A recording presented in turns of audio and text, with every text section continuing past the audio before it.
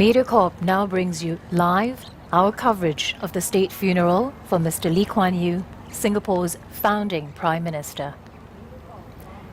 The man a nation has been mourning for. Singapore's founding father and master strategist, the architect of modern Singapore.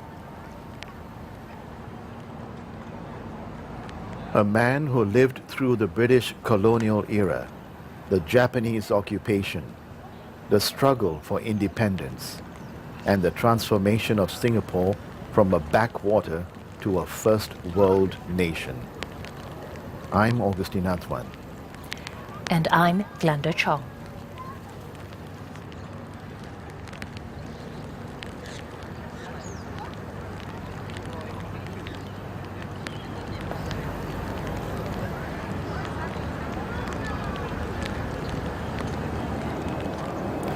Here, at Singapore's Parliament House and across the country, state flags have been flown at half-mast for 7 days as a mark of respect to Mr. Lee Kuan Yew.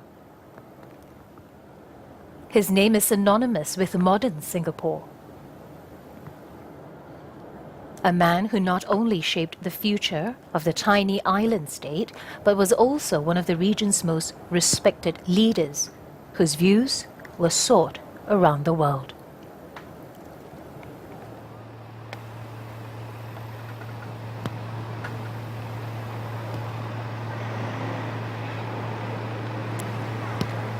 Leaders from all over the world have gathered in Singapore today to pay their final respects to this man who led his country and dedicated his life to Singapore. As they gather at the University Cultural Centre, foreign dignitaries, different ASEAN leaders, and representatives of various countries have gathered for the last farewell to Mr. Lee. In the words of Dr. Henry Kissinger, former US Secretary of State, Mr. Lee was one of the most able, foresighted, and analytical global leaders of the last half-century.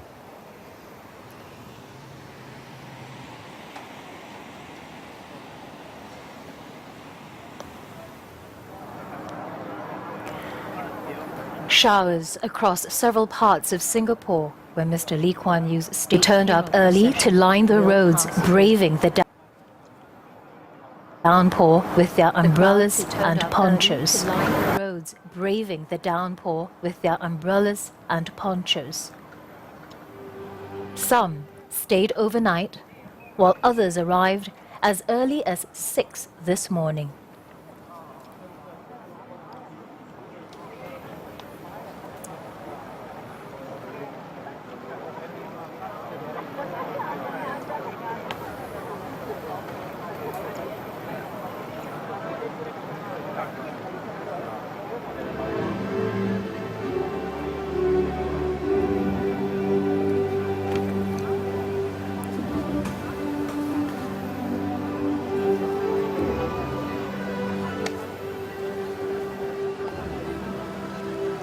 Singaporeans from all walks of life have come together today, holding the state flag, waiting patiently. The sense of national loss, but at the same time of gratefulness, of respect, and of wanting to do something to thank Mr. Lee for his sacrifices for the nation.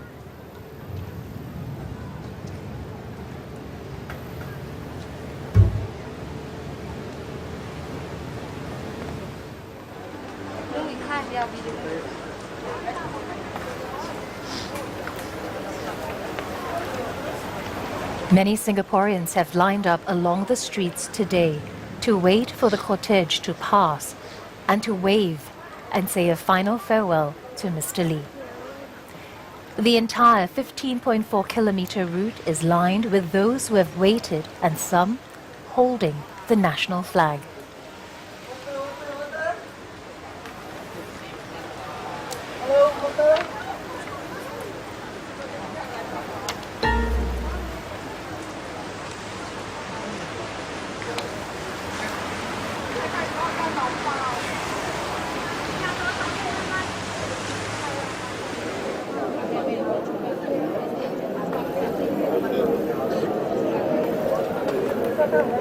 Mr. Lee was born on 16th September 1923 and became Singapore's first Prime Minister at the age of 35, a post he held till he stepped down on 28th November 1990. He was 91 years old when he died on Monday, 23rd March at 3:18 a.m. at the Singapore General Hospital. Pictures now of the crowd standing by outside Singapore Polytechnic.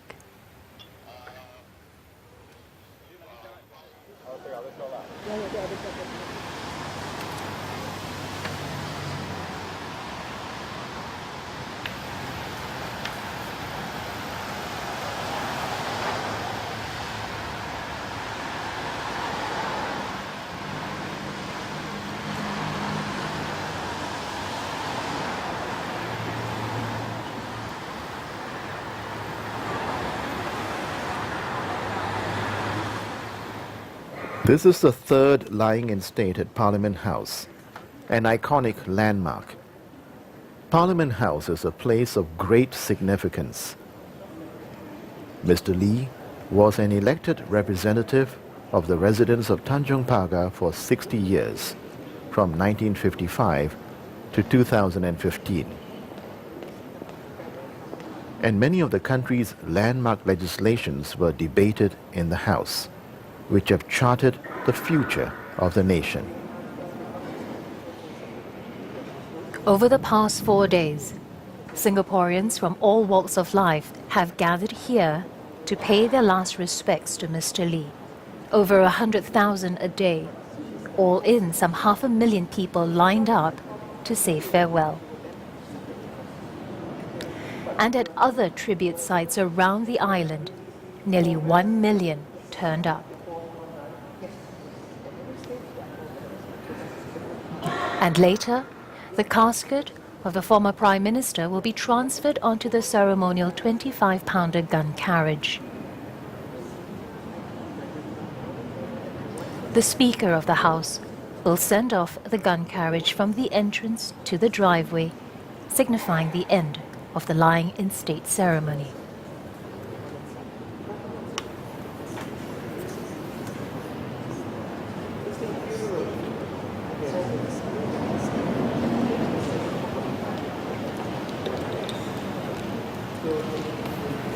The procession of vehicles following the casket will then make its way to the University Cultural Centre, where the state funeral service will be held. Family members, the President, Cabinet members, members of Parliament, the judiciary, former politicians, the diplomatic corps will all attend the service. It also includes Singaporeans from all walks of life, those whose lives have been touched by Mr. Lee, who will gather at the University Cultural Centre from noon, and the funeral service will begin at 2 p.m. A little bit more information on what will be coming later. At the University Cultural Centre, leaders from more than 20 countries will attend alongside family members and invited guests for the state funeral.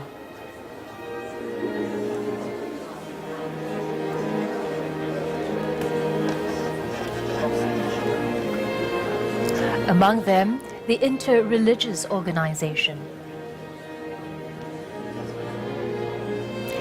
Members of Parliament have already arrived.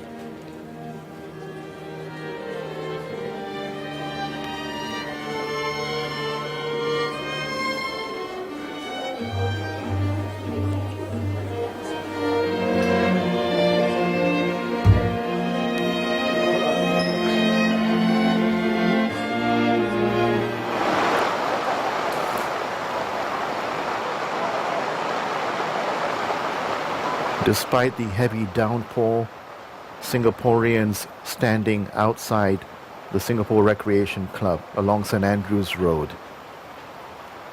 No words can express the resilience of these people who are standing firm, in silence, waiting patiently for the cortege that will pass through these streets as it makes its way towards University Cultural Centre.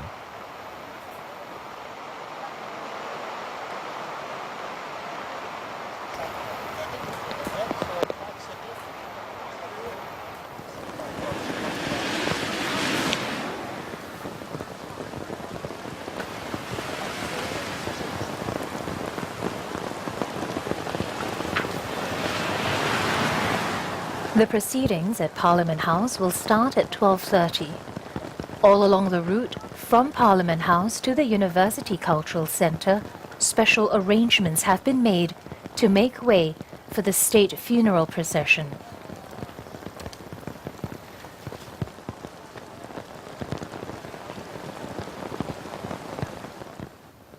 The motorcade will travel from Parliament House through the Civic District towards Old Parliament House.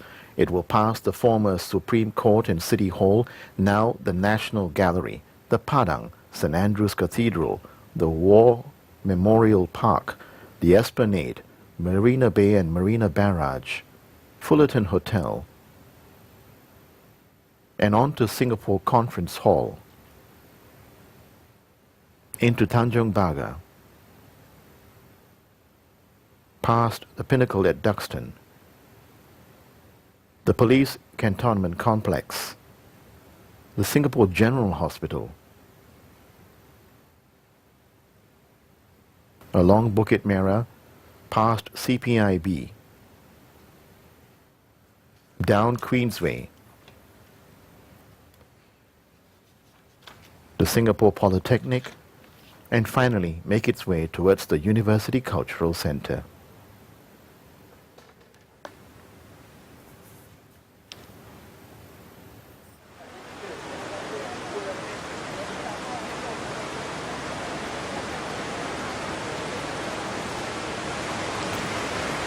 Singaporeans have started to line these streets to catch a glimpse of the cortege as it passes the area to bid a final farewell to Mr. Lee. Some have also gathered around the 18 designated public sites for Singaporeans to express their sorrow, but also to celebrate Mr. Lee's life. And all this despite the heavy rain.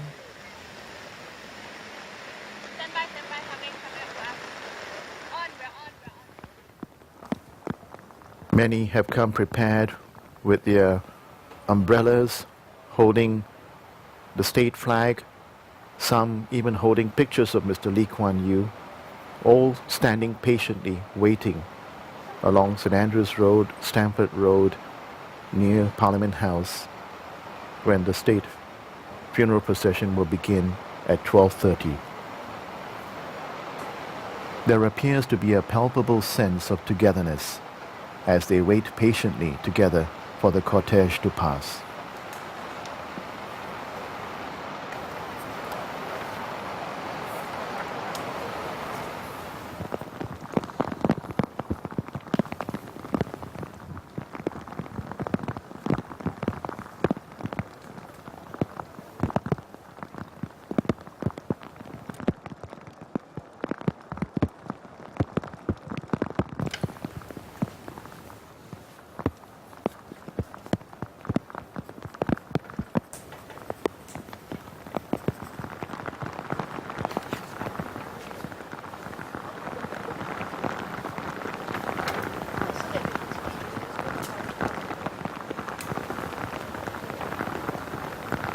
Mr. Lee was one of the founders of the People's Action Party in 1954 and was its Secretary General until November 1992.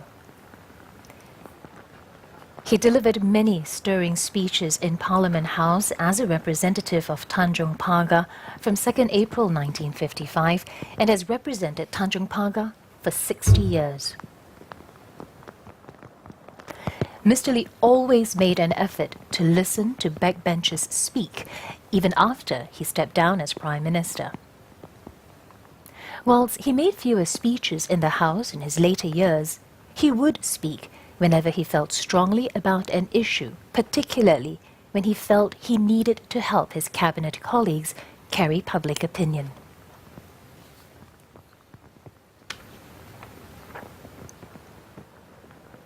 Singaporeans standing patiently despite the rain, dressed in their ponchos, holding their umbrellas, many holding the state flag, men, women, children, senior citizens, all waiting patiently along Shenton Way for that opportunity to bid a final farewell to Mr. Lee.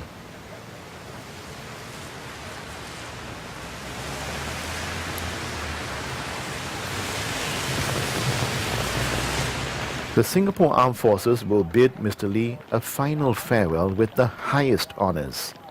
Later, when the gun carriage carries Mr. Lee's body from Parliament House, there will be a 21-gun salute fired by 4 ceremonial 25-pounder guns as the procession journeys around the Padang. This honour is usually reserved only for sitting heads of state. 4 RSAF Black Knights will also salute Mr. Lee as his body passes City Hall. They will form the missing man formation, where 1 aircraft will break away from the 4 aircraft flying formation as an aerial salute to honour Mr. Lee. And from the Republic of Singapore Navy and Police Coast Guard, a sail passed. 2 Fearless-class patrol vessels, the RSS Dauntless and RSS Resilience from the Republic of Singapore Navy, and 2 PH-class vessels from the Police Coast Guard will conduct a ceremonial sail past off the Marina Barrage as a final salute, set against the backdrop of the city skyline.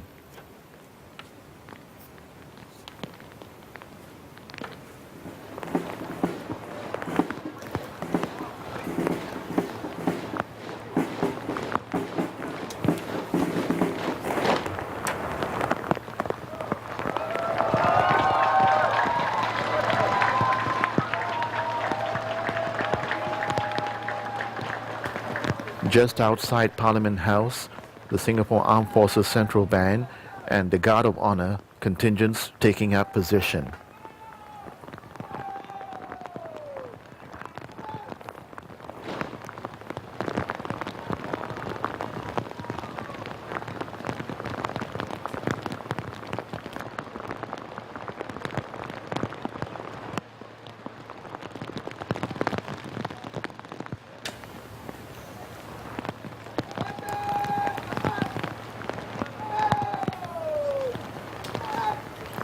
The procession will begin at Parliament House, and the cortege will be led by 4 Guard of Honour contingents from the Singapore Armed Forces and the Singapore Police Force. The ceremonial gun carriage attachment is formed by soldiers from the Singapore Artillery.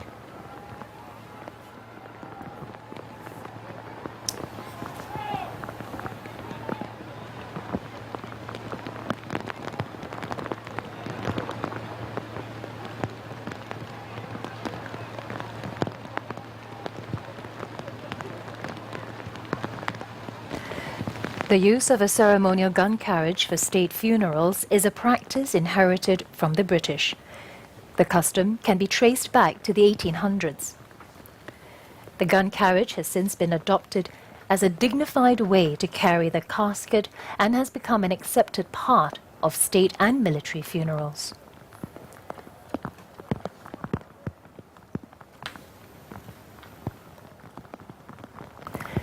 Students at Northbridge Road, braving the rain, emotions clearly on their faces, waiting patiently for the cortege to pass. We are now 20 minutes into our live coverage.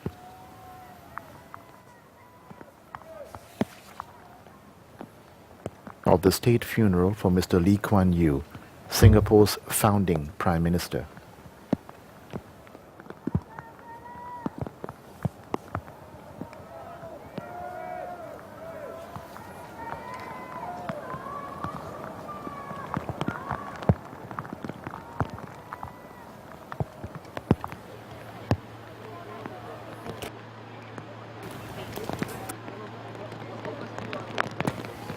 And here's more information on the gun carriage. It consists of 3 parts: the ceremonial Land Rover, the limber, and the gun carriage.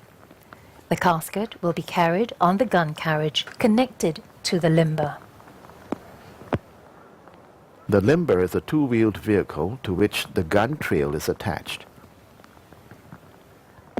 The gun carriage consists of a 25-pounder howitzer gun on which is mounted a tempered glass case for the casket.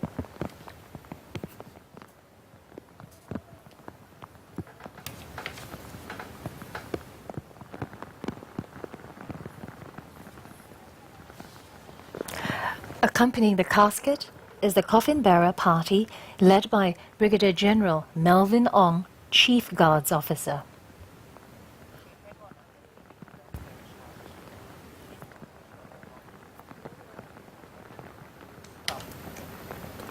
Thousands of Singaporeans have gathered along the street just outside Parliament House, stretching along the Padang, waiting patiently to witness the state funeral procession and to pay tribute to the former Prime Minister.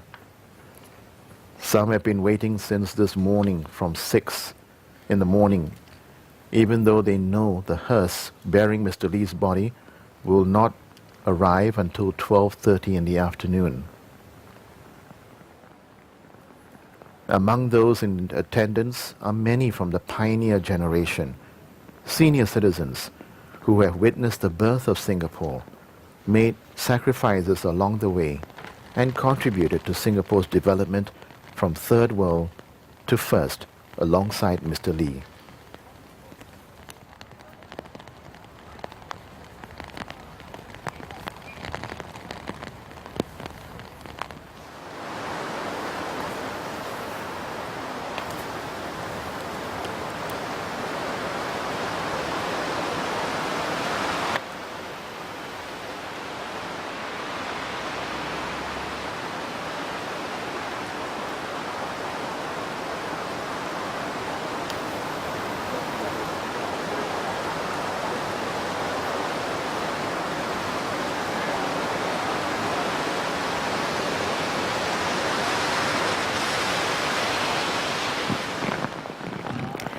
We observe this final journey today of Mr. Lee through the civic district and through key landmarks in the city which have figured prominently in Singapore's history.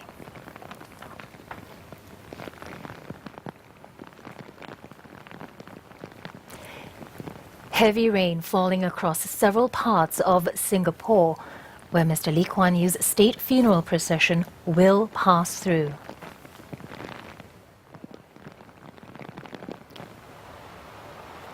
Young and old braving the downpour with their umbrellas and ponchos.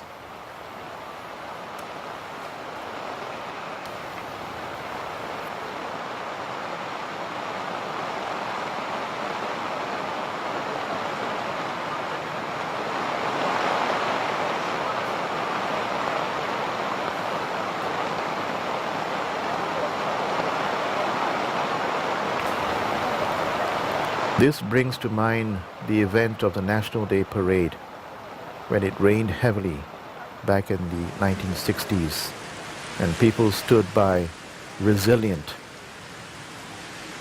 And today, once again, we are witnessing Singaporeans from all walks of life standing firm, resolute, holding on to their umbrellas, holding on to the state flag, waiting patiently along various stretches of the street.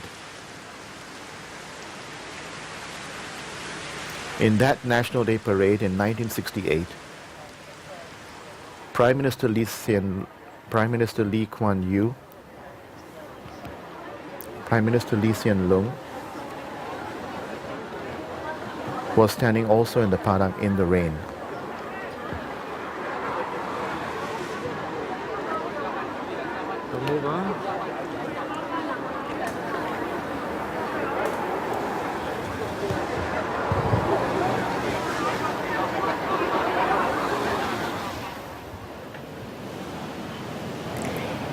In the past few days, cabinet colleagues and fellow parliamentarians alike, foreign friends, relatives, had been streaming in at Parliament House to pay their last respects to the late Mr. Lee.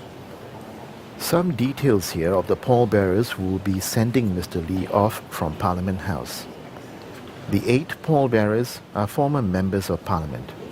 Mr. Mahmud Awang, the first chairman of the National Trades Union Congress who represented Kampong Kapor from 1963 to 1968. Mr. Current MPs, Dr. Ng Eng Hen, Defence Minister and Leader of the House.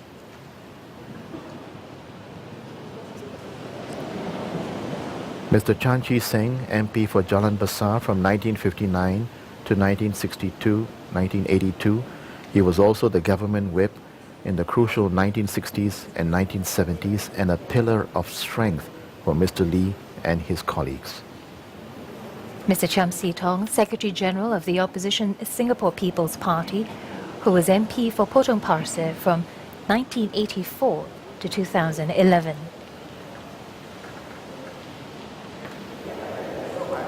Among the current MPs, Mr. Muhammad Maliki, Minister of State for National Development and Defence.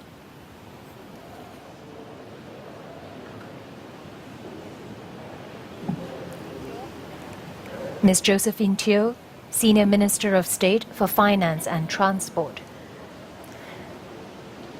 Mr. Karthikeyan, a veteran union leader and Vice President of the National Trades Union Congress. And Mr. Gan Kim Yong, Health Minister and Government Whip. It was Mr. Lee who mooted for the nominated Member of Parliament scheme in 1990 to bring independent voices into the Singapore Parliament. All 8 pallbearers will form up and accompany the cortege as it slowly begins to move out of Parliament House for the state funeral procession.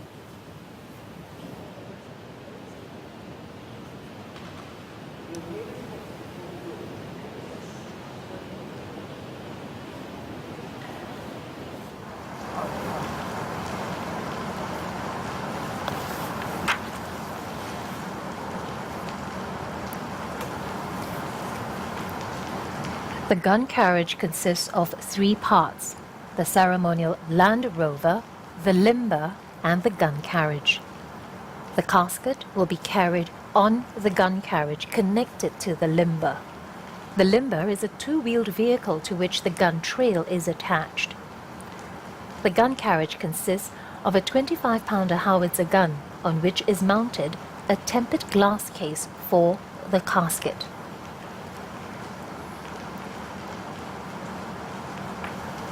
The use of the ceremonial gun carriage for state funerals is a practice inherited from the British.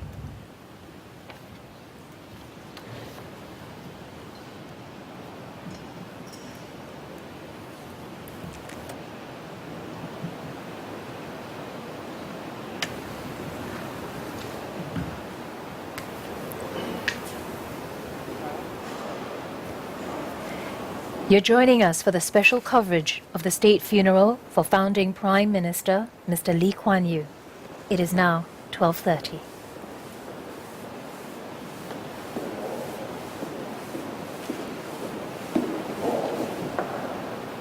Brigadier General Melvin Ong leads the coffin bearer party of 8 and are proceeding to carry the casket towards the gun carriage.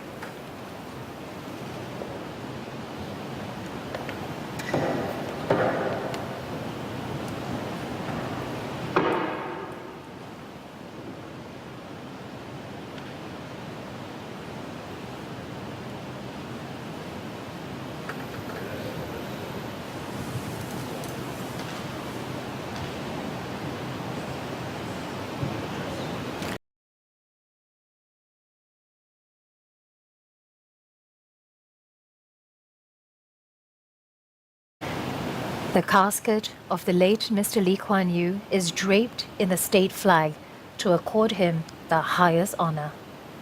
The Singapore flag is draped over the casket so that the crescent and stars lie over the head and close to the heart. The state flag is not allowed to touch the ground. It drapes the casket throughout the state funeral service.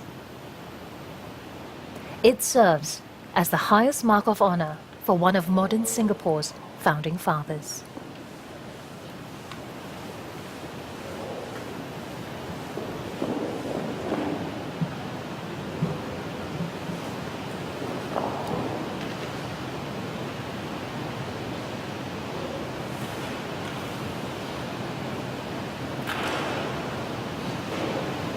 The cab orderlies are now assisting with the removal of the cabs of the coffin bearer party.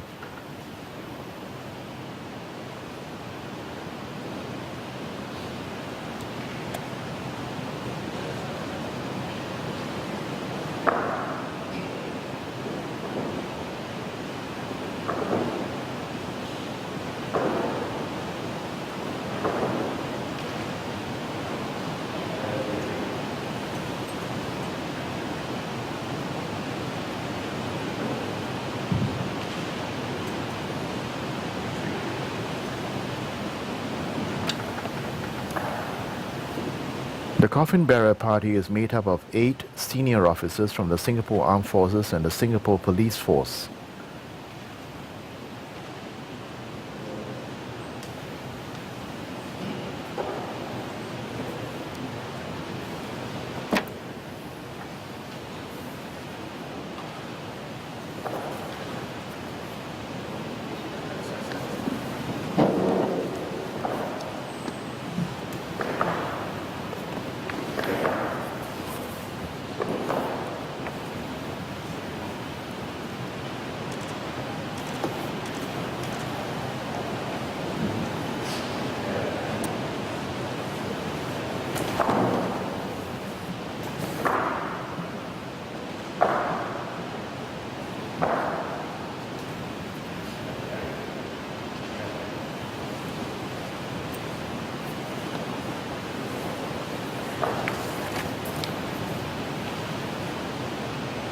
The coffin bearer party are now in formation and they are starting to move slowly, carrying the body of late Mr. Lee Kuan Yew, and will proceed towards the foyer, the entrance of Parliament House, where the gun carriage is waiting.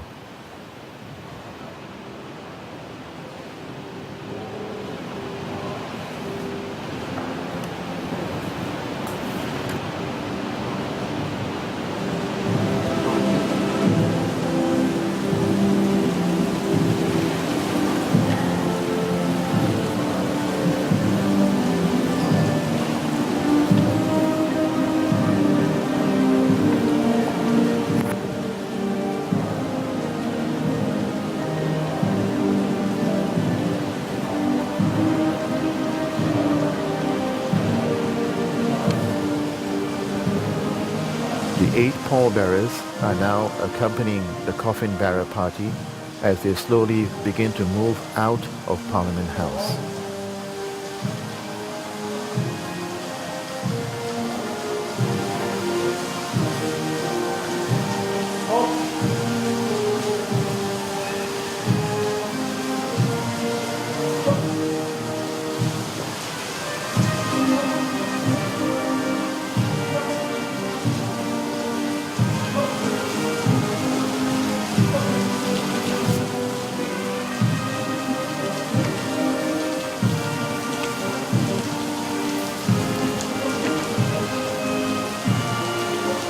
Eight senior officers from the SAF and the Singapore Police Force are part of the coffin bearer party, led by Brigadier General Melvin Ong, Chief Guards Officer.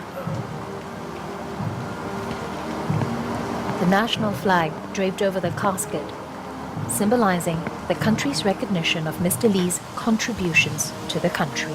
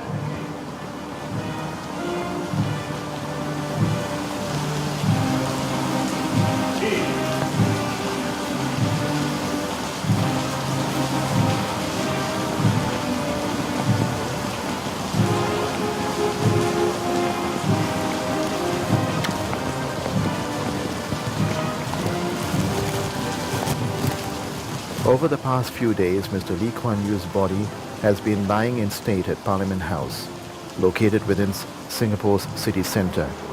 The gates of Parliament House were opened to the public on Wednesday, 25th March, and over the last 4 days, almost 500,000 have been coming by to pay their respects.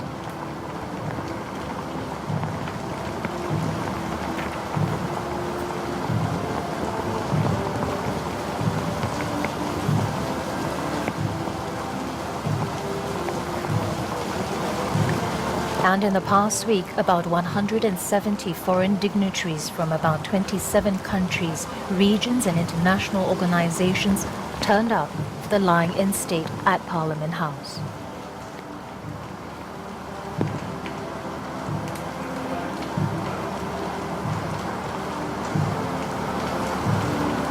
The coffin bearer party has placed the body of Mr. Lee Kuan Yew onto the gun carriage, and now they're preparing the gun carriage for the foot procession as they slowly move out of Parliament House towards the main gate.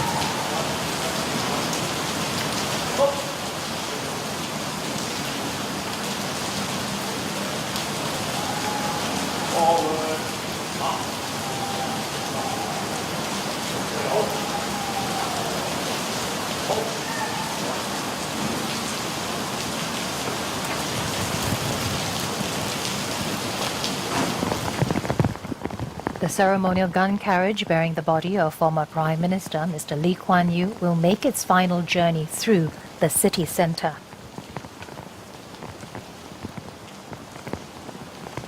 The funeral procession will move at about 25 kilometers per hour to travel the 15.4 kilometer route from Parliament House to the University Cultural Centre. The procession will take about 1 hour.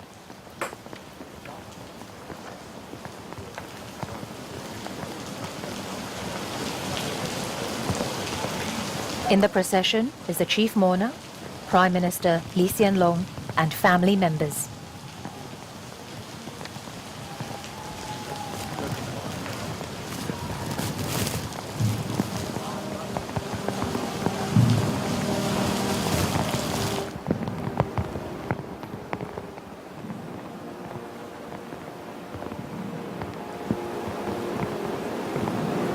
The coffin bearer party now slowly making their way.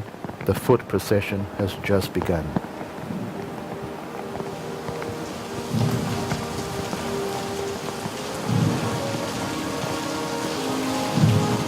Accompanying the family members are 8 pallbearers sending Mr. Lee off from Parliament House.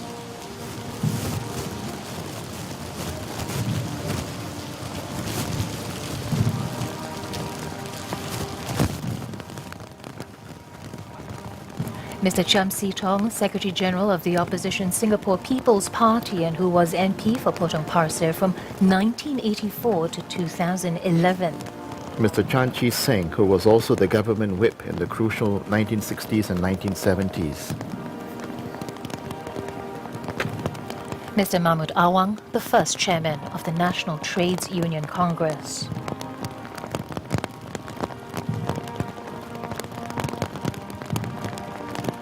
Among the current MPs, Mr. Gan Kim Yong, Health Minister and Government Whip.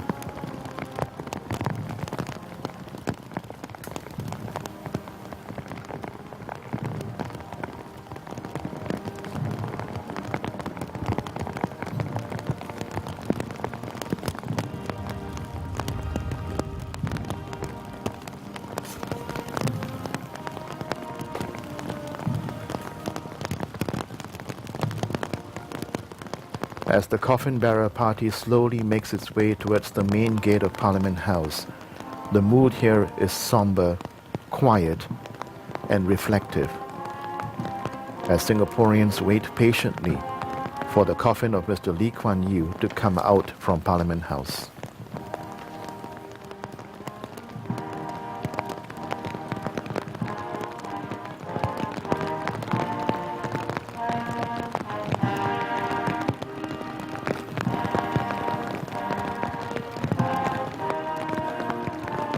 Among the other pallbearers accompanying the coffin bearer party, Dr. Ng Hen, Defense Minister and Leader of the House,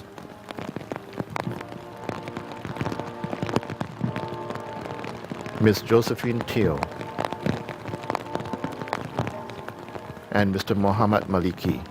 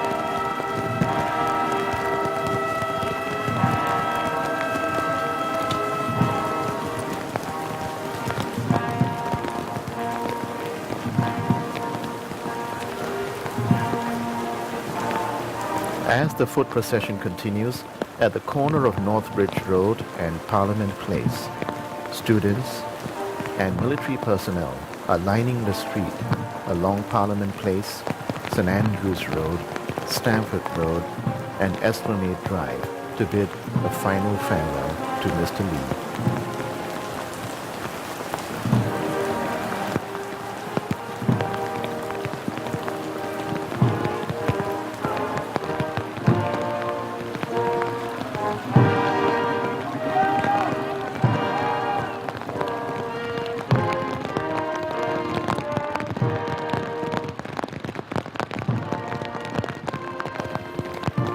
Just nearby, at the Padang, ceremonial guns from the Singapore Artillery are standing by for the firing of a 21-gun salute in honor of the late Prime Minister.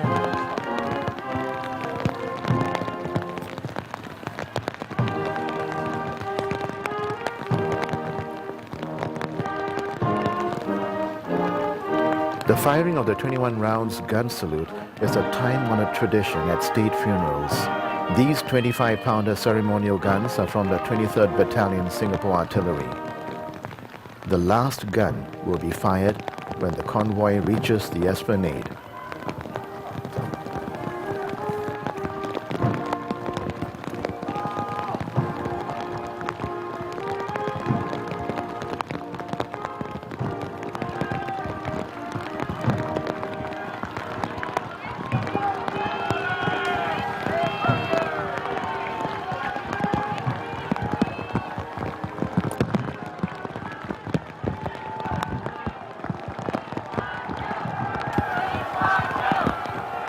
The crowd waving their flags and calling out Mr. Lee's name as the cortege passes.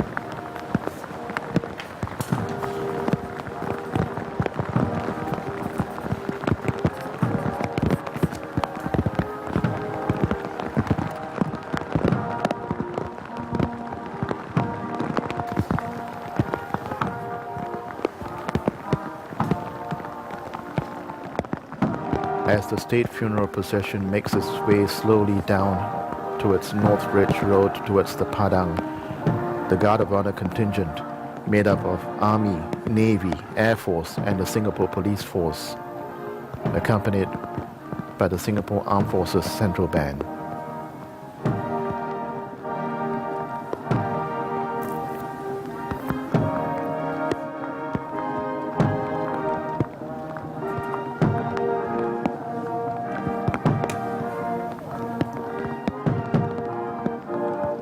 In just a short while, the first of 21 rounds of gun salute will be fired.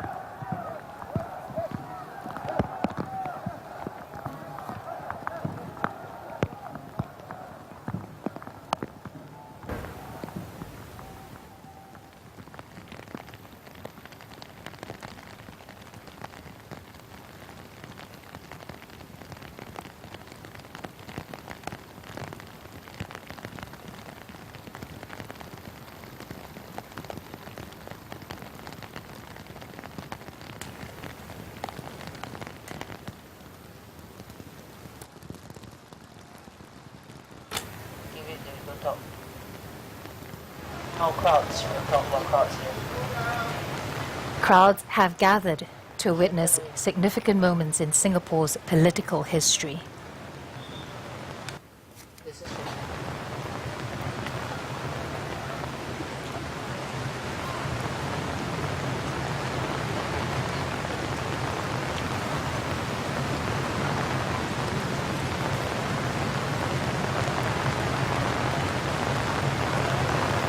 Crowds gathered along the stretch of Shenton Way, waiting patiently for the funeral cortege to pass by.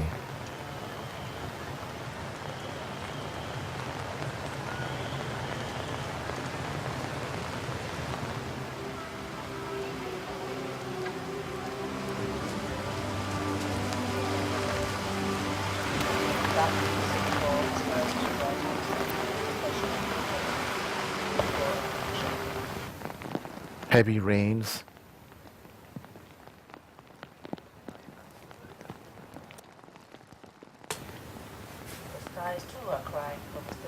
the skies too are crying for Mr. Lee. Reflection of the mood of Mr. Lee's family, the people, and our nation.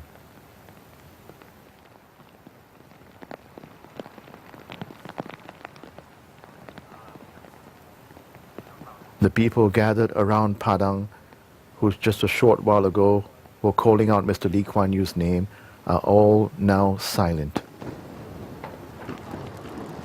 The first round has just been fired.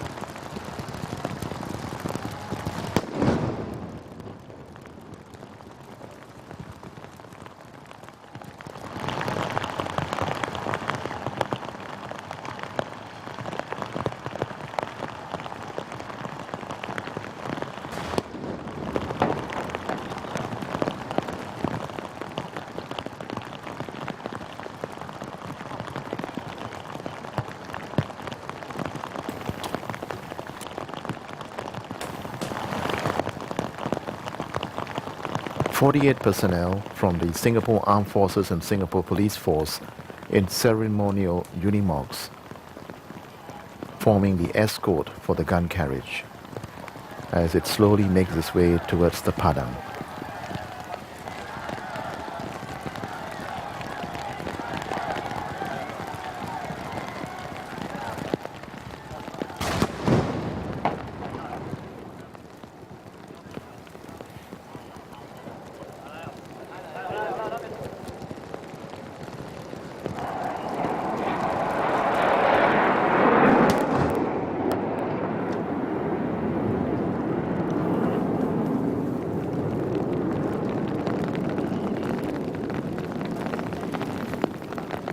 Four RSAF Black Knights flew past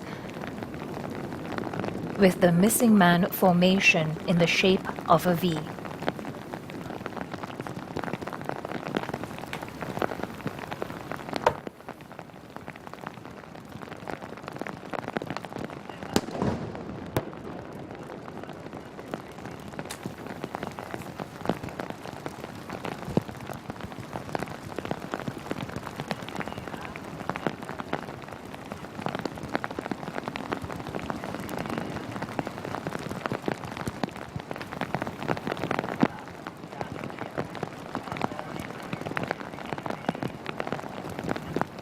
Crowds have gathered on the Padang to witness significant moments in Singapore's political history.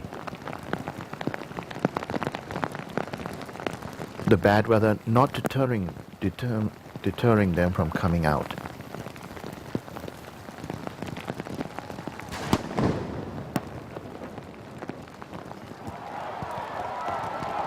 With the 9th gun salute, people cheering, waving the Singapore flag, as the coffin bearer party moves past and moves towards the Memorial Park.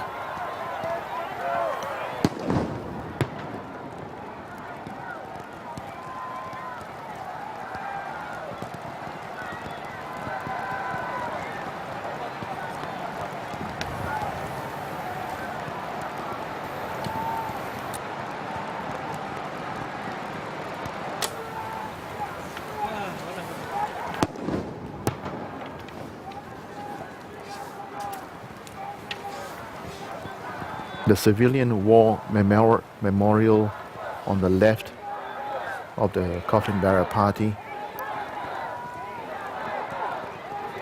The monument was unveiled by Mr. Lee, then Prime Minister, on 15th February 1967, the 25th anniversary of the fall of Singapore.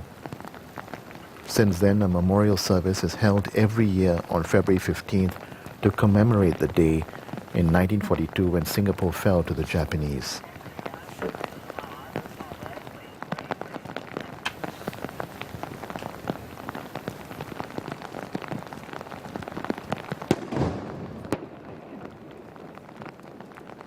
As the 21-gun salute continues, the funeral cortege is slowly making its way towards the esplanade.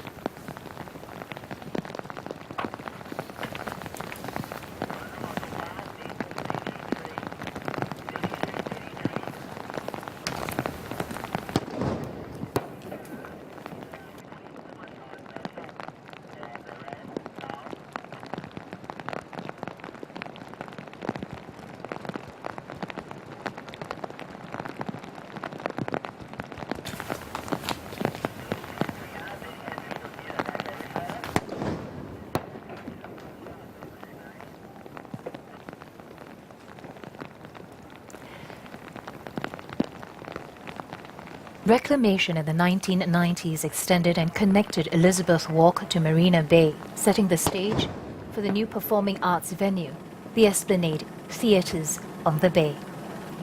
Mr. Lee Kuan Yew had mooted the idea of damming up the Marina Basin to create a massive freshwater lake.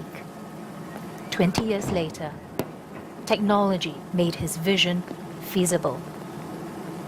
In 2008, the Marina Reservoir, Singapore's 15th, was formed. And as Mr. Lee's body crosses the Esplanade Bridge, Fearless class patrol vessels RSS Dauntless and RSS Resilience from the Singapore Navy and 2 PH class patrol vessels, Hammerhead Shark and Mako Shark from the Police Coast Guard, are conducting a ceremonial sail pass off the Marina Barrage.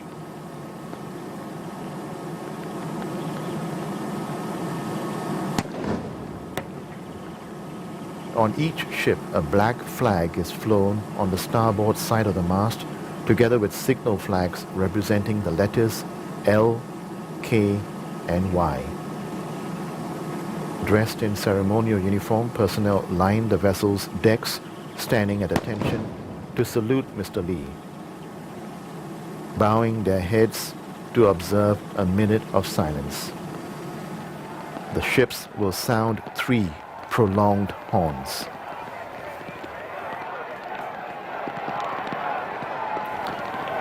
As the funeral cortege passes the Fullerton Hotel, Singaporeans cheering, waving the national flag.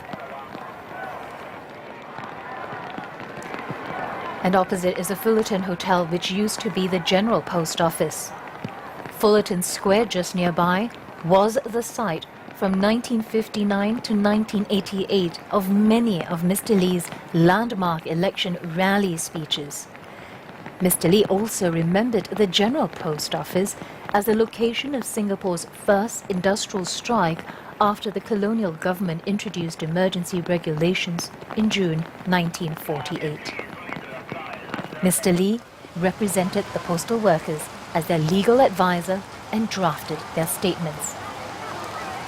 It was to be a turning point for him, his first union work, as the resolution of the strike led to other unions asking him to represent them. And it would bring him into the political spotlight and head-on clashes with the then colonial government.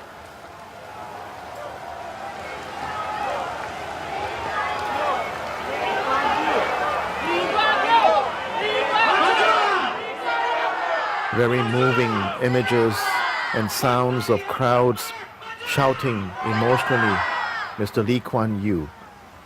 The funeral cortege is slowly making its way down Shenton Way.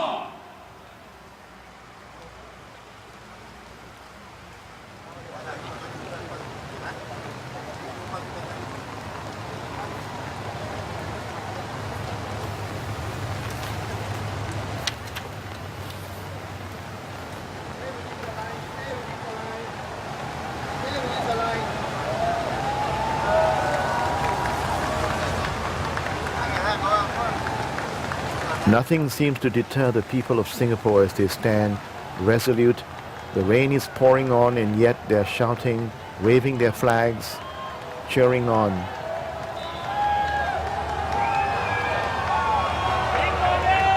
They're shouting, Lee Kuan Yew, Mr. Lee Kuan Yew.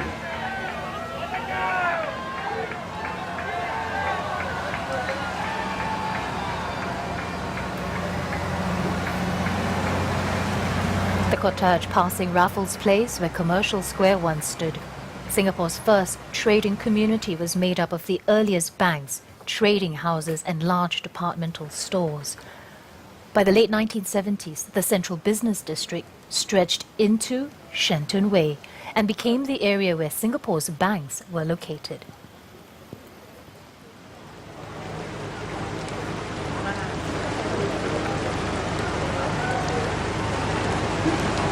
The funeral cortege is slowly making its way towards the Singapore Conference Hall, which has witnessed several historic events.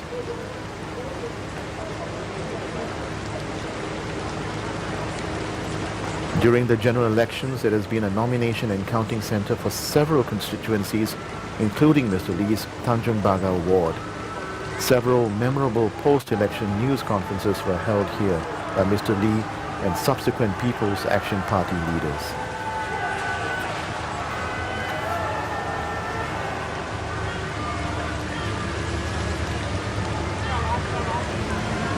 You can almost hear in the background as the crowds are cheering the music of Auld Lang Syne.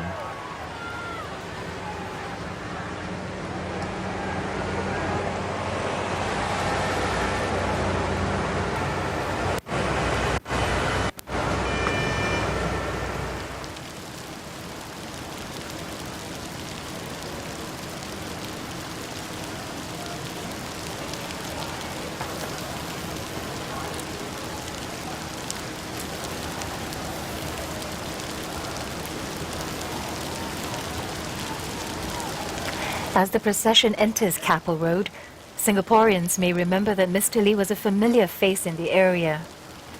He represented the Singapore Harbour Board Staff Association, now known as the Singapore Port Workers Union, in the 1950s. As legal advisor to the port workers, Mr. Lee had recommended the reorganization and merger of the labor unions to enjoy better bargaining power. Emotional scenes here as crowds are throwing flowers onto the street, many waving the Singapore flag, despite the heavy rain downpour, standing resolute and cheering on. More people throwing flowers onto the street as the funeral cortege passes by Keppel.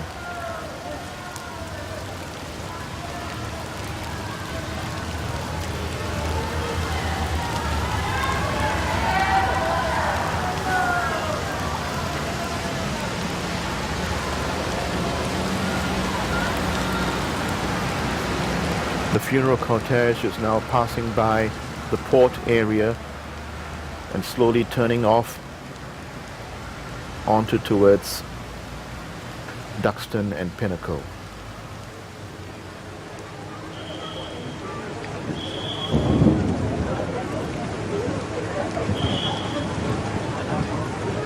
The funeral cortege is now slowly moving into a very special part of Singapore, linked closely to Mr. Lee, Tanjong Pagar, his constituency, where he served for 60 years.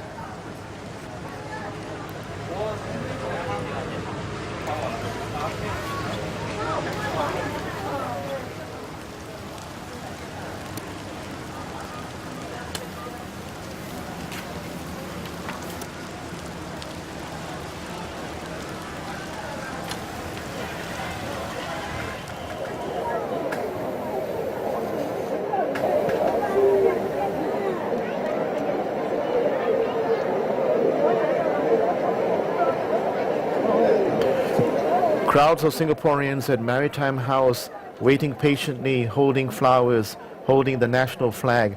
Just across the street, Pinnacle at Duxton, a very special area for Mr. Lee. This is his constituency, whom he served for 60 years. Many of the residents are now standing, watching and waiting as the funeral cortege will pass in just a short while. When Mr. Lee first stood for election here, he explained that he chose Tanjong Pagar because he wanted to represent workers, wage earners and small traders, not wealthy merchants or landlords. He won resoundingly, with 78% of the votes, despite it being a three-cornered fight.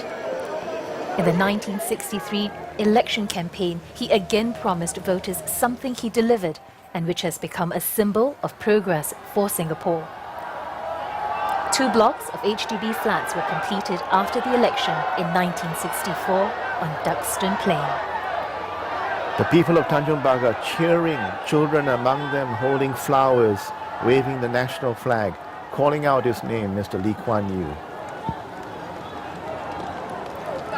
Today, historic site stands the award-winning Pinnacle at Duxton.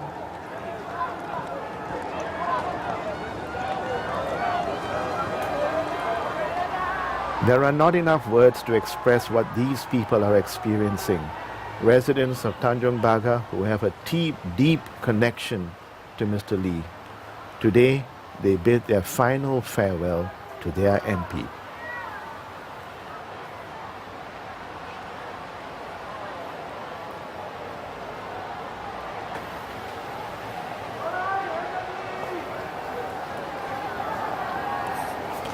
At its groundbreaking ceremony in 1995 at Tanjong Pagar Plaza, then Senior Minister Lee said the government's plan to upgrade older housing board estates was an ambitious program which would transform Singapore dramatically over the next 20 years. To residents of Tanjong Pagar, he made his promise. Quote, "In 20 years, you will see a spanking Singapore, equal to the transformation that you have experienced in Tanjong Pagar Plaza in the last 20 years." End quote. Mr. Lee would make good that promise. The GRC, which is home to some of the oldest buildings and housing estates, has experienced the fastest and most extensive changes to its landscape and skyline. The funeral cortege is slowly making its way past the police cantonment complex, and many Singaporeans who have been waiting in the rain, literally on their knees, waving their flags as the body of Mr. Lee makes its way towards the Singapore General Hospital.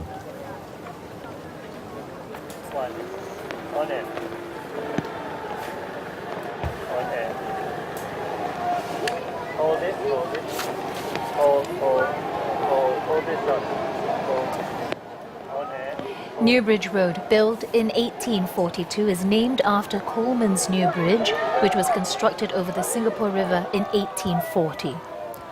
The road is closely associated with the history of Chinatown. It was the meeting place of Chinese immigrants. Clan associations and Chinese movie theaters made this street a second home for these immigrants. People holding up boards and pictures of Mr. Lee Kuan Yew with words saying thank you for giving your life to Singapore.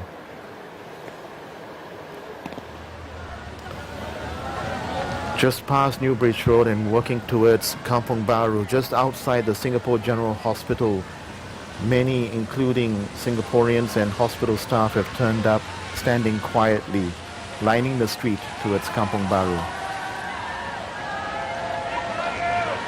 Mr. Lee was admitted to the Singapore General Hospital on February 5th with severe pneumonia and died on Monday 23rd March.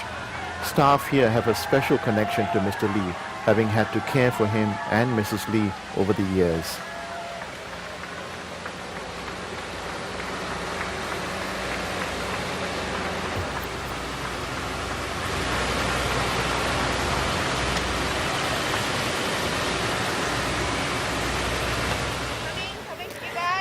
On air now. Along Jalan Bukit Merah stands the first Sikh temple to be built in Singapore. Sikhism is one of the 10 religions represented in the Interreligious Organization Singapore. The current Interreligious Organization Council is made up of 31 members who are constituent members of 10 religions.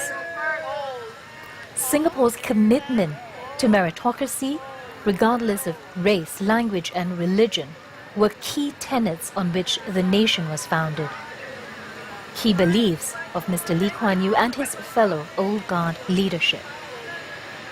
We are now into an hour and 15 minutes of our coverage of the state funeral procession, just passing by, making its way towards Jalan Bukit Merah.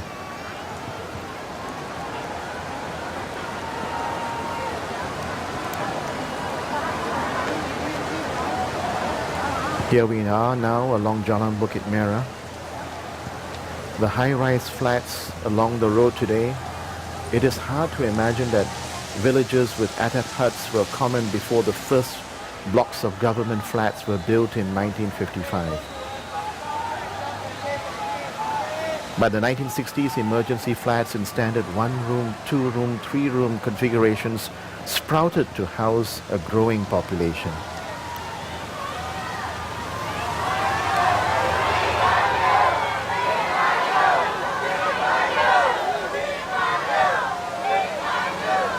Crowds just shouting out Mr. Lee Kuan Yew's name as the funeral cortege makes its way along this stretch of Jalan Bukit Merah off Silat Road.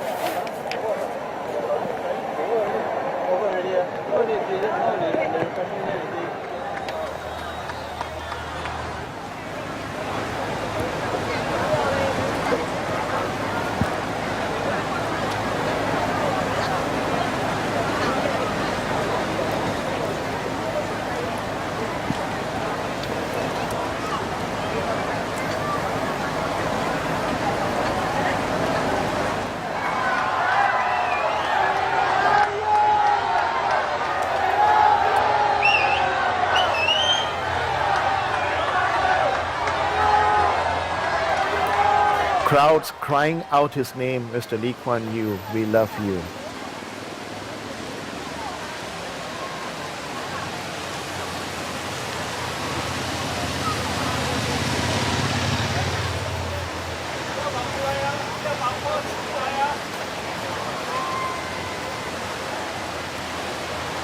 The funeral cortege still making its way slowly down Jalan Bukit Merah.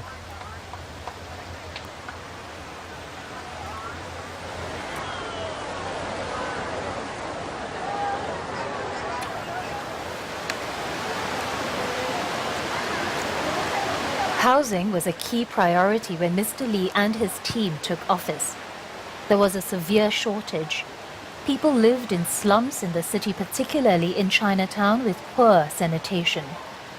Fires had devastated several large precincts where people were living in wooden shacks in kampongs. He famously said he would transform Singapore from mud flats to metropolis. And a key part of that would be to build housing for the people.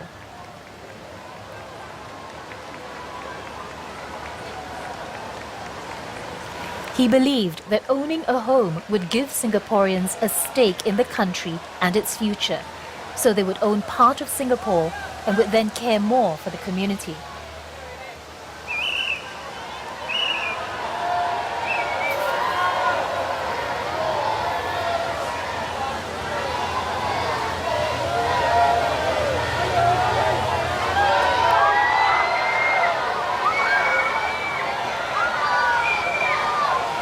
Crowds of Singaporeans waving bouquets of flowers, calling out Mr. Lee Kuan Yew's name as the funeral cortege continues to make its way down Jalan Bukit Merah.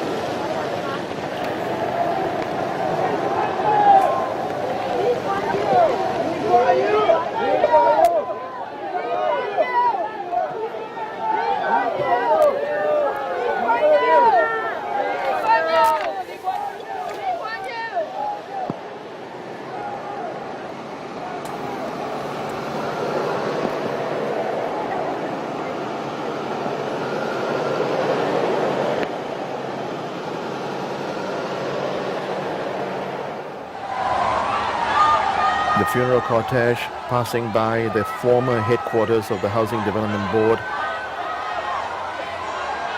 Crowds cheering on. People throwing flower petals onto the road, waving the national flag.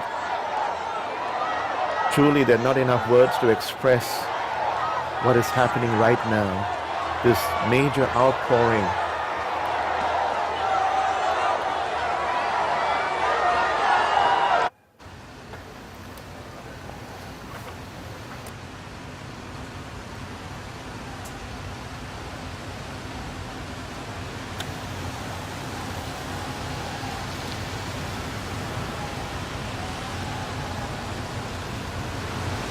We're now 1 hour, 20 minutes into our live broadcast.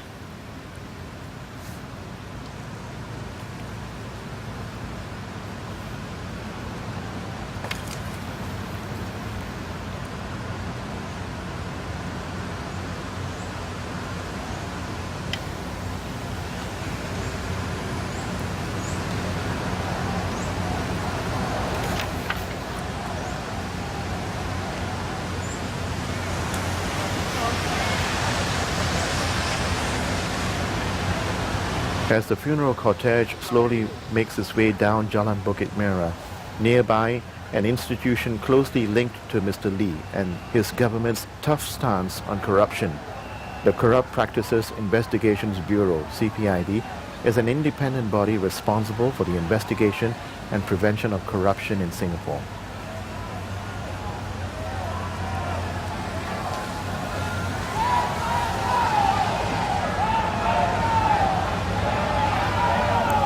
Anti-corruption laws were inadequate, and this had hindered the gathering of evidence against corrupt individuals.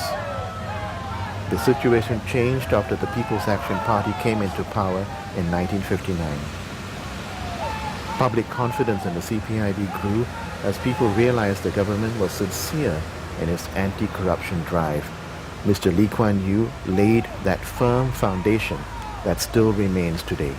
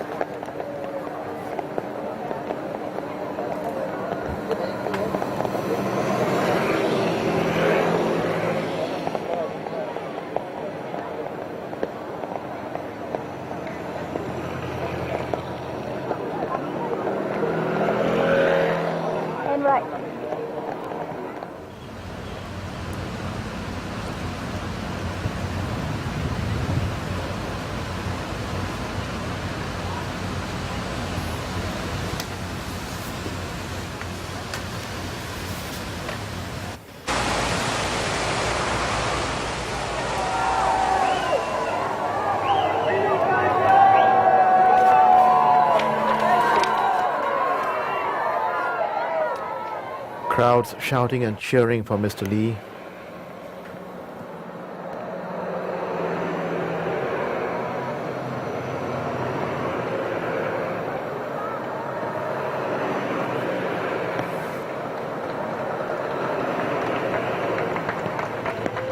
As the state funeral procession slowly continues to make its way towards Queensway and Tanglin Halt.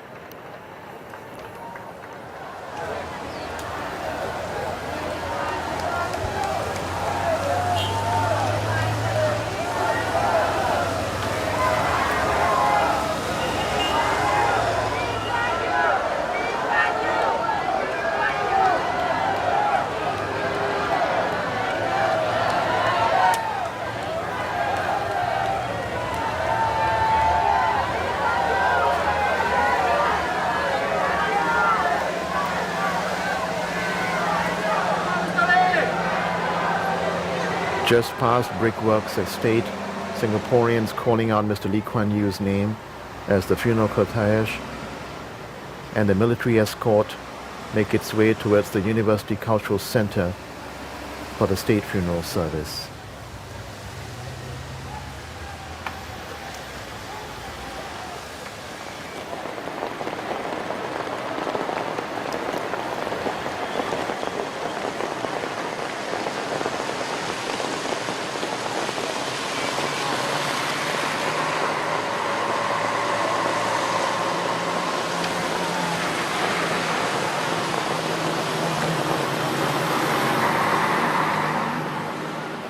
The procession now entering Queensway.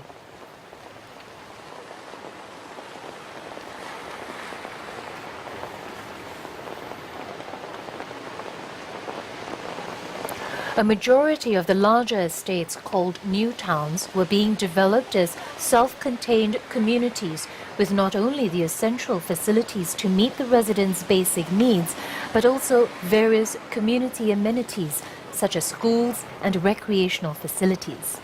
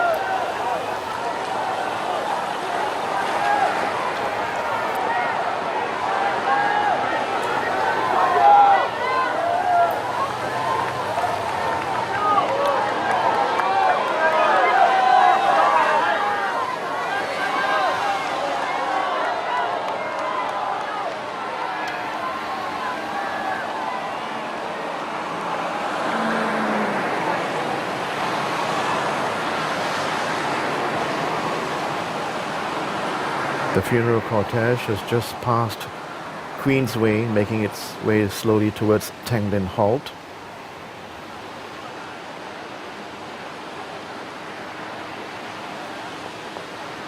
Amongst the numerous community facilities one sees in Singapore's new towns are places of worship representing the diversity of Singapore's population.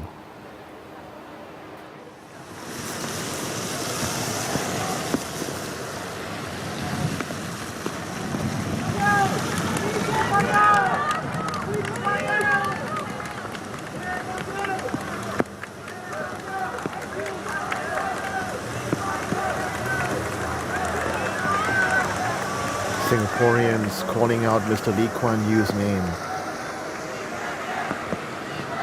The flag-draped coffin is now making its way towards Blessed Sacrament Church, Sri Muniswaran Temple, and Masjid Mujahideen Mosque. It is not unusual in multi-ethnic, multi-religious Singapore to have places of worship of different religions side by side.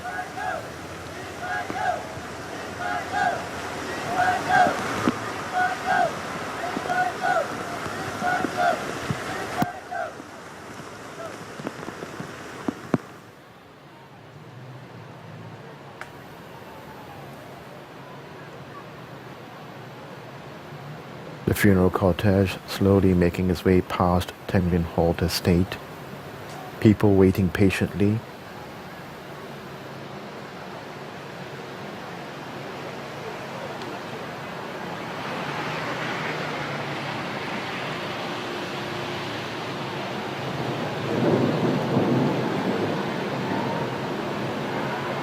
The rain continues to pour on, but Singaporeans stand firm, waving their flags, throwing flower petals onto the street, calling out Mr. Lee Kuan Yew's name.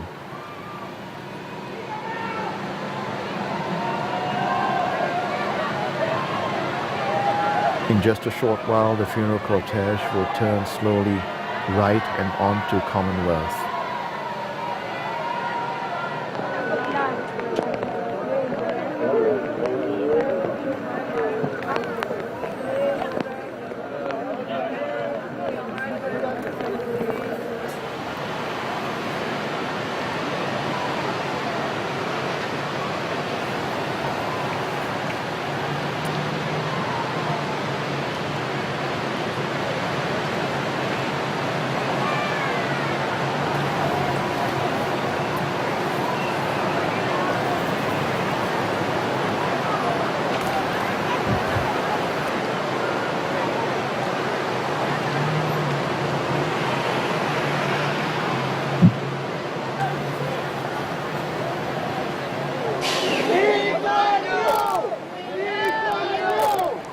Singaporeans, young and old, have gathered along the streets to bid a final farewell.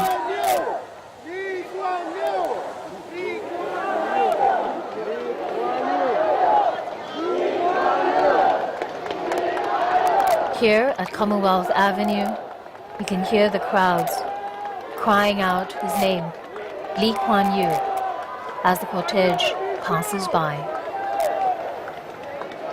Many among them senior citizens bowing their heads as a mark of respect as the funeral cortege slowly makes its way down Commonwealth Avenue, moving on towards University Cultural Centre.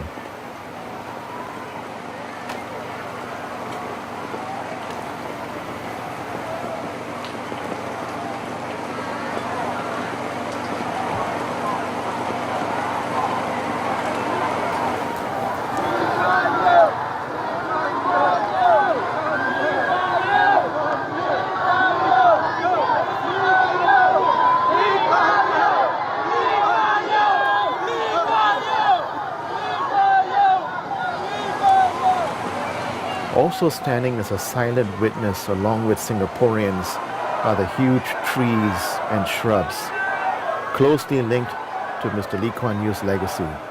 He is also known as the Chief Gardener of Singapore. It all began when he planted a mimpat tree at Farris Circus on June 16, 1963, and since then it has become an annual tradition called Tree Planting Day. Some 1.4 million trees have been planted along Singapore's roads and across the country's parks in the past 50 years. Mr. Lee saw the greening of Singapore as a way to distinguish it as a first world oasis in a third world region. Today, almost 50% of Singapore is covered with greenery. Mr. Lee called greening the most cost-effective project he had ever launched.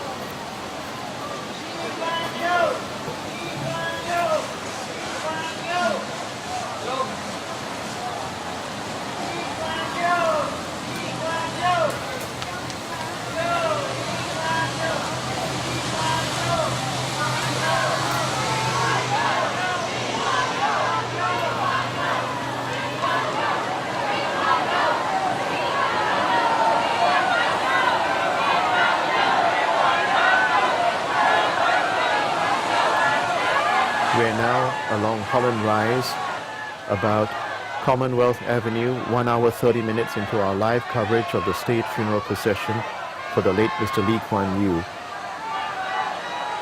Crowds of Singaporeans, young and old, different races, all standing together, braving the rain, holding the national flag, waving the flag as the funeral cortege passes by.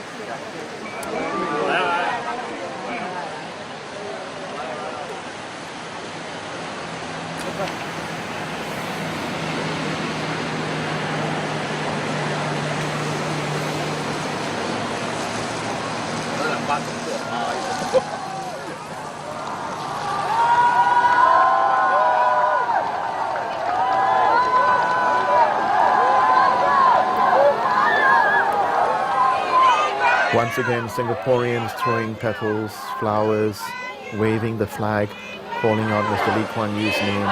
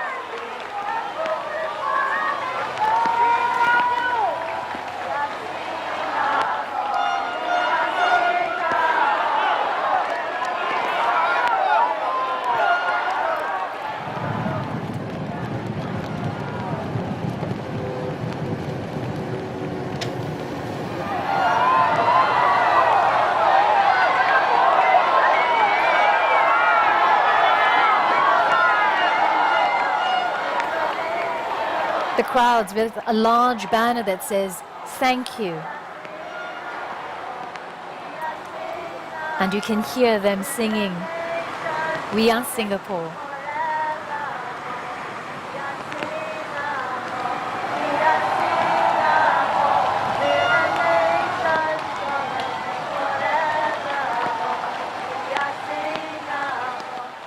The funeral cortege continuing to move along Commonwealth Avenue West, working its way towards the Singapore Polytechnic.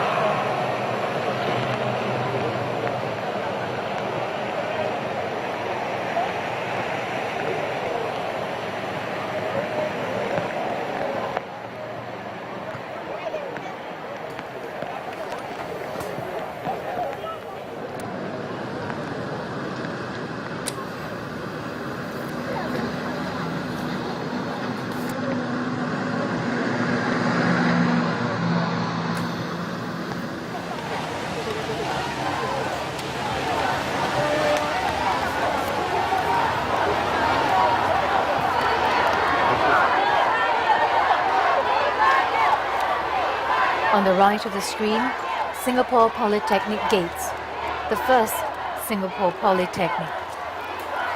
The 37-hectare campus Dover Road campus cost $42 million to build and was officially opened by Prime Minister Lee Kuan Yew in 1979, the culmination of 5 years of work and planning.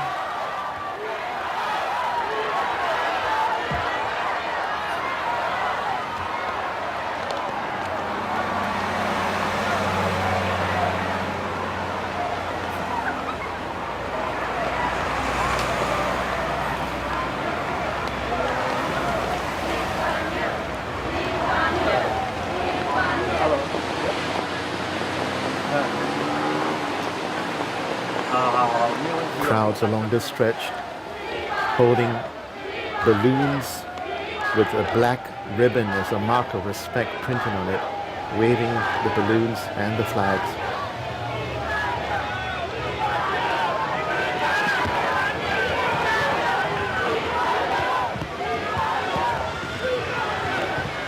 All of them braving the rain, having waited patiently for the past hour or so to bid a final farewell to Mr. Lee Kuan Yew.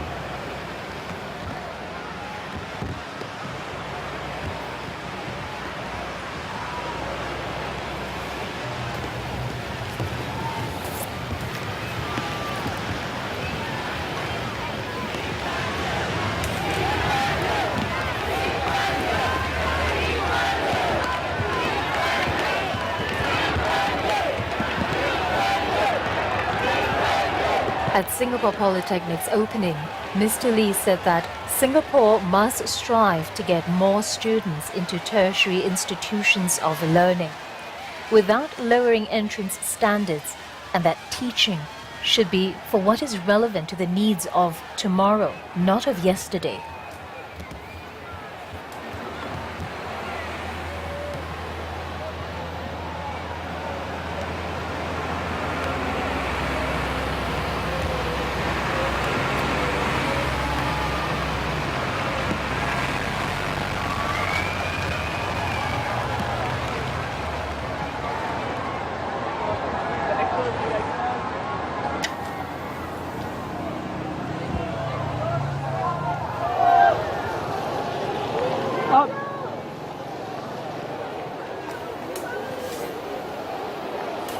The funeral cortege is slowly moving towards the final stretch of the procession, moving towards Clementi. And here a special line of honor of military soldiers standing in salute.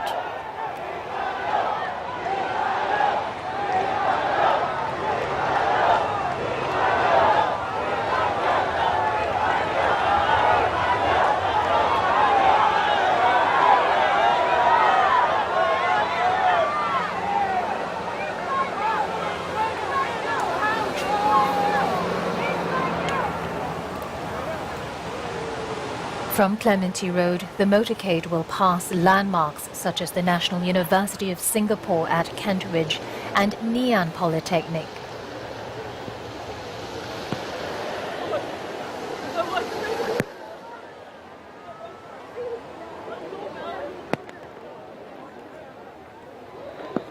Đâu?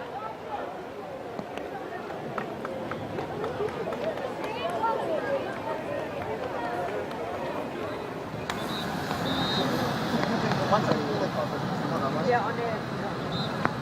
10. 10. 10.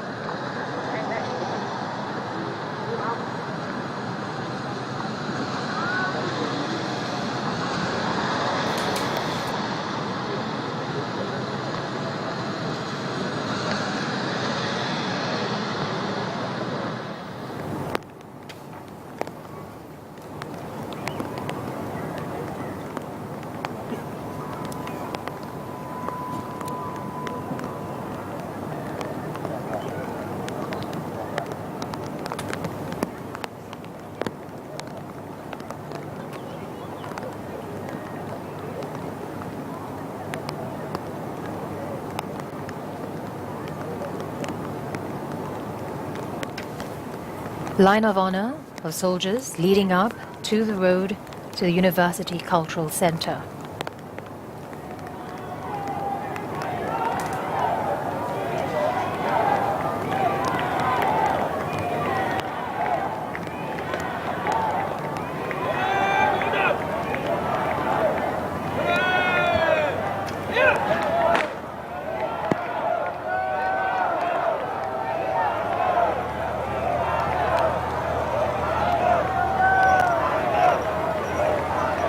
The cortege now moving towards the National University of Singapore.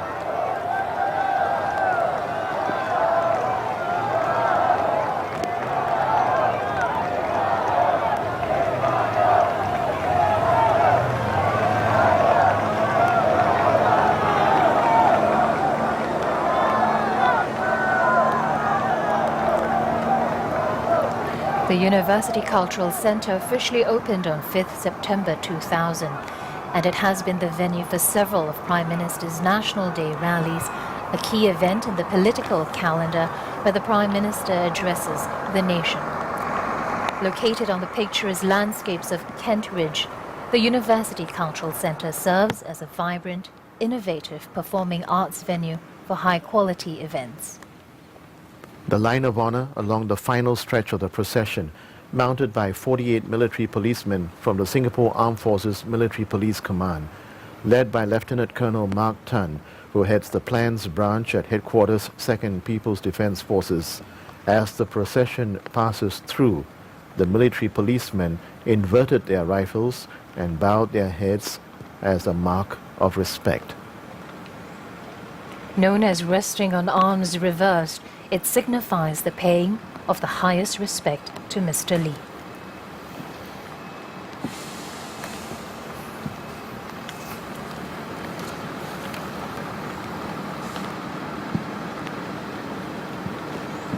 "16 pallbearers receiving Mr. Lee at the University Cultural Center.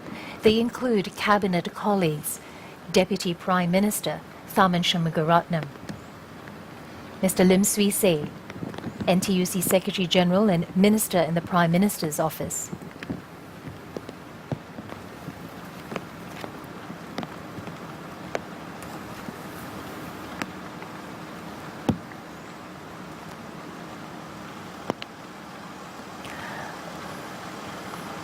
Other pallbearers include members of the Labour movement, Mr. John De Peva, the longest-serving president of the National Trades Union Congress, the umbrella body for trade unions in Singapore.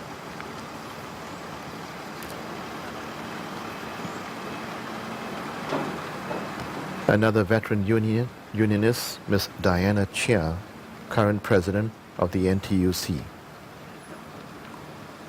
Others who served Singapore in different capacities and represented how Mr. Lee has helped to build a safe, secure and harmonious Singapore include Ambassador at Large Channing Chi, who was Singapore's longest-serving ambassador to the United States.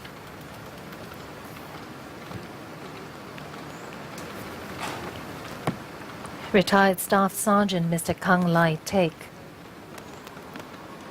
Samuel Lee, Mr. Gurmit Singh, President of the Interreligious Organization. Other pallbearers include Mr. Pok Xiong Fu, who contributed to the building of the first MRT lines in the 70s and 80s. Chairman of the National Water Agency, or PUB, Mr. Tan Gi Pao. From Education, Mr. Wong Siu Hung, who will be the Director General of Education.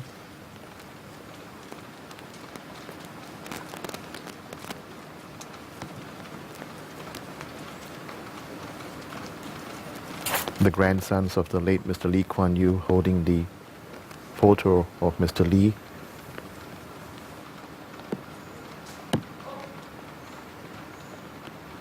All the grandchildren standing together. The coffin bearer party now moving into position for the final stage of the state funeral procession.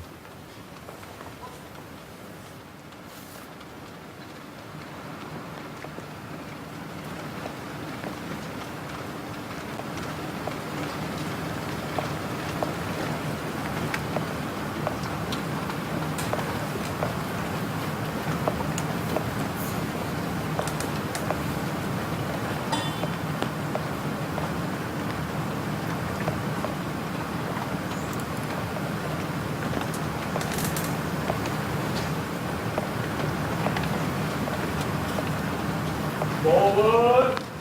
One.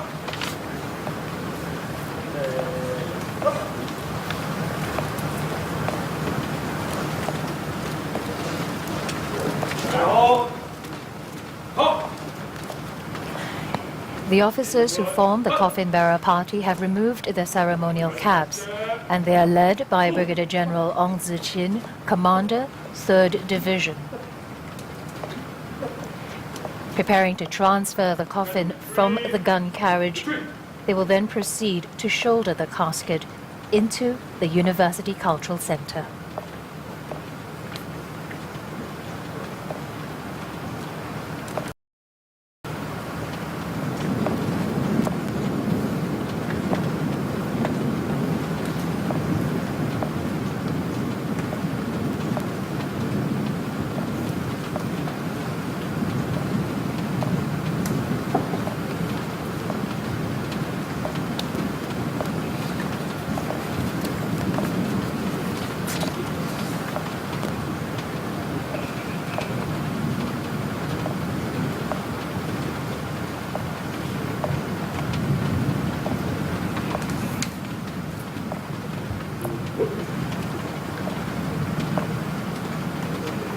Precise start. Move.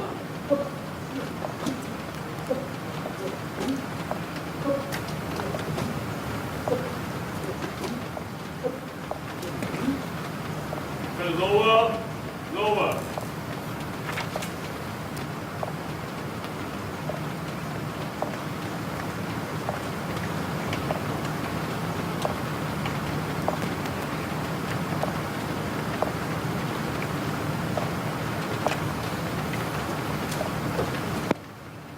Also among the pallbearers, Ms. Kuratu Ain Binte Amin Nurashid, who has received a Lee Kuan Yew scholarship to encourage upgrading. Ms. Lim Hui Ling, a nurse at the Singapore General Hospital. Ms. Dorothy Han from Keppel Fells, one of Singapore's largest companies which builds mobile offshore rigs. Ms. Anne Marie Leong, a stewardess with Singapore Airlines. And representing Mr. Lee's achievements in greening Singapore, Mr. Wong Thuan Hua, Director for Conservation at NParks, who oversees Mr. Lee's beloved Istana Gardens. From Education, Mr. Wong Siu Hung, who will be the Director General of Education and was once Headmaster of Raffles Institution.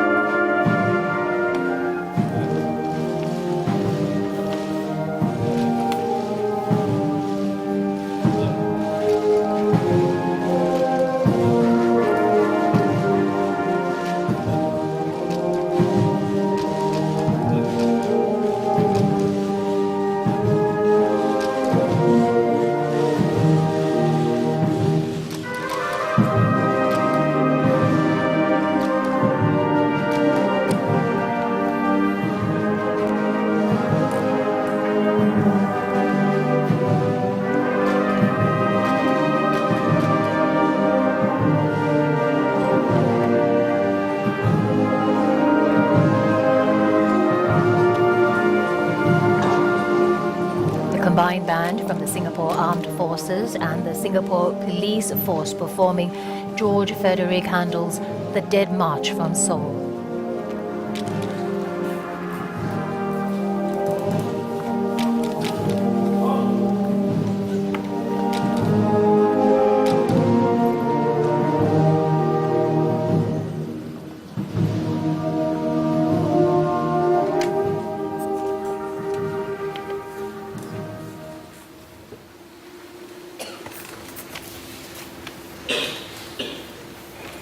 Inside the University Cultural Centre, leaders from more than 20 countries, alongside family members and invited guests.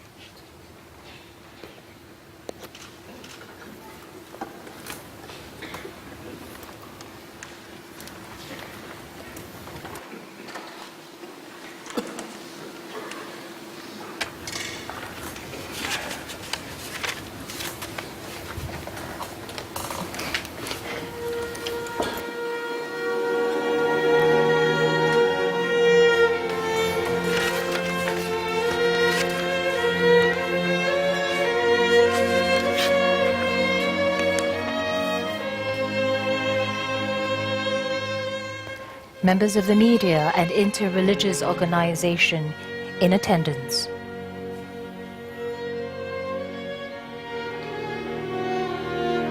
As the coffin bearer party slowly makes its way into the hall of the University Cultural Centre, Samuel Barber's Adagio is being played.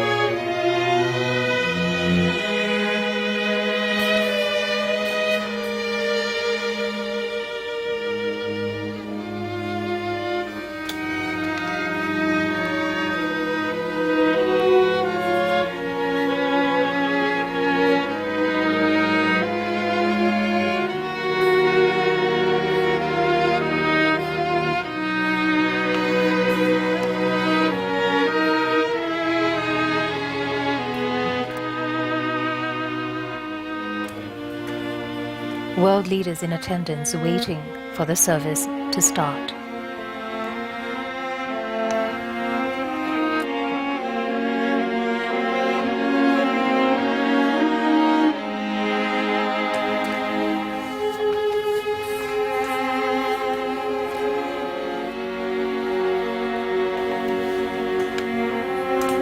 In just a short while, 10 eulogies will be read. The first will be by Prime Minister Lee Hsien Loong, Followed by President Dr. Tony Tan and Emeritus Senior Minister Goh Chok Tong.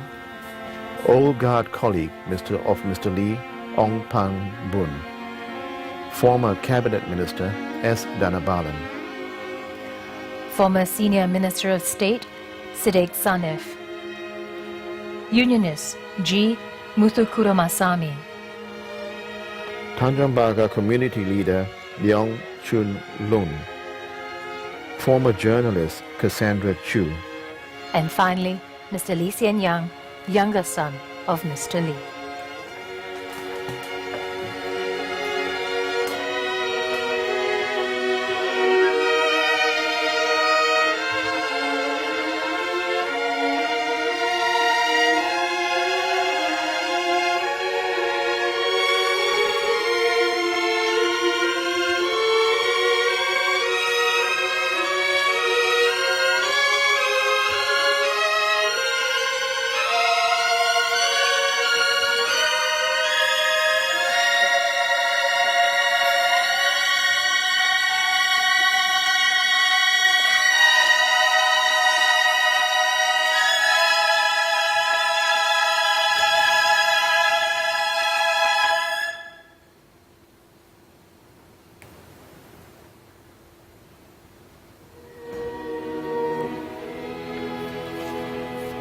The master of ceremony to lead the state funeral is Singapore's head of the civil service, Mr. Peter Ong, who has been head since 2010.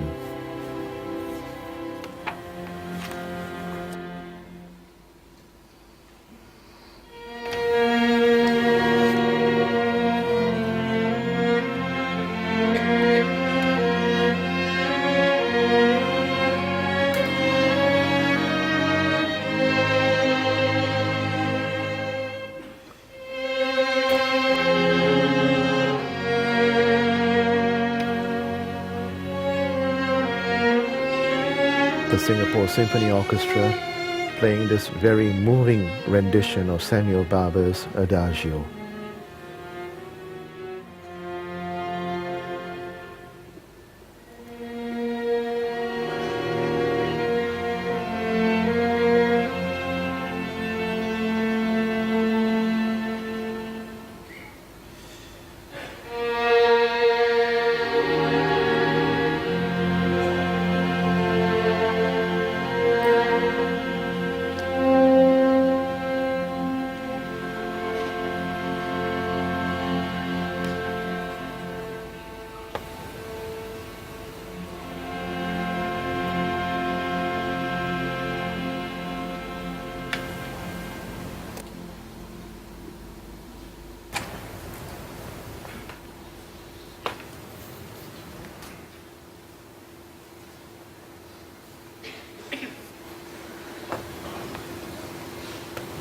The mood is pensive and somber as all who have gathered at the University Cultural Centre are waiting for the service to begin.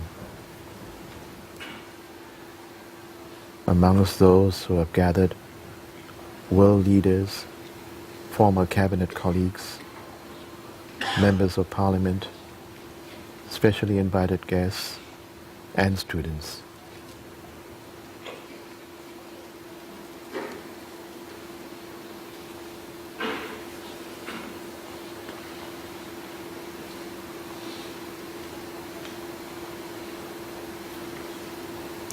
MPs past and present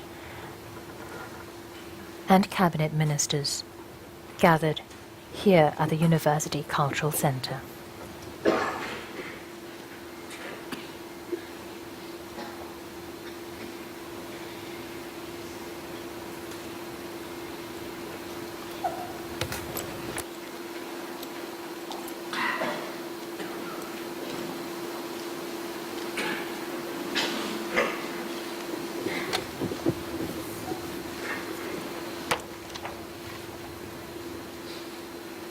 State wreaths will be laid. The first state wreath will be presented by Prime Minister Lee Hsien Loong. The second wreath by President Dr. Tony Tan. After the 10 eulogies have been read, the lone bugler from the SAF military band will sound the last post, marking the end of the day's labor and the start of the night's rest. It represents a final salute to Mr. Lee Kuan Yew. The public warning system siren will sound for 15 seconds to rally all in Singapore to observe a minute of silence, and sound again after the minute of silence.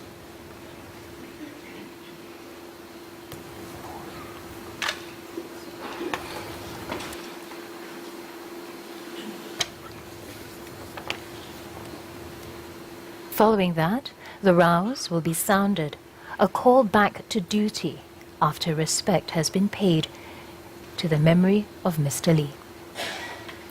Singaporeans across the island will recite the national pledge and sing the national anthem.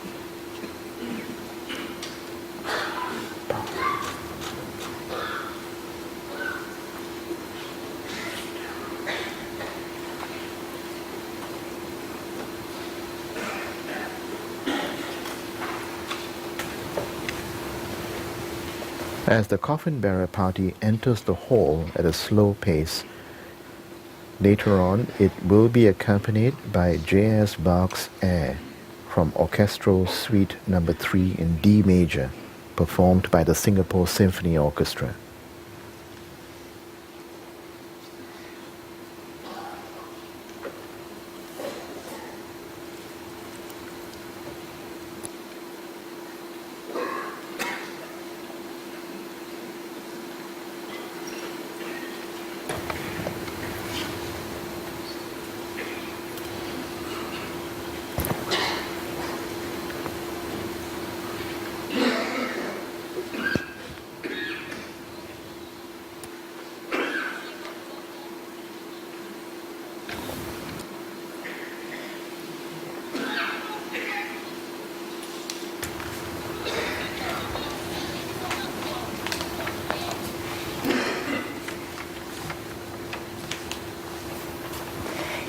Leaders from more than 20 countries, alongside family members and invited guests.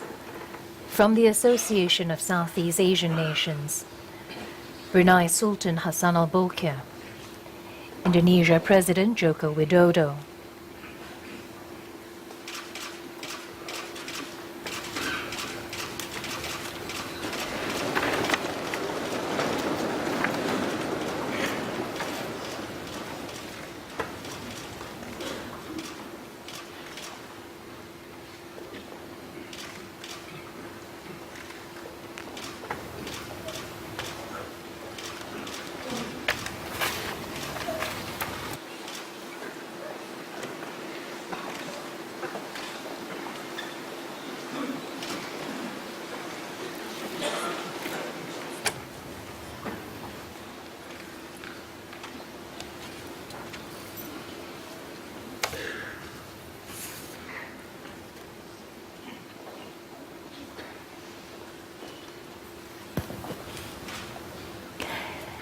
Indian Prime Minister Narendra Modi, and flags in India and New Zealand will also today fly at half-mast. Former US President Bill Clinton, Australian Prime Minister Tony Abbott, Cambodian Prime Minister Hun Sen.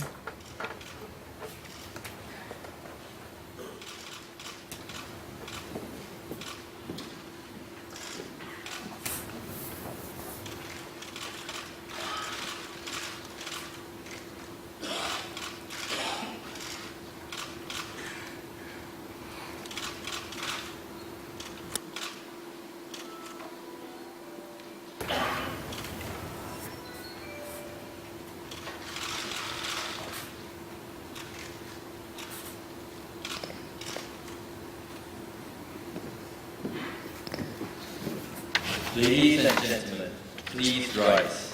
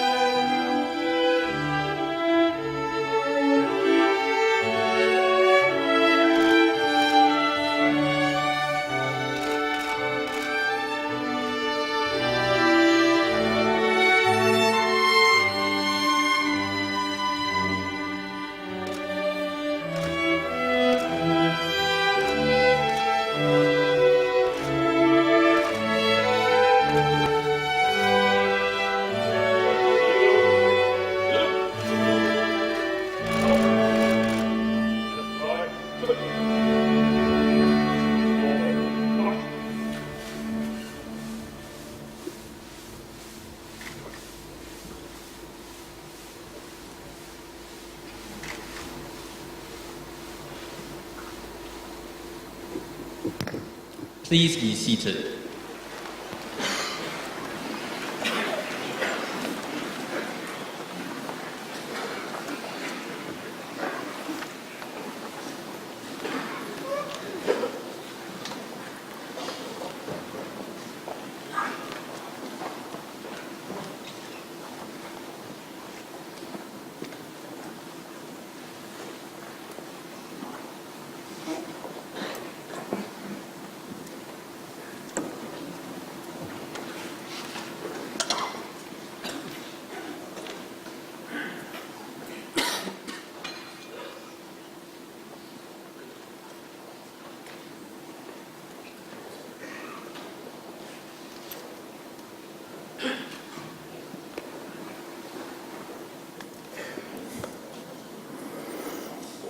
Family of the late Mr. Kuan Yew, Mr. President, Prime Minister, Majesties, Presidents, Governor Generals, Prime Ministers and honoured guests, Singaporeans who are in this hall, and Singaporeans who are watching this from all over Singapore and from overseas.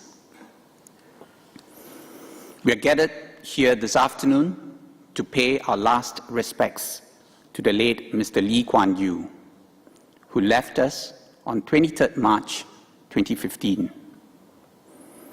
The Prime Minister will now deliver his eulogy.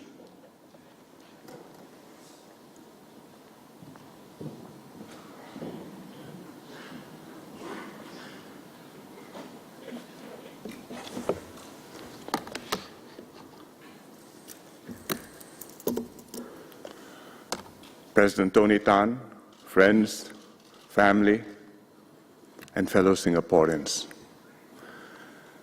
This has been a dark week for Singapore. The light that has guided us all these years has been extinguished. We've lost our founding father, Mr. Kuan Yew, who lived and breathed Singapore all his life.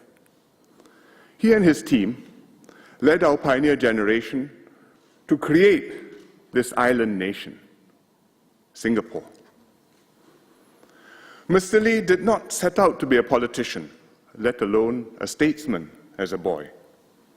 In fact, his grandfather wanted him to become an English gentleman, but events left an indelible mark on him.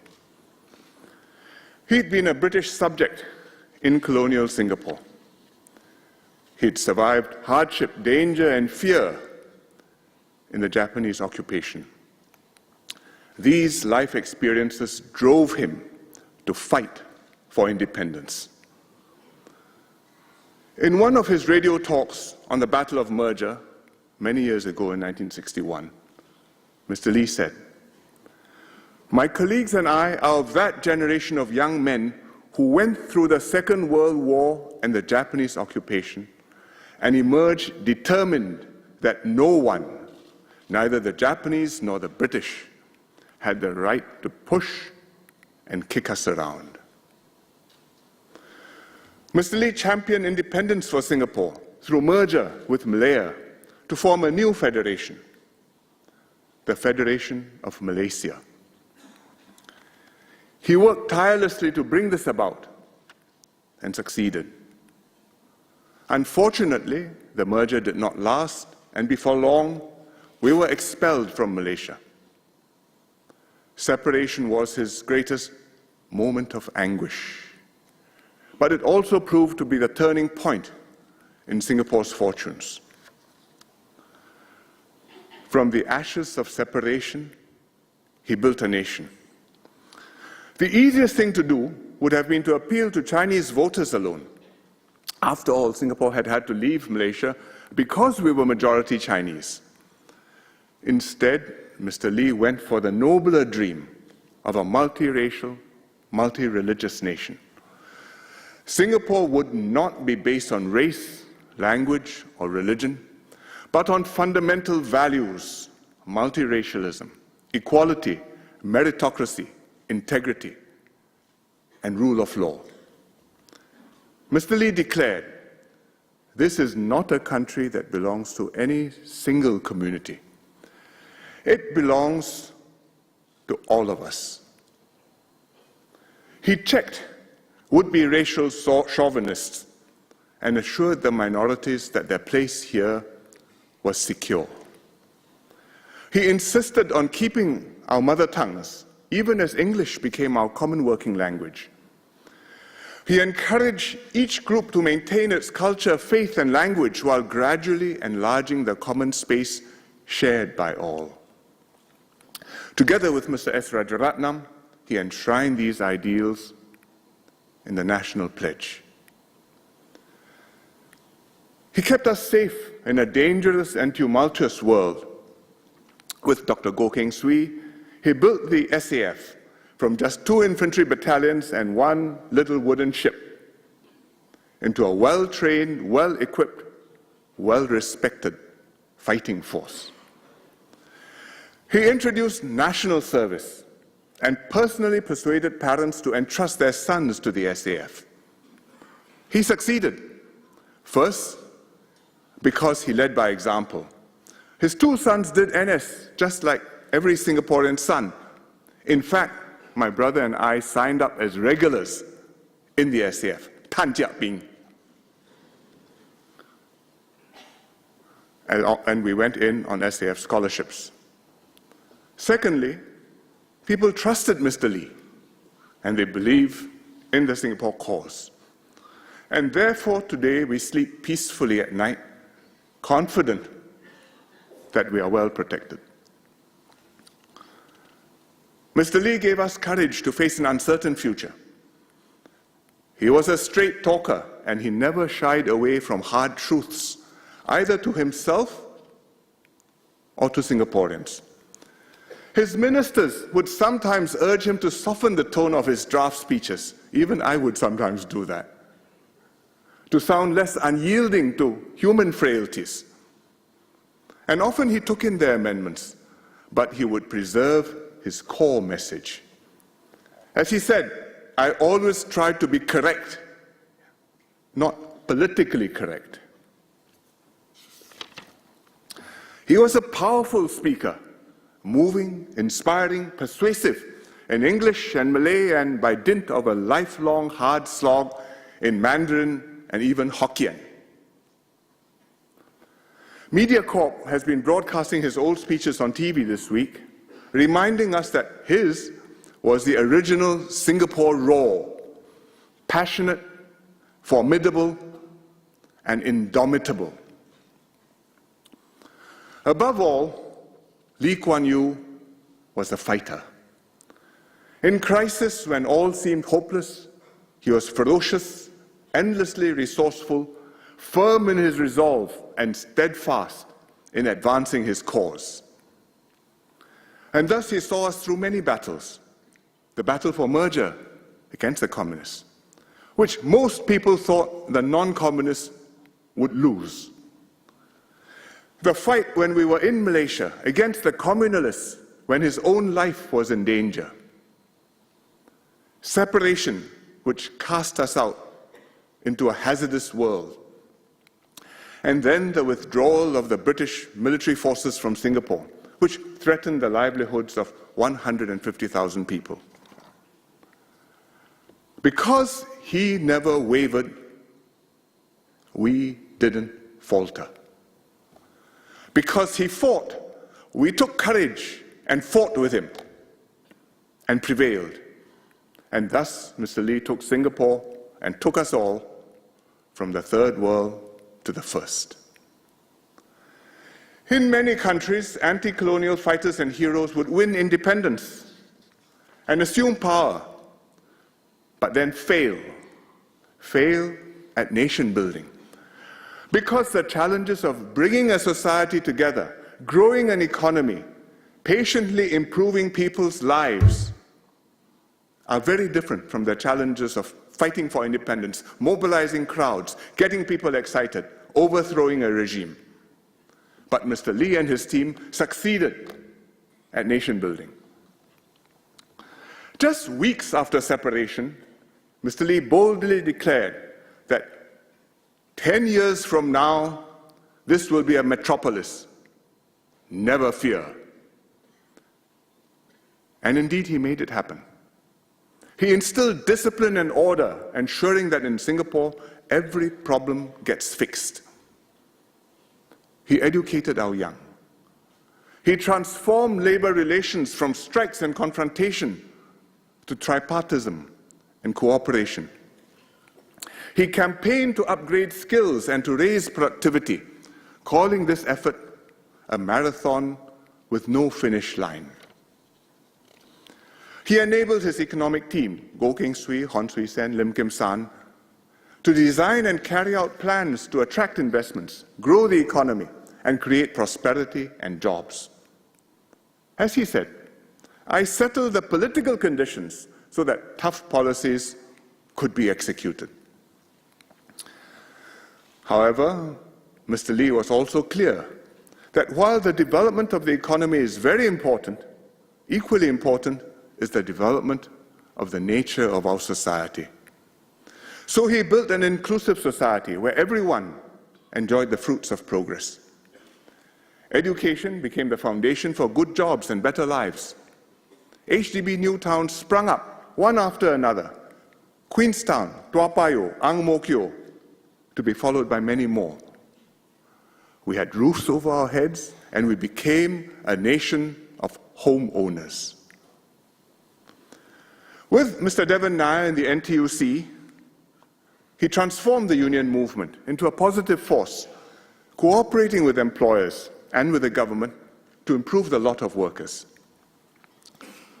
Mr. Lee cared for the people whom he served, the people of Singapore.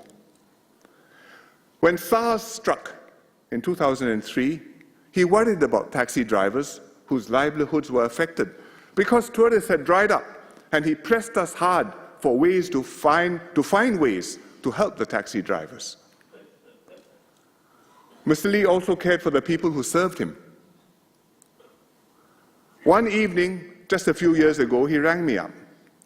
One of my mother's WSOs, women security officers, was having difficulty conceiving a child, and he wanted to help her.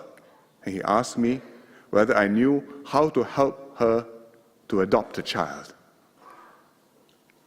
So Mr. Lee was concerned for people not just in the abstract, but personally and individually. Internationally, Mr. Lee raised Singapore's standing in the world. He wasn't just a perceptive observer of world affairs, but a statesman who articulated Singapore's international interests and enlarged our strategic space. At crucial turning points, from the British withdrawal east of Suez to the Vietnam War to the rise of China, his views and counsel influenced thinking and decisions in many capitals. In the process, he built up a wide network of friends in and out of power. He knew every Chinese leader from Mao Zedong and every US president from Lyndon Johnson. He established close rapport with President Suharto of Indonesia, one of our most important relationships. Others he knew included Deng Xiaoping, Margaret Thatcher, Helmut Schmidt, George Shultz, as well as President Bill Clinton and Henry Kissinger, who we are honored to have here with us this afternoon. They all valued his candor and his insight. As Mrs. Thatcher said, Mr. Lee had a way of penetrating the fog of propaganda and expressing with unique clarity the issues of our time and the way to tackle them. He was never wrong. And hence, despite being small, Singapore's voice is heard, and we enjoy far more influence on the world stage than we have any reason to expect. Mr. Lee didn't blaze this path alone. He was the outstanding leader of an exceptional team, a team which included Goh Keng Swee, S. Rajaratnam, Osman Wok, Hon Swee Sen, Lim Kim San, Toh Chin Chai, Ong Pang Boon, Devan Nair, and quite a number more. They were his comrades, and he never forgot them. So it's very good that Mr. Ong Pang Boon is here today with us to speak about Mr. Lee later on. Thank you, Mr. Ong. Mr. Lee received many accolades and awards in his long life, but he wore them lightly. When he received the Freedom of the City of London in 1982, he said, "I feel like a conductor at a concert, bowing to applause, but unable to turn around and invite the accomplished musicians in his orchestra to rise and receive the ovation for the music they have played." For running a government is not unlike running an orchestra, and no prime minister ever achieves much without an able team of players. Because he worked with a strong team and not alone, because people knew that he cared for them and not for himself, and because he had faith that Singaporeans would work with him to achieve great things, Mr. Lee won the trust and confidence of Singaporeans. The pioneer generation who had lived through the crucial years had a deep bond with him. I once met a lady who owned a successful fried rice restaurant. She told me, "Tell Mr. Lee Kuan Yew I will always support him. I was born in 1948 and I'm 48 years old.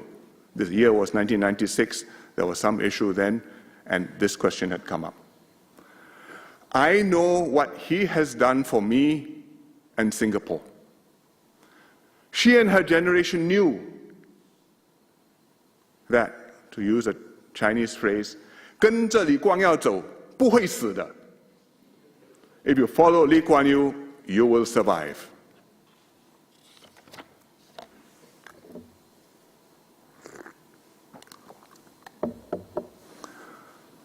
Mr. Lee imbued Singapore with his personal traits. He built Singapore to be clean and corruption-free. His home was Spartan, his habits were frugal. He wore the same jackets for years and patched up the worn bits instead of buying new ones.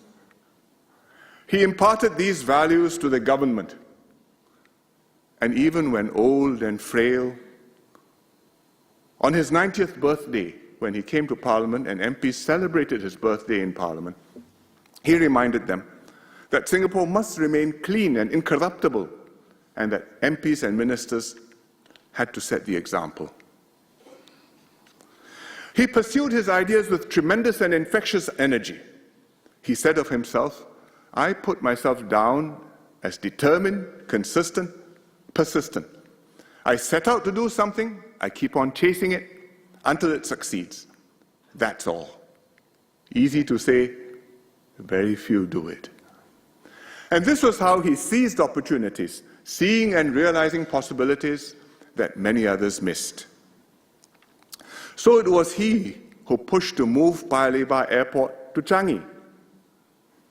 It was he who rejected the then conventional wisdom that MNCs were rapacious and exploitative, and he wooed foreign investments from MNCs personally to bring us advanced technology, to bring us overseas markets, to create for us good jobs.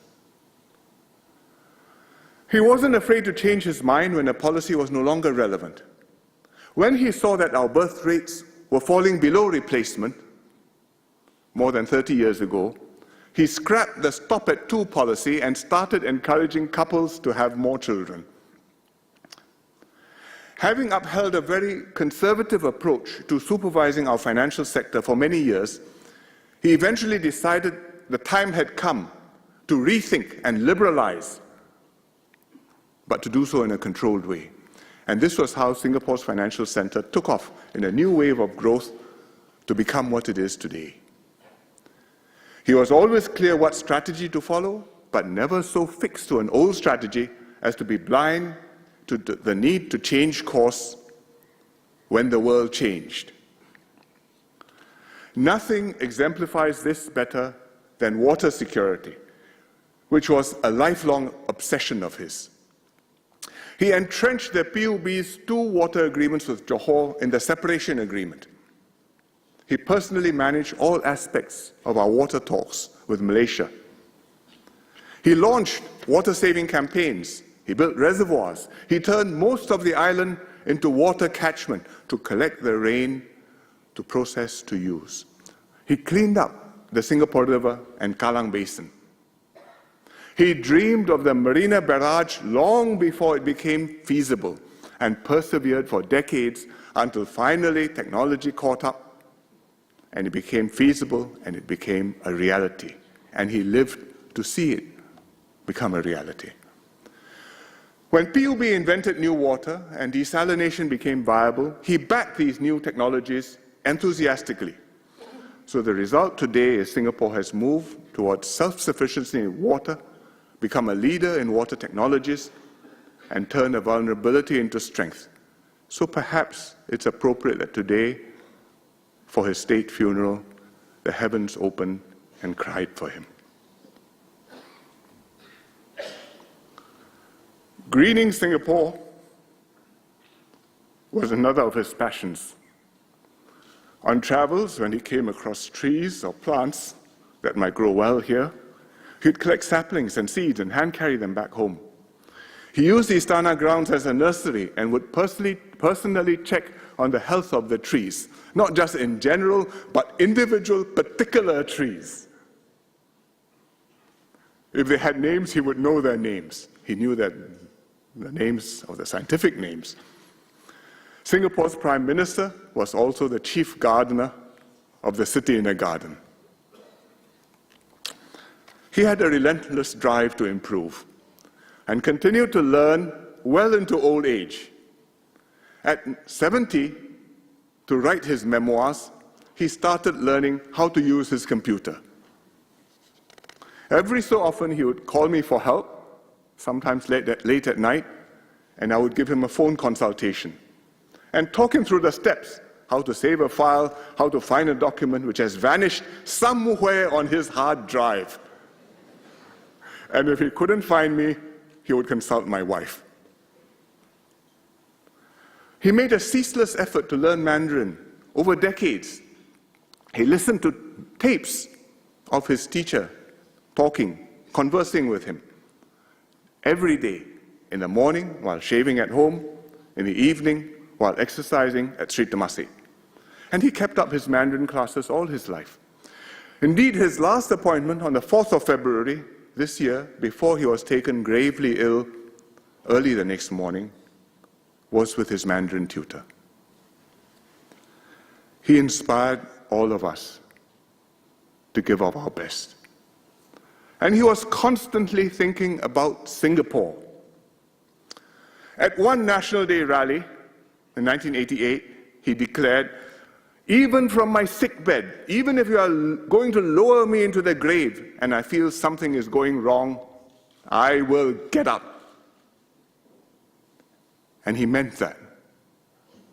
Indeed, even after he left the cabinet, occasionally he would still raise with me issues which he felt strongly about.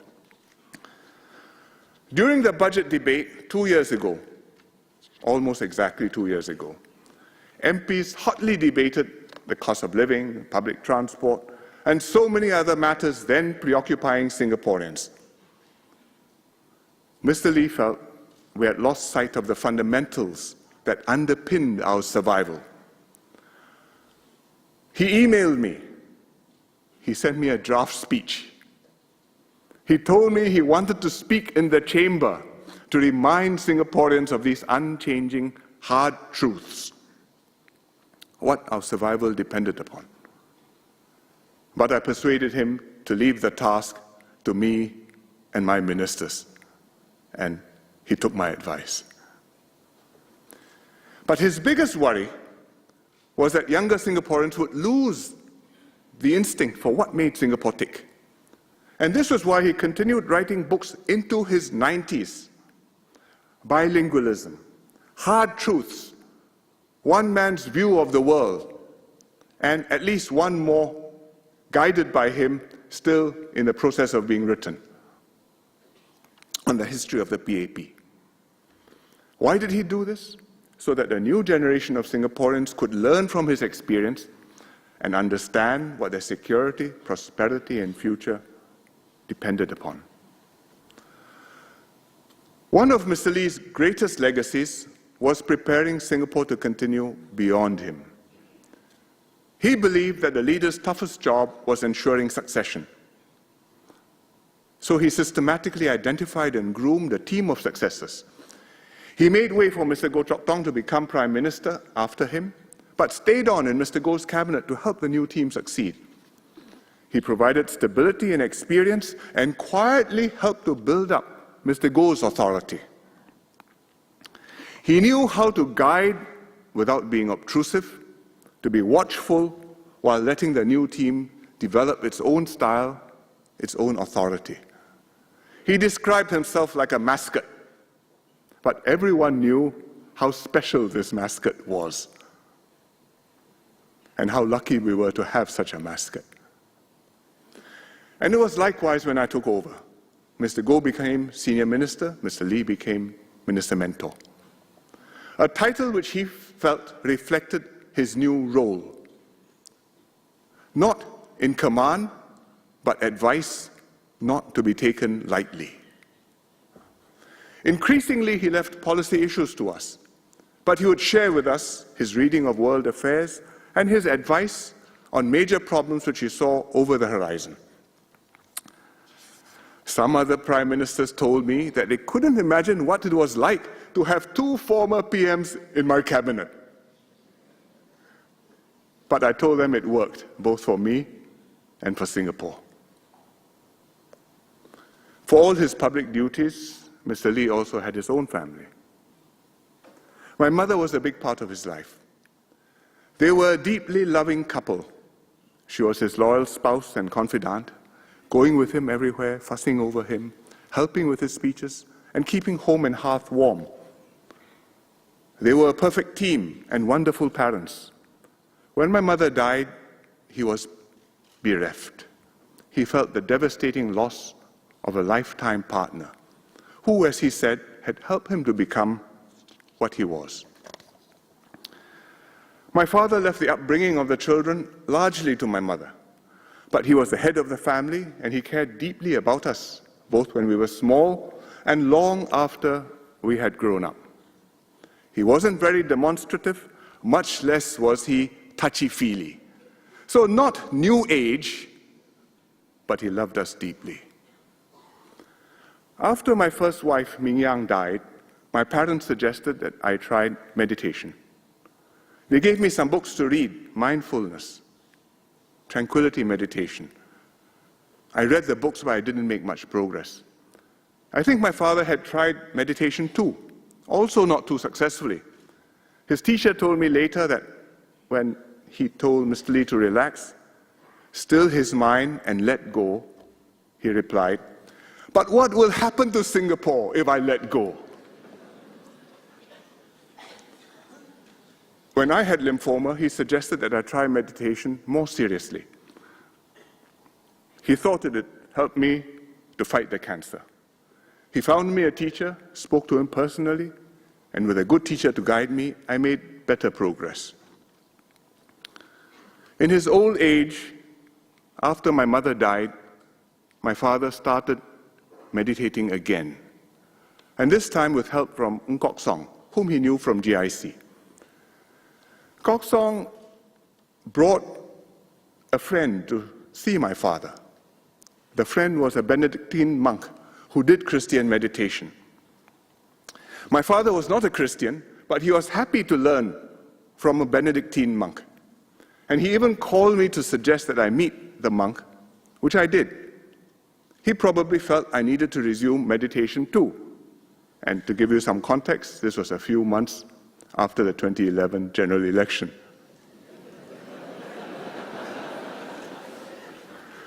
I was by then nearly 60, and he was by then nearly 90. But to him, I was still his son to be worried over, and to me, he was still a father to love and appreciate, just like when I was small.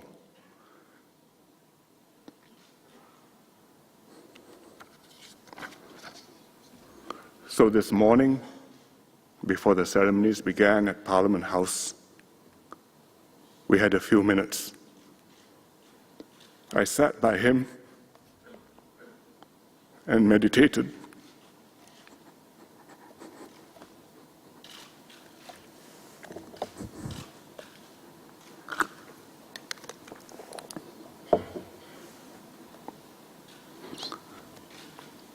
Of course, growing up as my father's son could not but mean being exposed to politics very early.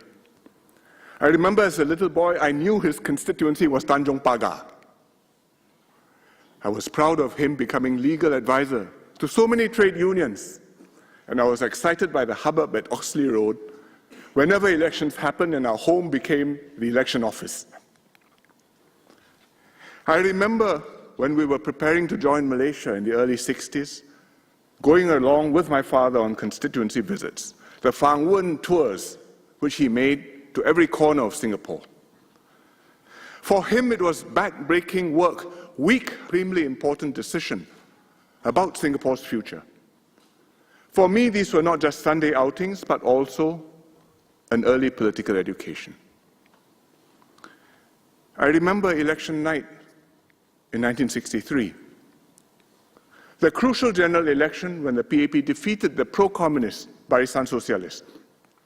My mother sent me to bed early, but I lay awake in bed to listen to the election results until the PAP had won enough seats to form the government again. And then I think I fell asleep.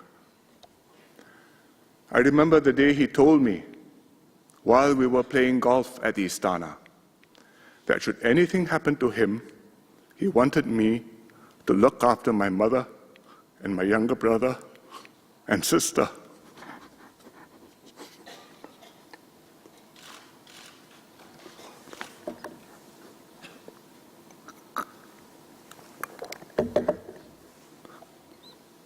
I remember the night the children slept on the floor in my parents' bedroom at Temasek House in Kuala Lumpur, because the house was full of ministers who had come up from Singapore.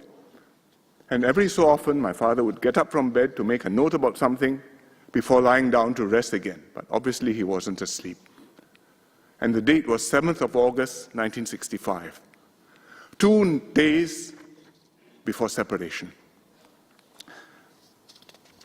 Growing up with my father, living through those years with him, made me what I am.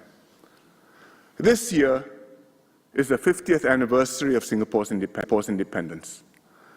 We all wanted Mr. Lee to be present with us on August the 9th to celebrate this milestone.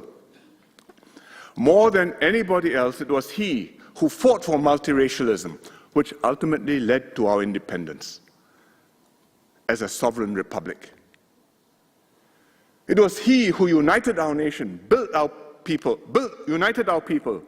nation, and made our 50th anniversary worth celebrating. Sadly, it is not to be. But we can feel proud and happy that Mr. Lee lived to see his life's work come to fruition. At last year's National Day Parade, when Mr. Lee appeared and waved, and it appeared on the big screen on the floating platform, the crowd gave him the most deafening cheer of the whole parade. Last November, the People's Action Party celebrated its diamond anniversary at the Victoria Concert Hall, where Mr. Lee founded the party 60 years ago. Party members were so happy to see that Mr. Lee could be there, they gave him a rousing, emotional, standing ovation. Those of us who were there will never forget it. St. Paul's Cathedral in London was built by Sir Christopher Wren, a famous architect. He was the architect of the cathedral, and he's buried in the cathedral, which was his masterpiece. There's a Latin epitaph on his grave, and it reads, "Si monumentum requiris circumspice." It means, if you seek his monument, look around you. Mr. Lee Kuan Yew built Singapore. To those who seek Mr. Lee Kuan Yew's monument, Singaporeans can reply proudly, look around you. Now let me continue in Malay and then Mandarin. Saudara-saudari Fellow setanah air, Singaporeans, kita kehilangan we seorang have tokoh lost a yang leader telah memimpin who kita had guided us, menjadi sumber inspired inspirasi kita, us, menyatupadukan kita united dan us, merintis kejayaan and kita. laid the foundation for our Ini success. termasuk keharmonian kaum yang kita This includes nikmati the selama racial ini. harmony that we have been Ia enjoying adalah all hasil this while. komitmen mendalam It is Encik the Lee result of Mr. untuk Lee's deep memperkukuh commitment hubungan antara to kaum strengthen dan interracial agama yang berbeza-beza and di interreligious Singapura. ties among the different Satu races visi and yang religions in turut Singapore, didukung kuat a masyarakat vision that Melayu. is also strongly supported by the Encik Malays. Lee amat menghargai sokongan Mr. pada Lee masyarakat deeply Melayu appreciated kepada visi the beliau solid support dan of the kepada Malays for tindakan his vision rakyat itu, and the PAP, khususnya ketika Singapura especially when menjadi Singapore sebahagian was still dari Malaysia dahulu. part of Malaysia.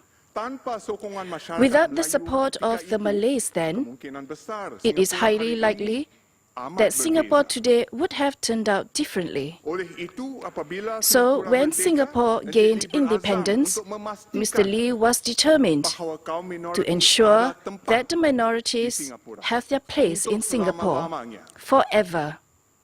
Iltizamnya untuk His membantu commitment masyarakat in Melayu helping Islam the Malay Muslim berkembang community maju to progress amat ketara. was apparent. Beliau telah mengasaskan He laid the pembentukan foundation dana for the pembangunan formation of the supaya mosque building masyarakat fund Melayu Islam dapat so that the membina masjid community di setiap could build estate mosques perumahan in every housing melalui estate sumbangan bulanan through setiap contributions pekerja from Islam. every working Muslim.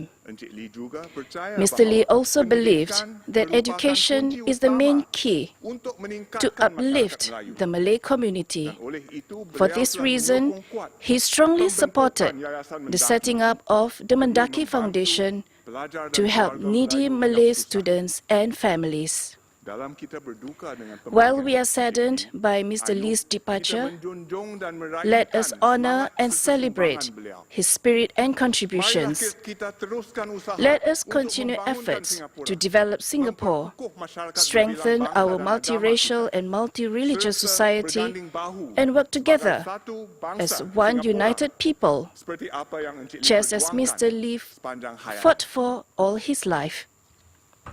Now in Mandarin. 新加坡的发展和成功 Singapore's 跟建国总理 development and 李光耀 success 先生的 were 个性和理想 inextricably 密不可分的关系。 linked to Mr. 如果 Lee's 当年 personality and 建国 ideals. 总理和他的同僚 If 做了 Mr. 不同 Lee 的 and 抉择 his colleagues had chosen a 对 different 争取 path 捍卫新加坡 or 的 did 独立 not 自 have 主 the 没有远 vision 大的 and 抱负和坚持 determination to fight for 肯定 and 没有 今 defend 天的 Singapore's 新加坡。 independence, Singapore would definitely 建 not 国 be 总 what 理 it 不 is 惜付 today. 出他的一切 Mr. 为实 Lee 现 gave his 建设 all 新加坡 and 的 worked 理想 hard to 而 build 努力奋 Singapore. 斗。李光耀 His 先生的 motto 人 was, 生格言是 For Singapore to continue to thrive, we must always be vigilant and never rest on our laurels. We have to apply wisdom and creativity and keep persevering to continually remake Singapore.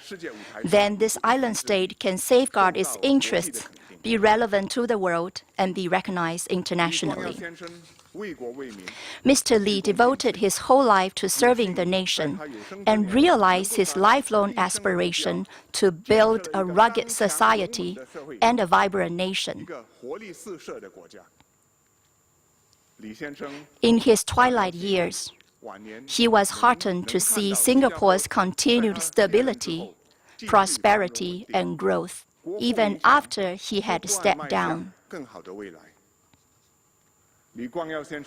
A humble and keen learner, Mr. Lee was a model of lifelong learning. In fact, he was attending his regular Mandarin lesson on the very night before he was last admitted to hospital. Mr. Lee was blessed with a happy family and a loving marriage. He and the late Madam Kuan Yew were a loving couple.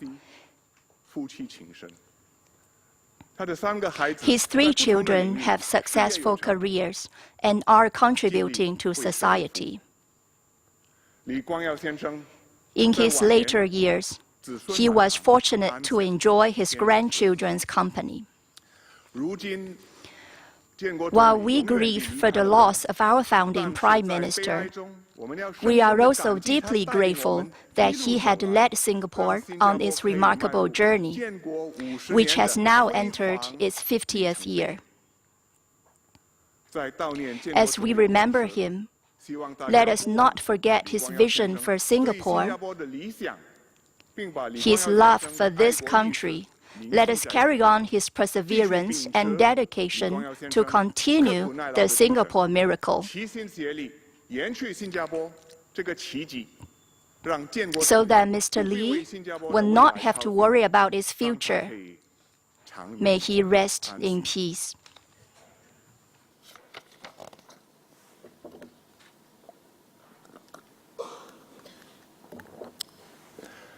I said, the light that has guided us all these years has been extinguished. But that's not quite so. For Mr. Lee's principles and ideals continue to invigorate this government and to guide our people. His life will inspire Singaporeans and others for generations to come. Mr. Lee once said that we intend to see that Singapore will be here 1,000 years from now, and that's your duty and mine. Mr. Lee has done his duty and more. It remains our duty to continue his life's work, to carry the torch forward and keep the flame burning bright. Over the past month, the outpouring of good wishes, prayers, and support from Singaporeans as Mr. Lee lay ill has been overwhelming, and even more so since he passed away on Monday. People of all races, from all walks of life, young and old, here and abroad, have mourned him. Hundreds of thousands queued patiently for hours in the hot sun and through the night to pay respects to him at the Parliament House. I visited the queue on the Padang. Many Singaporeans, not so few non-Singaporeans, who came out of deep respect and a sense of compulsion that here was a man they wanted to do honor to. Many more wrote heartfelt messages and took part in tribute ceremonies at community sites all over the island. Thousands of overseas Singaporeans gathered in our embassies and consulates to remember Mr. Lee. And later in this funeral service, all of us in this hall, across our island, and in far-flung lands will observe a minute of silence, say the national pledge, and sing Majulah Singapura together. We have all lost a father. We grieve as one people, one nation. But in our grief, we've displayed the best of Singapore.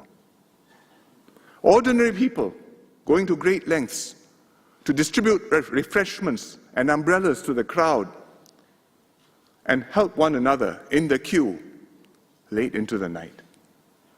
Citizen soldiers, home team officers, cleaners, all working tirelessly round the clock. Our shared sorrow has brought us together and made us stronger and more resolute.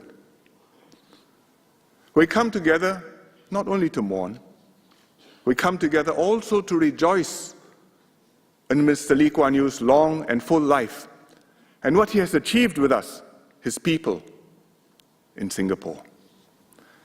We come together to pledge ourselves to continue building this exceptional country.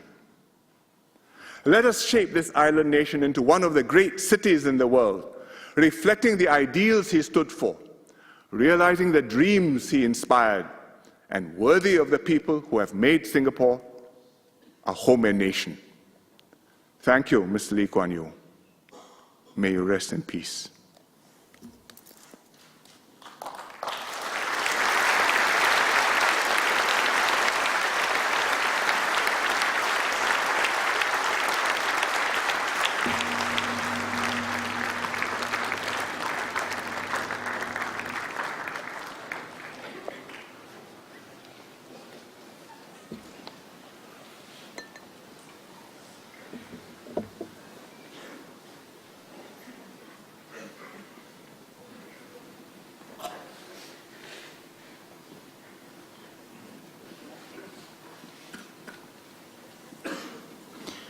The President will now deliver his eulogy.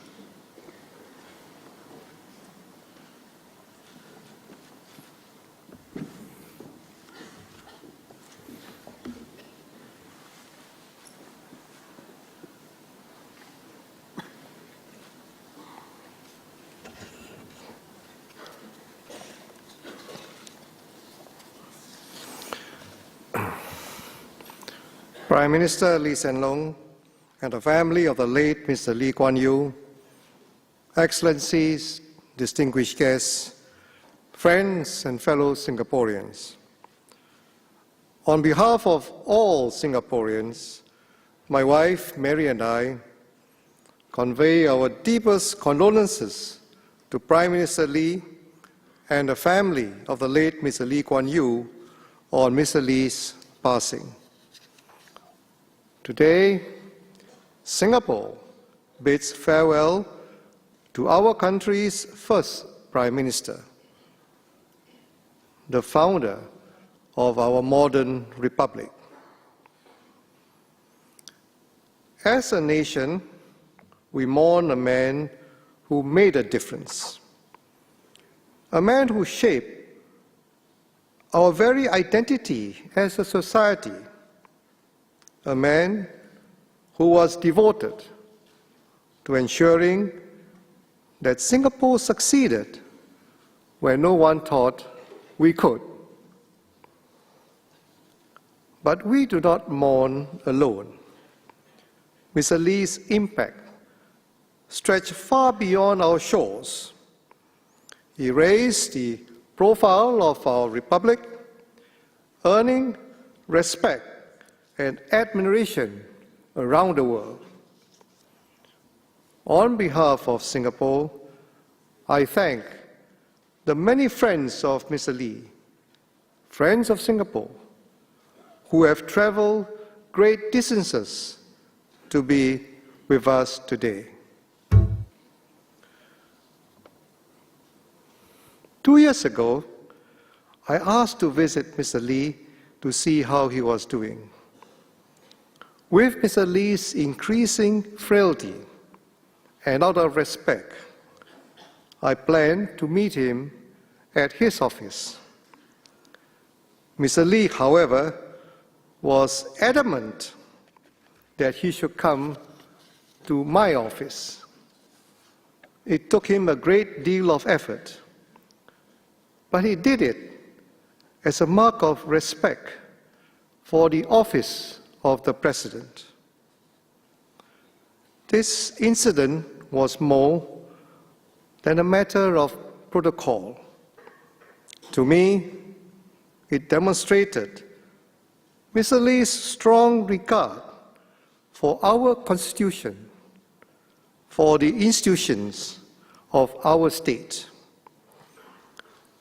And even though he played a lead role in creating these institutions, he also knew that they had to be greater than any one man. It is often said that Singaporeans are a pragmatic people, and we are, but we are also fundamentally a nation built on ideals. Mr. Lee once said, "Each generation is fired by its own vision of the ideal society in the ideal world. The ideal can never be achieved, but because men have ideals, those societies progress." Mr. Lee's ideals were clear. He believed in them and he lived them. Meritocracy, honesty, integrity. When Mr. Lee became Prime Minister in 1959, he pulled together a strong team of leaders from diverse backgrounds.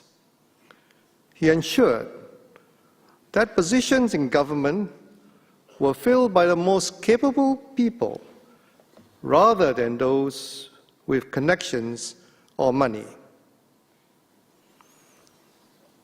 Mr. Lee took severe measures to curb corruption, a root cause of inequality.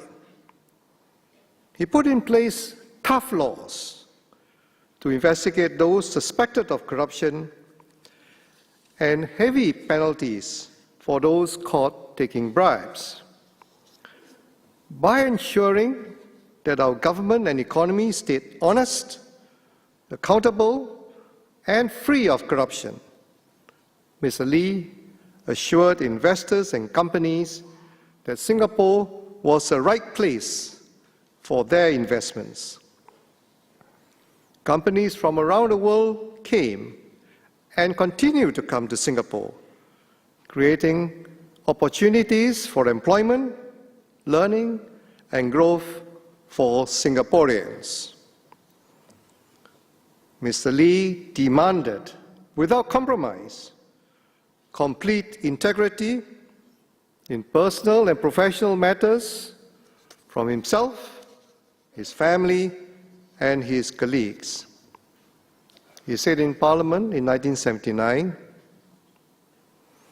"The moment key leaders are less than incorruptible, less than stern in demanding high standards, from that moment, the structure of administrative integrity will weaken and eventually crumble."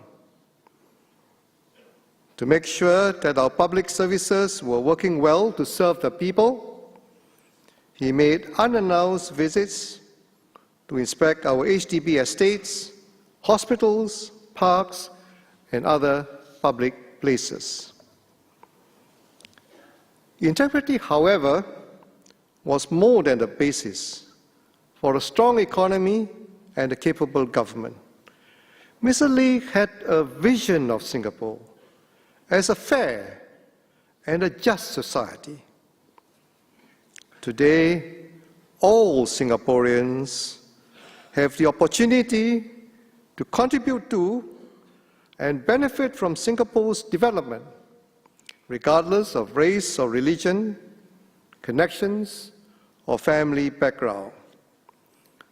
Through his personal example, Mr. Lee embedded a sense of integrity into our very identity as a nation.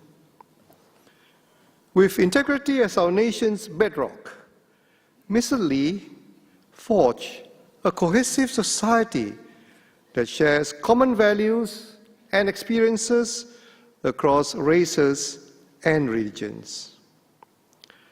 When Singapore gained independence, we were a fractured and divided society. This past week, Singaporeans from all walks of life came together to mourn the loss of Mr. Lee. Large numbers of Singaporeans queued patiently for hours to pay their last respects at Parliament House and community tribute sites across the island. Many individuals and businesses offered shelter and refreshments to those who have been waiting in line, lending a helping hand to fellow Singaporeans. This would have made Mr. Lee very proud. This was what he had worked for his whole life: to build a united people who respect and care for one another as fellow citizens. Every National Day, we look forward to seeing Mr. Lee.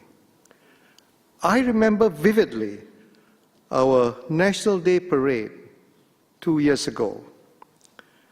There had been some uncertainty about Mr. Lee's health. While I was waiting to enter the floating platform to officiate the parade, suddenly I heard a huge roar, a cheer, the biggest that day. My staff informed me that Mr. Lee had just made his entrance to take his seat. That roar captured the feelings of a nation, of all of us towards Mr. Lee. It rang with respect, affection, friendship, and deep emotional attachment. It is not something that can be easily put into words. But I know that all Singaporeans in their hearts understand what I'm talking about. It was the sound of one nation united.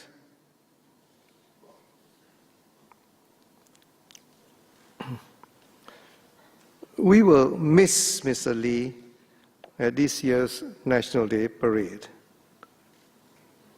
But he will be foremost in our minds and in our hearts. Over the past week, we have mourned the passing of a man and an era. There will never be another Lee Kuan Yew. No one person can take his place nor do what he did. But Mr. Lee believed passionately that Singapore had to be greater than any single individual. When Mr. Lee stepped down as Prime Minister a quarter of a century ago, he was still in good health. He had many more years to contribute.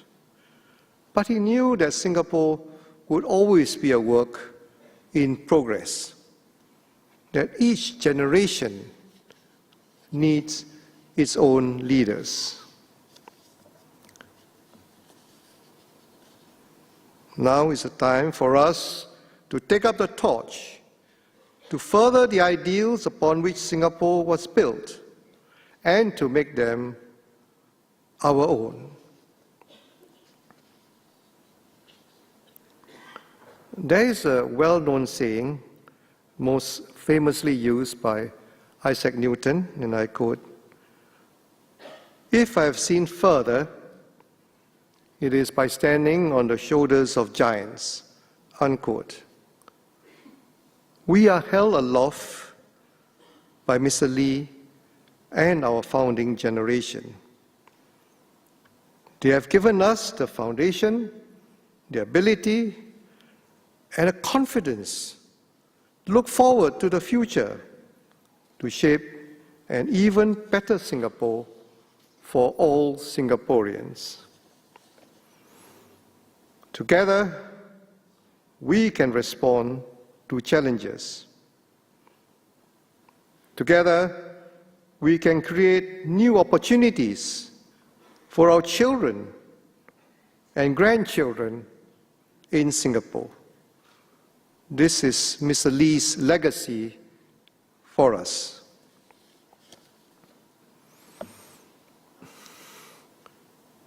We must continue to pursue our ideals with courage and commitment. And so, I call on all Singaporeans to honor the memory of Mr. Lee by working together to achieve happiness, prosperity, and progress for our Singapore. This will be our tribute to Mr. Lee Kuan Yew.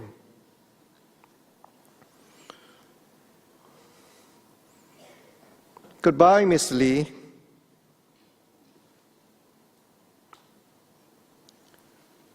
May your soul rest in peace.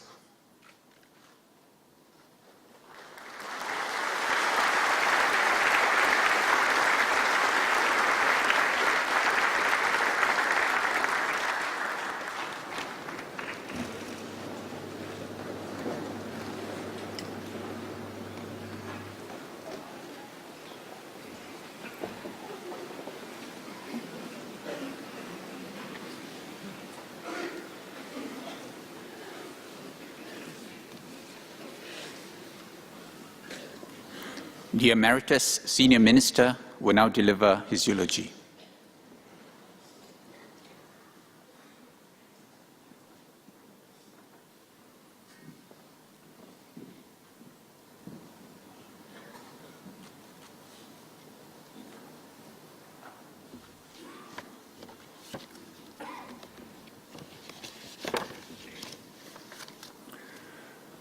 Mr. President, family members of the late Mr. Lee Kuan Yew, friends. Mr. Lee Kuan Yew gave his life to us.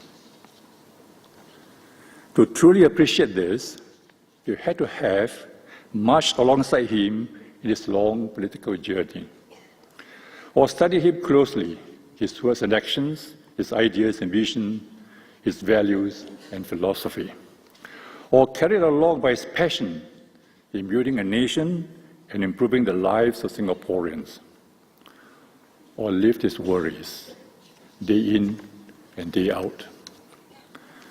To Singaporeans, he was our first Prime Minister, our leader who fought for our independence, the man who turned Singapore from third world to first, our national father.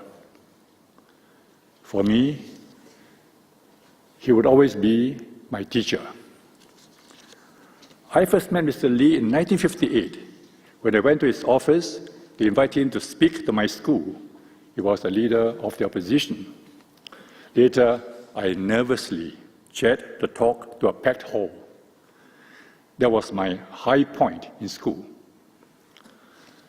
Mr. Lee Kuan Yew was Singapore, but it surprised me that he had earned that accolade just 2 years after Singapore's independence.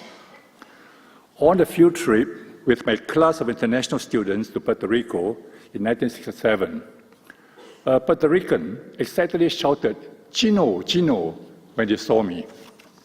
I shouted back, "Singapore." He replied, "Lee Kuan Yew." Mr. Lee drove his people hard because he had to toughen fledgling Singapore quickly. As he put it, he had to account for the lives of millions of Singaporeans. He rallied and united a disparate population to share a common identity.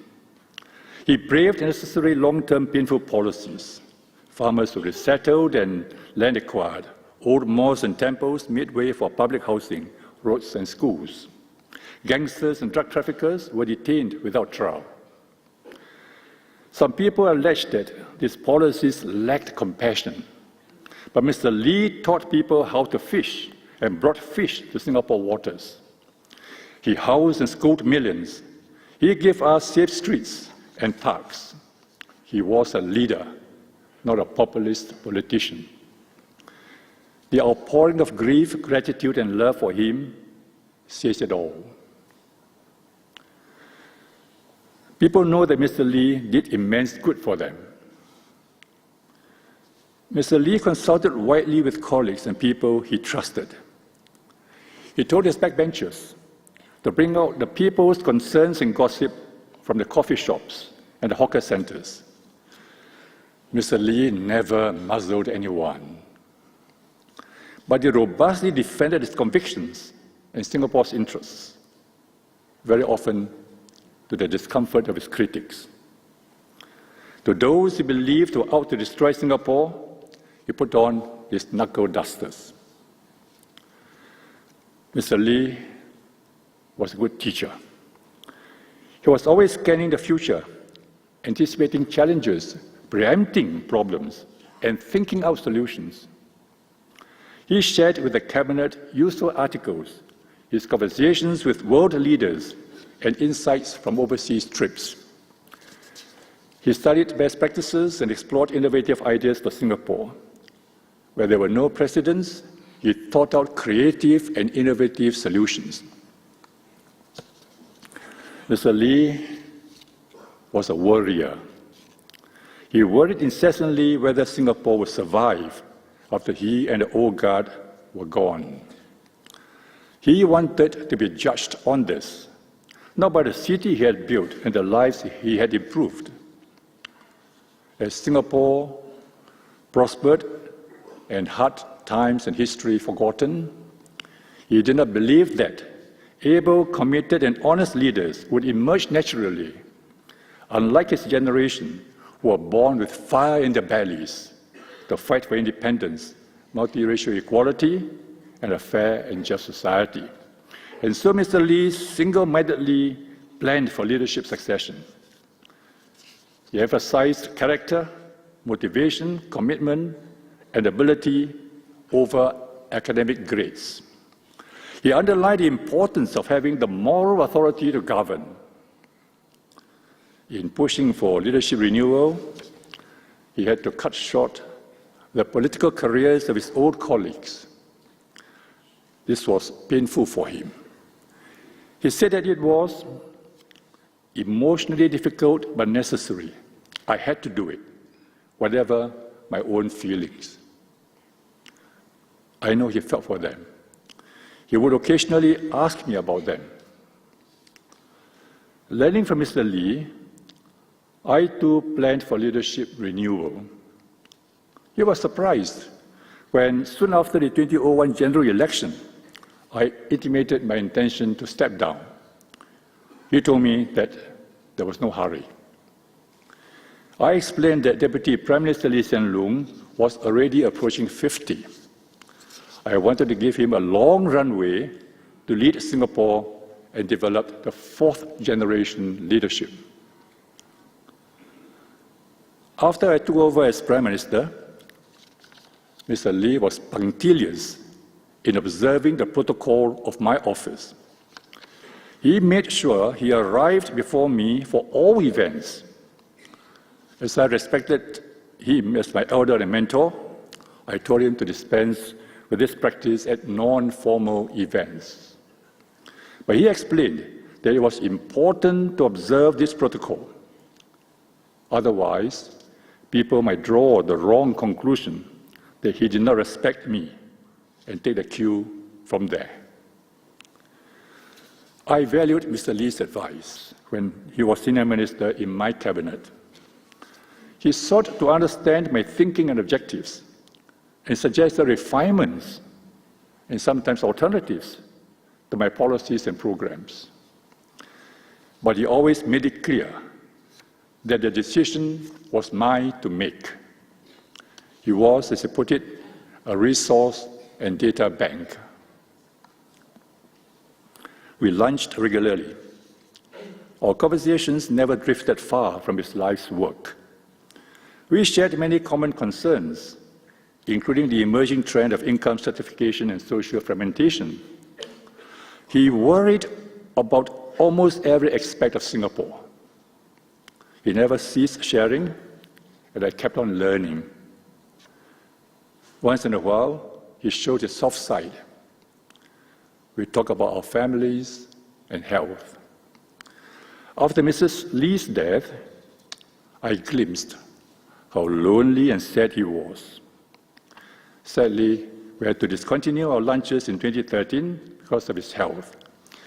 Sadly, his physical health declined. Sadly, Mr. Lee is gone. I cannot put his legacy more eloquently than his old guard comrade, the late S. Rajaratnam. He wrote, "There is one monument which I think will bring warmth and comfort to him in the twilight years of his life. And that is a city and society which he, more than anybody else, has literally built out of nothing. The question today is not what Mr. Lee has done. What he has done is on record and indelible. But whether the city and society he has built will endure after he is gone.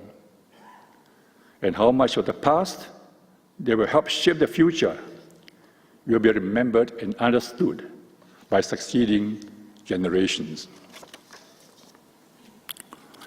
Mr. Lee has completed his life journey. He transformed our lives. He touched our hearts. We grieve. But I believe Mr. Lee would say, what to do? This is life. He would want us to move on with the Singapore story. He would want us to fight our own battles and conquer our own peaks. He would want Singapore to succeed. Long after he's gone, we must honor him. I've seen and heard many acts of kindness over the past week. Singaporeans helping those who need help, staying strong together, even as we mourn. This shared, compassionate moment is the people's tribute to Mr. Lee. Let us stay united across race and language, religion, across young and old, across rich and poor, across our whole society, to write an exciting sequel to his and our Singapore story. Thank you, Mr. Lee.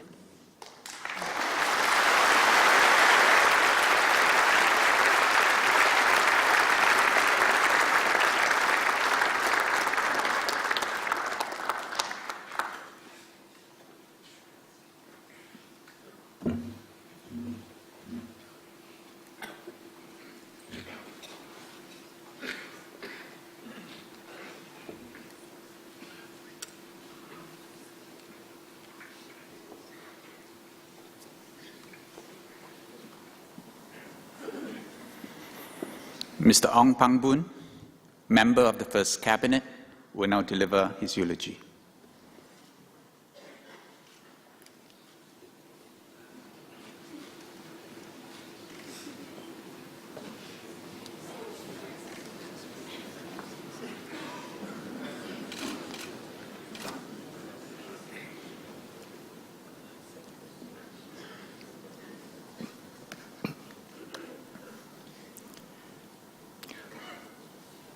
The first time I heard of Mr. Lee Kuan Yew was during the 1952 postal workers' strike. When I was a student at the University of Malaya.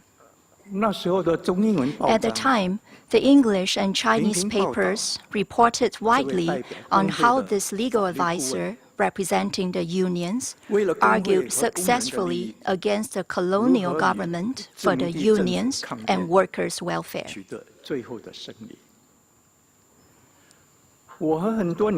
Like many other young people, I was deeply impressed by this brilliant lawyer.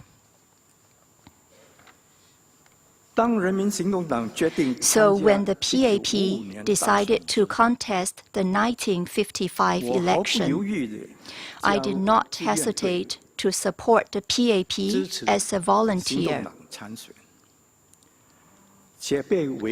and was assigned to be Mr. Lee's election agent. But after the election, my employer posted me to Kuala Lumpur, and I thought that was the end of my political involvement. In 1956, Mr. Lee was en route to the Cameron Highlands for a holiday with his wife and eldest son, and arranged to see me at the Kuala Lumpur Station Hotel.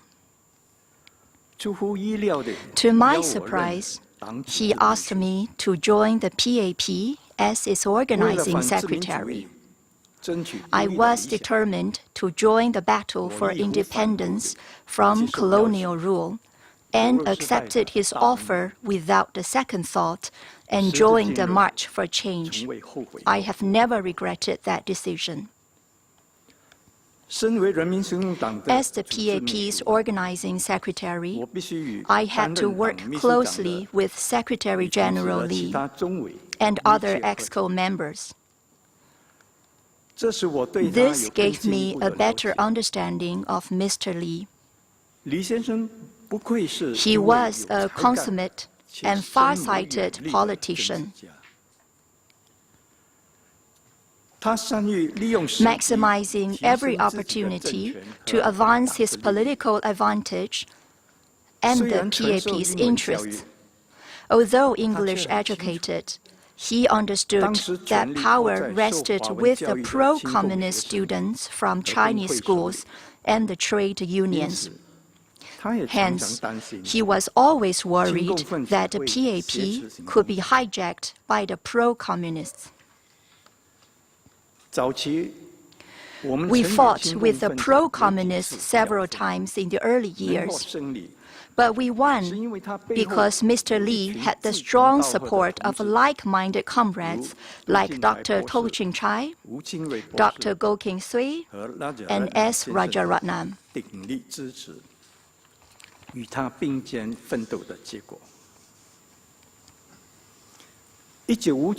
In 1959, the PAP won the general election on the back of the Chinese-educated voters of Singapore. I joined the first PAP cabinet with Mr. Li as Singapore's first Prime Minister. He was a dedicated Prime Minister with broad perspectives.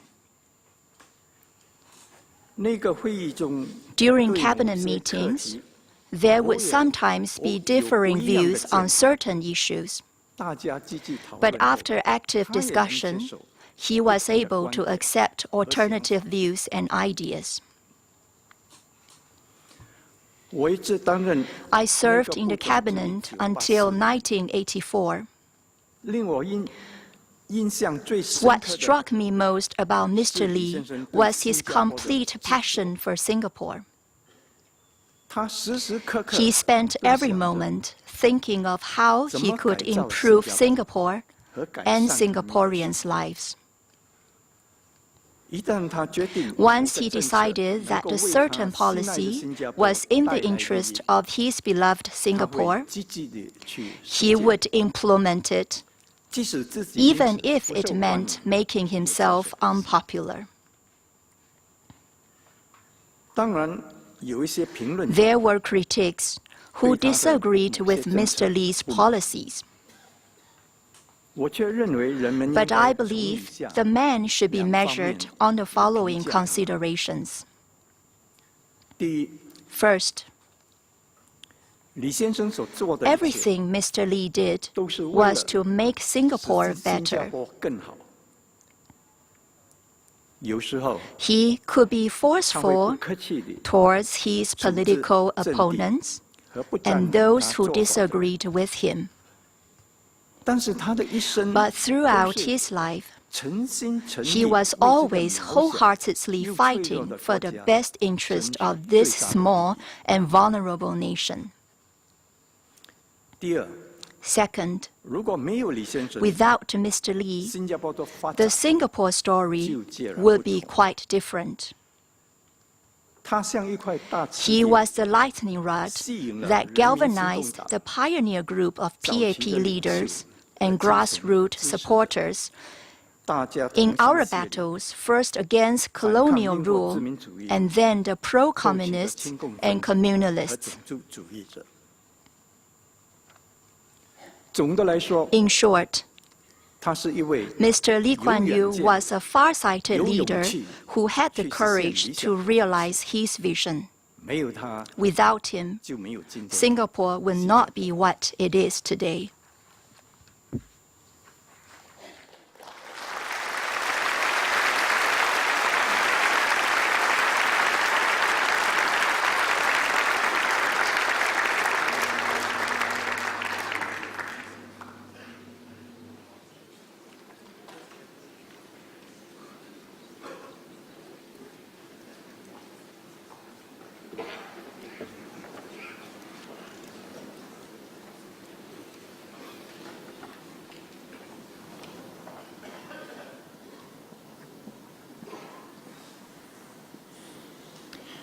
Mr. S. Dhanabalan, former cabinet minister, will now deliver his eulogy.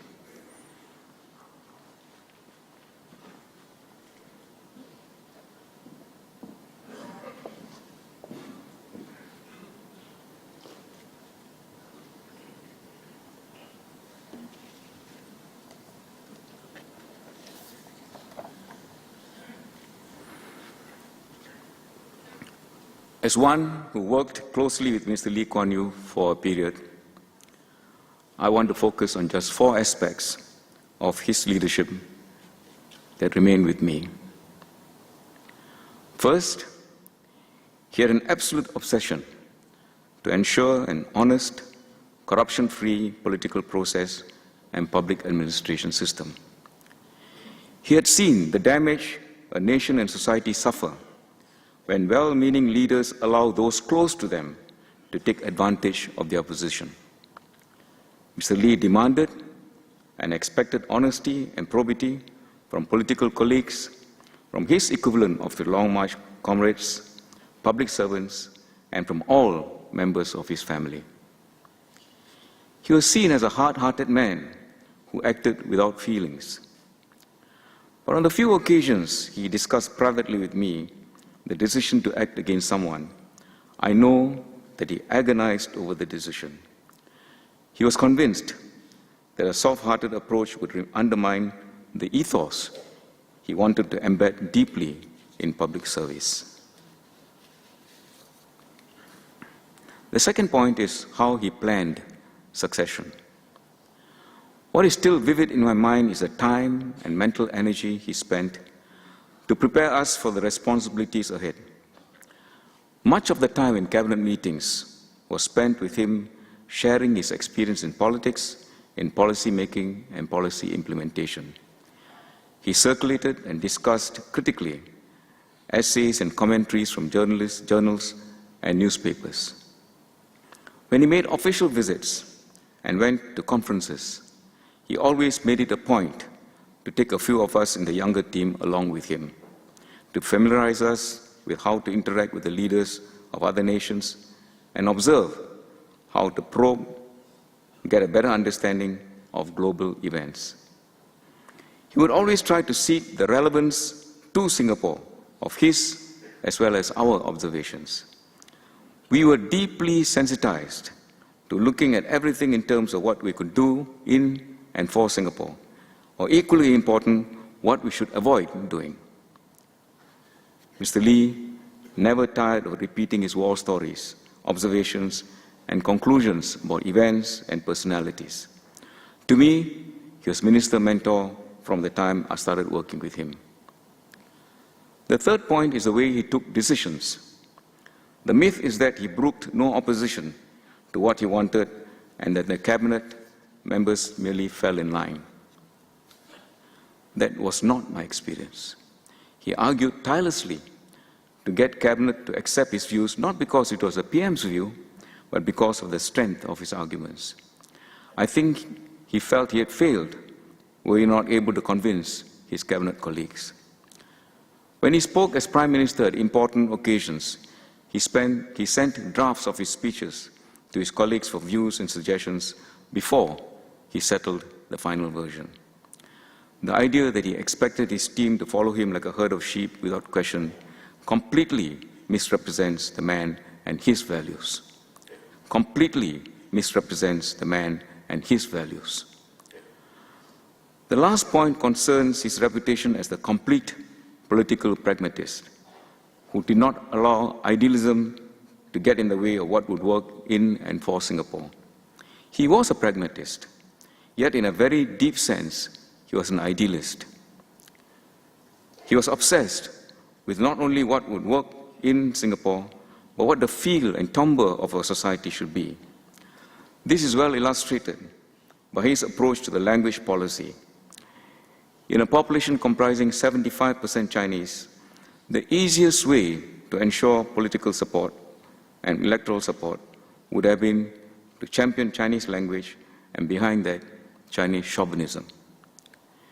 He was convinced that for our nation to be distinct and different from other nations, we had to be multilingual, with English as the main language of administration and commerce. But each racial group must maintain its cultural identity with the mother tongue as a second language. To convert Chinese schools into national-type schools and push for Mandarin against Chinese dialects were the acts of an idealist, not the acts of a pragmatist.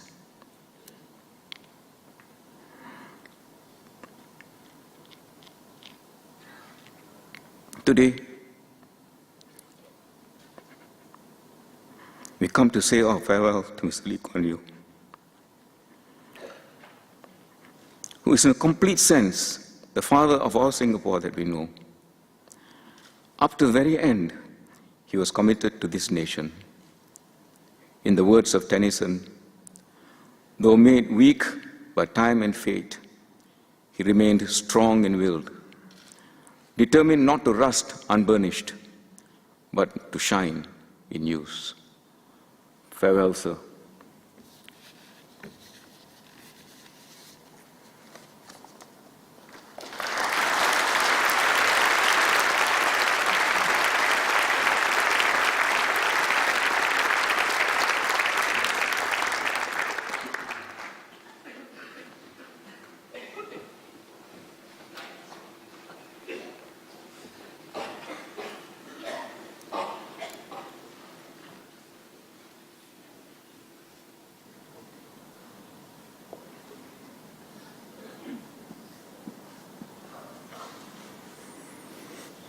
Mr. Sidek bin Sanif, former Senior Minister of State, will now deliver his eulogy.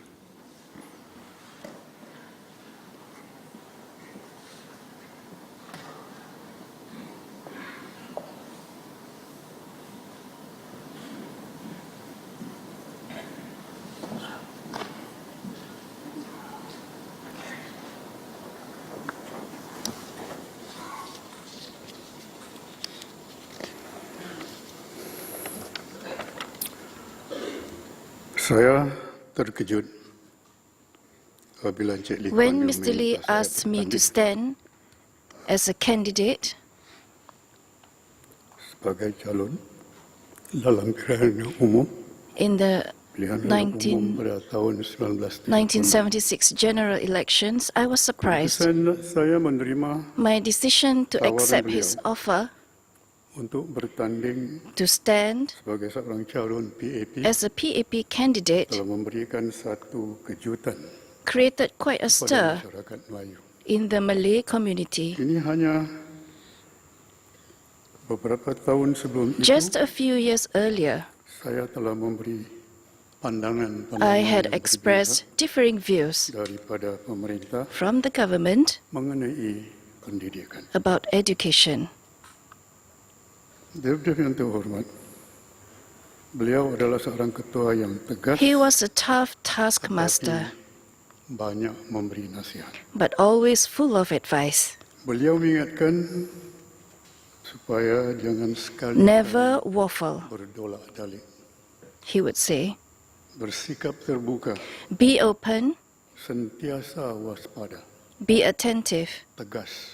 firm, Tetapi yang paling penting, but above all, mestilah bersopan santun. be polite. Nasihatnya ialah supaya kita tumpukan His perhatian advice kepada was to concentrate on education. ini akan memastikan anak-anak kita This would menjadi ensure pengamanah our negara children yang would go boleh on dipercayai to become trustworthy apabila trustees mereka of dewasa. our nation when they grow up. Saya amat berterima kasih I am most grateful Encik Lee to Mr. Lee kerana telah memberi sokongan padu for fully kepada supporting penubuhan Yayasan Mendaki. the formation of the Mendaki Pada Foundation. tahun 1979, In 1979, apabila saya dikendaki menemani when I was to konsulsi accompany Hon Swee Sen, Menteri Kewangan pada waktu itu then Minister of ke Finance, China, to China, Encik Lee bertanya saya, Mr. Lee apakah asked saya me boleh tahan cuaca sejuk. if I could take the cold Chinese winter. Beliau juga bertanya, adakah Anda Do you memiliki have kot musim an sejuk? overcoat? Saya berkata, He asked. yang saya akan I said membelinya. that I would buy one. Beliau menjawab, jangan buang duit. No, don't waste money, he replied. Don't waste money. Selepas berhenti sejenak, After Beliau pausing, he said,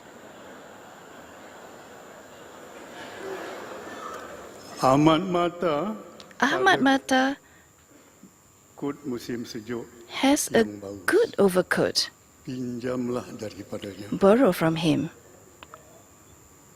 Bagaimana pula dengan What about untuk boots menyarung kasut to semasa cover perjalanan? your shoes for walking? Saya memberitahunya, I said I didn't have any, tapi akan membeli. but I would buy a pair. Jangan buang duit. No, don't waste money. Dia berhenti sejenak, He paused, pinjam daripada Chok Tong. borrow from Chok Tong.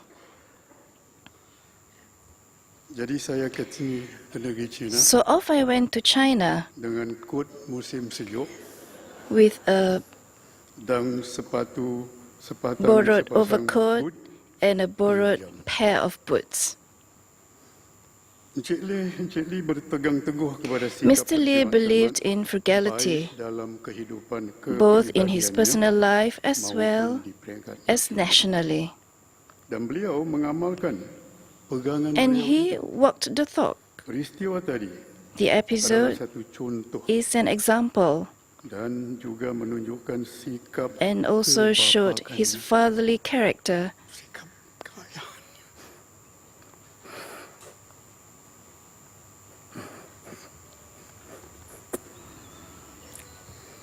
Sikap kebapaannya And his dan fatherly sikap character amat kritis. and sharp eye for detail. Bercakap tentang sikap berkhidmat. Speaking of not being Encik wasteful, Lee tidak suka membuang masa. Mr. Lee disliked Beliau wasting bukanlah time. orang yang suka berlengah. He was not one to procrastinate. Pada tahun 2010, apabila saya In menghantarkan 2010, naskah buku saya, when I presented him with a copy of my book ucapan of yang speeches dan rencana bertajuk and news articles Singapore entitled Malay Paradigm, The Singapore Malay ataupun dalam bahasa Paradigm, Melayunya, Paradigma Melayu Singapura, beliau mengucapkan selamat he maju sent me a maju jaya personal kepada note saya of best wishes melalui satu nota pribadinya beberapa hari a kemudian. few days later.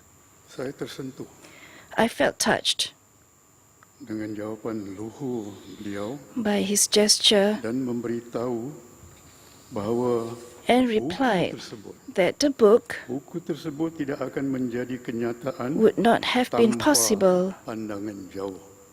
Encik Lee. but for Mr. Lee's foresight. Beliau terus membalas pada hari yang He sama responded on that very day itself dengan tulisannya sendiri. with his own handwriting. Lantas berkata kepada saya, He said,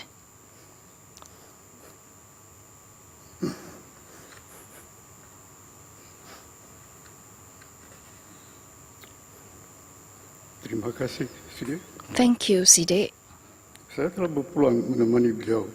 I had several opportunities to accompany him abroad Beliau berkunjung ke Israel dan when he Jordan traveled to Israel pada and tahun Jordan 1995. in Saya 1995. merupakan salah seorang anggota rombongan I Singapura. was on the Singapore Kedua-dua delegation. pemimpin, Perdana Menteri Israel Yitzhak Israeli Rabin Prime Minister Yitzhak dan Raja Rabin Hussein dari Jordan and Jordan's King Hussein meraihkan kami both sebagai entertained us tetamu di kediaman in their mereka. respective homes. Ini adalah satu contoh klasik This was a classic layanan baik example orang-orang Yahudi. of Jewish and Arab hospitality. Penghargaan dan penghormatan yang Utmost tertinggi appreciation diberikan kepada Perdana Menteri and kita. respect being bestowed on our former Prime Minister, Salut emas. a respect tinted in gold. Saudara-saudari setanah air. Fellow Hari ini Singaporeans, kita merakamkan setinggi-tinggi today penghormatan we register our dan deepest dan respect penghargaan and appreciation kepada seorang tokoh to this berwibawa ini. great man. Encik Lee memiliki ciri-ciri Mr. Lee dan ketokohan was the embodiment seorang negarawan. of the term statesman, Seorang yang hadir di kalangan kita someone who hanya comes sekali along once dalam beberapa every few decades untuk meninggalkan kesan mendalam to make an indelible terhadap mark masyarakat on society and the world at large.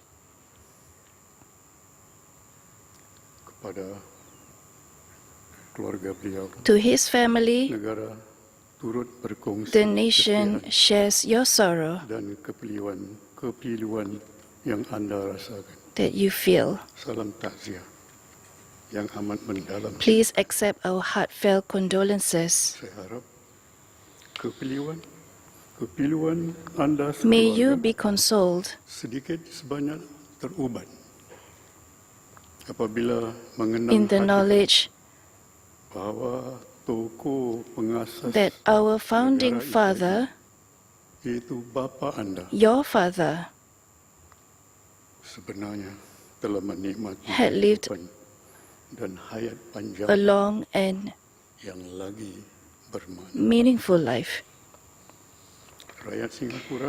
Singaporeans are indeed indebted to him.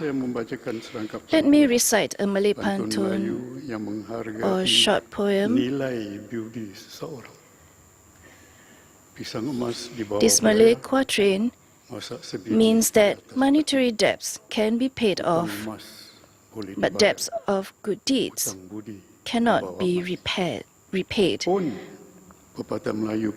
A person brings such debts to his grave. There is also a Malay saying, which means that a person who has done many great deeds will always be remembered.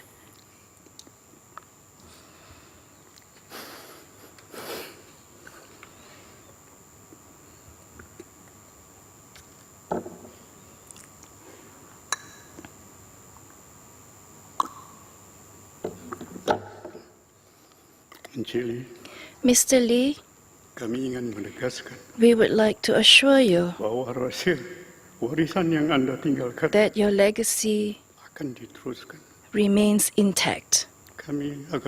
We shall always cherish your advice, especially in governing. You said if you want to be popular all the time, you will misgovern. If you want to be popular all the time, you will misgovern. Dan Anda sering menggesa kami. And you always urged us to be pragmatic. And above all, you insisted we remain honest and clean. Two characters that has deep, solid meaning.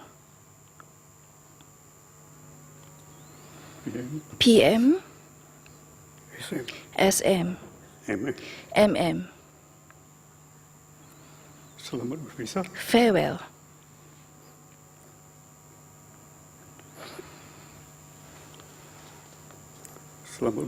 Farewell, my friend.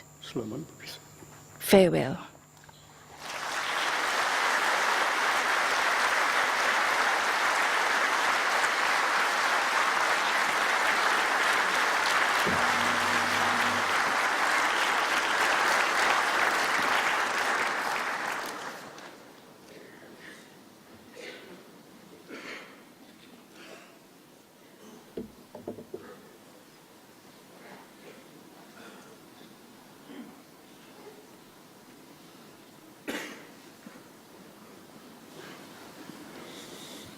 Mr. G. Mutu Kumarasamy, trade unionist, will now deliver his eulogy.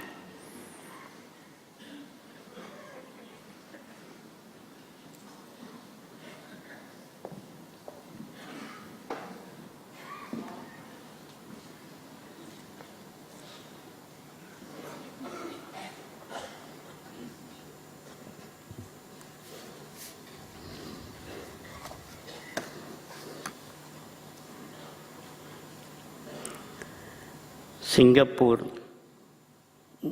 முன்னாள் பிரதமர் திரு Lee Kuan யூவை பற்றி சிங்கப்பூரின் முன்னாள் சில வரிகளை A few words about Singapore's former Prime Minister, Mr. Lee Kuan Yew. Thank you for the opportunity given to me to say a few words. There is so much to talk about Mr. Lee. Not only an outstanding human being, but an outstanding father as far as I know. When I first saw him, I was very proud. Today, I'm standing here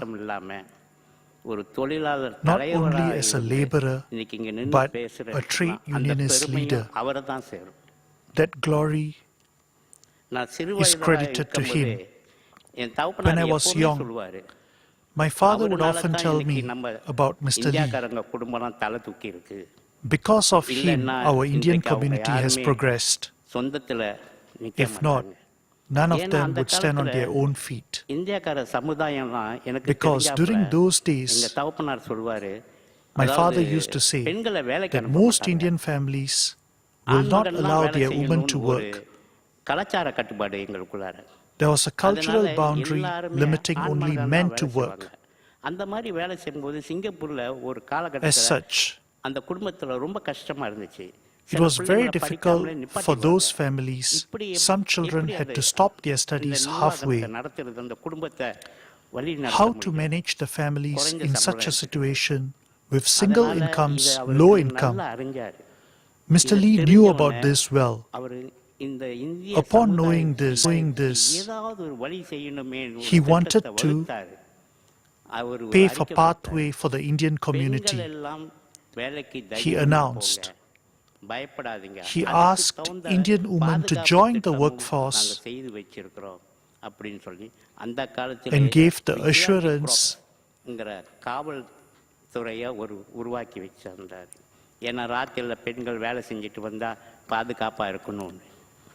he wanted to protect the women who come home from work late in the night.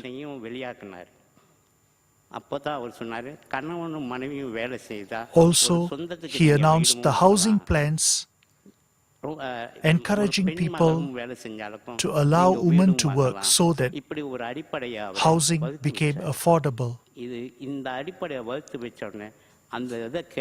Such fundamentals were formulated and many Indian women started going to work.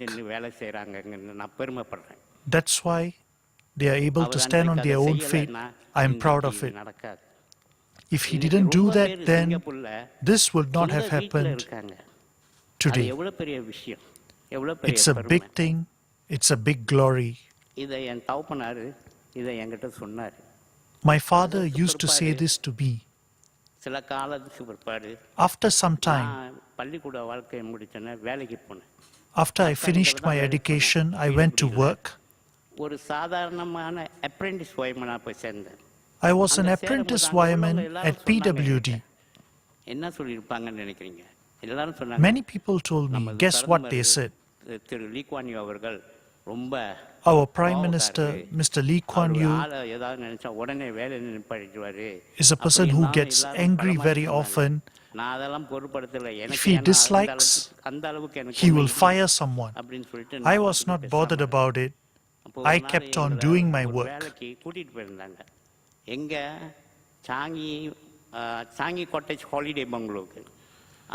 Once they brought me to work at Changi Cottage Holiday Bungalow.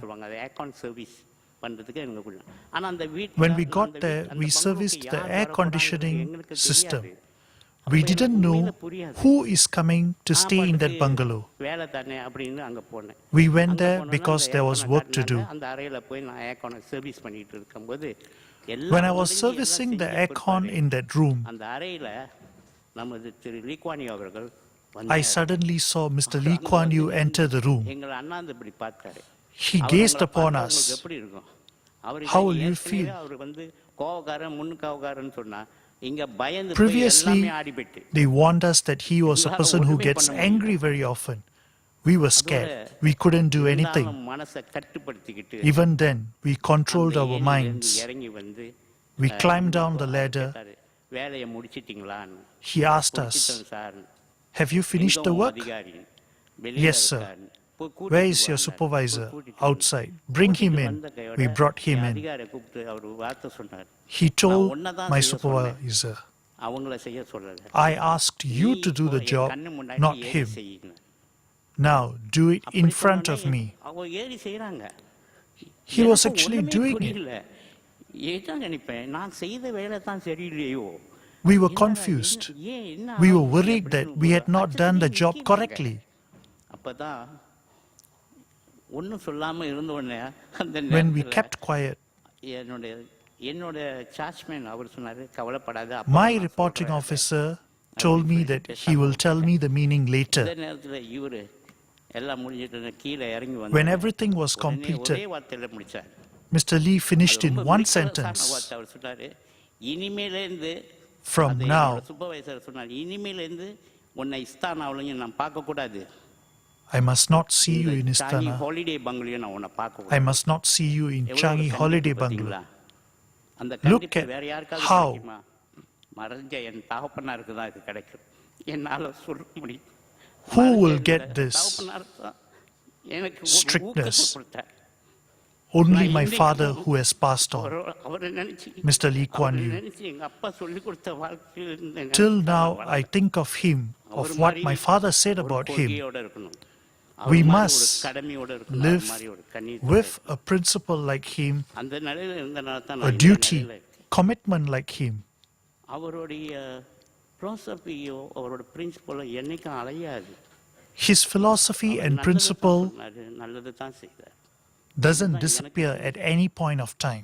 அந்த மாதிரி அவர் செஞ்சு கொடுத்தனால தான் இன்னைக்கு நாங்க Only because he formulated things as such then, we are well off today. தகப்பனா தான் இருந்தாரு. Also, he was a good father for all the unions. ஒரு மே தினத்துக்கு அவர் அறிக்கை கொடுக்கிறாரு சங்கத்துல.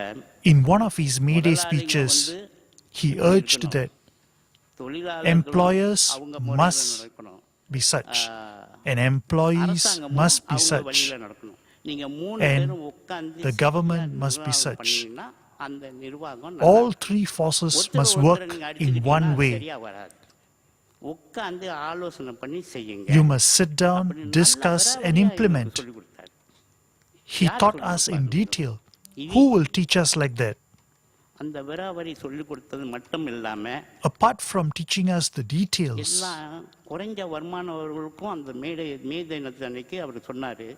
On that May Day speech, he urged the low-income workers to come forward. முன்னுக்கு வர்றதுக்கு நல்ல பயிற்சி எல்லாம் இருக்குது, நல்ல படிப்பும் இருக்குது.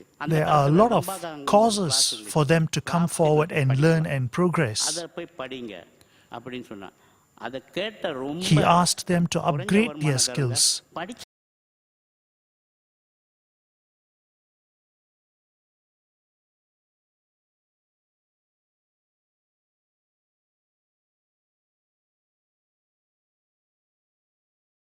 To him, and I pray for that. Mr. Lee Kuan Yew, I pray to God for your soul to rest in peace.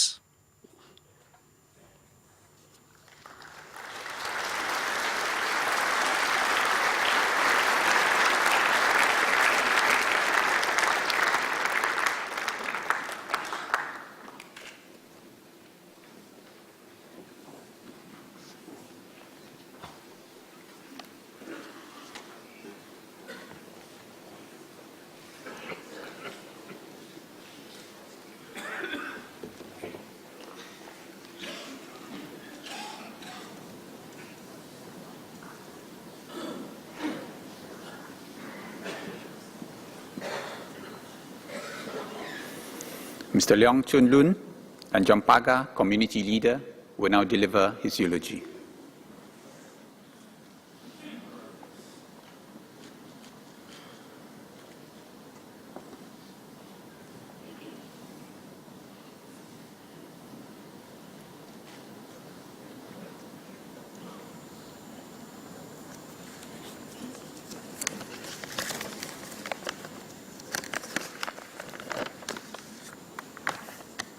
Mr. President, family members of the late Mr. Lee Kuan Yew, friends, today we mourn the loss of the country's first Prime Minister, Mr. Lee Kuan Yew. I have been a grassroots leader in Tanjong Pagar constituency for 39 years. I am privileged to be able to stand here today to pay tribute to Mr. Lee Kuan Yew. I consider him my leader and my friend. His departure not only is a loss for the country, but also a deep personal loss for myself. Having worked closely with him for so many years, I have developed a profound respect and admiration of Mr. Lee. I now wish to share with you some stories of my encounters with him, with this great man throughout these years. Back in the early days, in Chinese New Year celebration would kick off with lighting of firecrackers and follow with singing of the national anthem.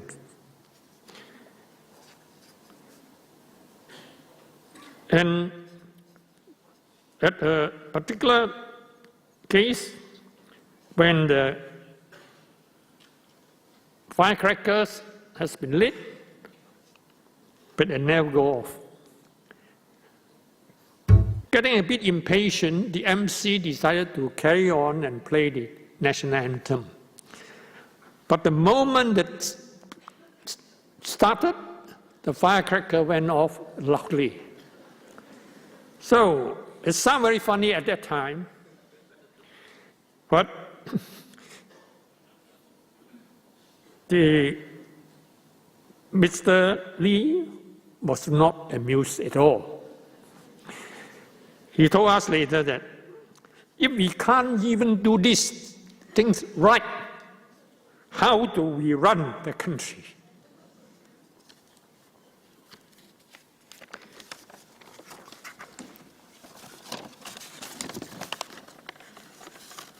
The incident showed us how serious he was about all things concerning Singapore and how he always expected us to do our best.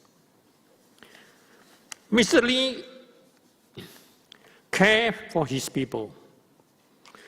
As at a Tanjong Pagar Family Day function, we had set up a stage for the day's activities. The key officials were sitting on the stage and the residents were sitting in front of the stage. The place was hot and sunny. Mr. Lee noticed that the residents are perspiring. And he turned around and asked, "What are we going to do about it now?" He was always thinking about the people, and he expected us to put all the interests, our interests above, should not put our interests above the residents. At constituency dinner, Mr. Lee liked to sit with grassroots leaders so that he could talk to them. We have always been arranging the sitting such that his old friends would be seated en route to his table. It would take him some time to get to his table, as he would stop by to speak to every familiar faces. When Mr. Lee heard that the old friends were doing well, his face would light up with pride. Even though Mr. Lee is no longer with us, his legacy is something that we Singaporeans will always remember.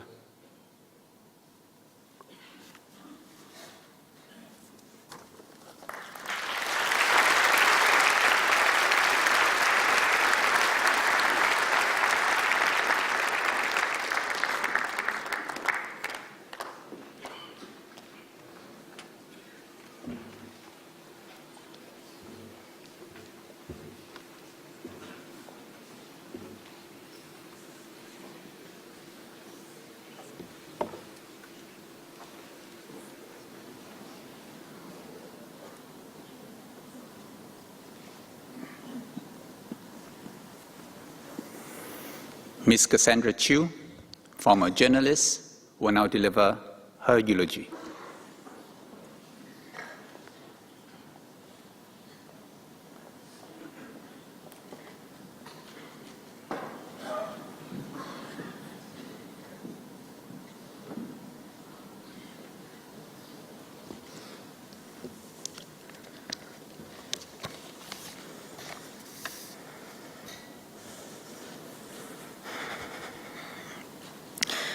I didn't know Mr. Lee Kuan Yew personally for most of my life.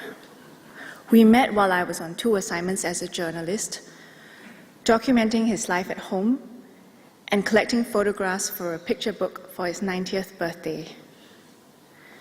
I met him up close 6 times for meetings and interviews from July 2011. Most were large formal meetings at the Istana, and naturally, I was on my best behavior. After all, this was the man who had led Singapore to independence, triumphed over his opponents in a storied political career spanning over 60 years, and transformed a sleepy colonial outpost into a bustling metropolis. And there he was, in person. I didn't dare say a word to him until my editor made me lead one of the interviews. He thought Mr. Lee would enjoy the interaction with a younger Singaporean. I was so nervous I could hear my heart pounding before the meeting and actually felt a headache coming on. I braced myself to be peppered with questions on whether I was married, when I planned to have children, or whether I spoke Mandarin often enough. Questions Mr. Lee, as you know, was known to ask young Singaporeans he met. But there was none of that during the 80-minute interview, which was focused on the beginnings of his political career. There was no room for nervousness either. He came in, sat down and asked, "Who's going to start?" And with that, the interview began. As always, Mr. Lee was focused on the task at hand. Over time, I gained more glimpses of what he was like as a person. For instance, it was a thrill for me to learn from his oral history that he once failed an art exam in primary school. But that was, of course, a small blemish on his distinguished academic record. I also learned that in his later years, he craved his late mother's gado-gado and mee siam, which, thankfully, his sister, Madam Monica Lee, could replicate. I made at least 8 visits to 38 Oxley Road, where I went into all the rooms. But the only time I saw him at home was during our 20-minute photo shoot, which began in his study, where he spent most of his time while at home. He was in good spirits that day, dressed in a white short-sleeved shirt, dark trousers, and his trademark sport shoes. It looked as if he had been going through his email at his desk, which also had newspapers, magazines, binders of papers, and stationery, all neatly arranged. It was clear that even at home, his focus was on his work. It didn't matter to him that his furniture was more than 60 years old and outdated. They served their purpose, and that was all that mattered. That was how he lived his life, very simply and frugally, and always putting the country first and his own creature comforts second. We moved to the living room, which was also a very private space, because it was where the late Mrs. Lee was remembered. Her photographs were displayed in 2 rows above her urn, and I was told Mr. Lee would gaze at them daily as he had his meals. I could feel how much Mr. Lee missed his late wife. She was his partner, his anchor, for more than 63 years. The last set of photos we took at his home are my favorite. Seated on a chair by a wooden table on the veranda, Mr. Lee flashed a bright smile. They turned out to be the best photos on the reel. No one knows about this, but to thank him for the photo shoot that day, I had prepared 2 chocolate cupcakes after learning how much he enjoyed chocolate. I even got the bakery to label each cupcake so he'd know exactly what kind of chocolate cupcake it was. But on the day, I was far too excited and dropped the box before I could present them to Mr. Lee. I had been reflecting on what I was learning about Mr. Lee as a person and founder of independent Singapore, and had just begun to understand just how much he and his family had sacrificed to ensure Singapore's success. I realized how much I had taken for granted and how much more I had to thank him for. To me, Mr. Lee had transformed from an elderly statesman who our textbooks say did a lot for us, but didn't quite seem relevant to my daily life, to a man for whom I developed a deep sense of gratitude and appreciation. So much of Singapore began to make sense to me now that I had seen the world through his eyes. I decided to try to express my thanks again and wrote him a thank you card.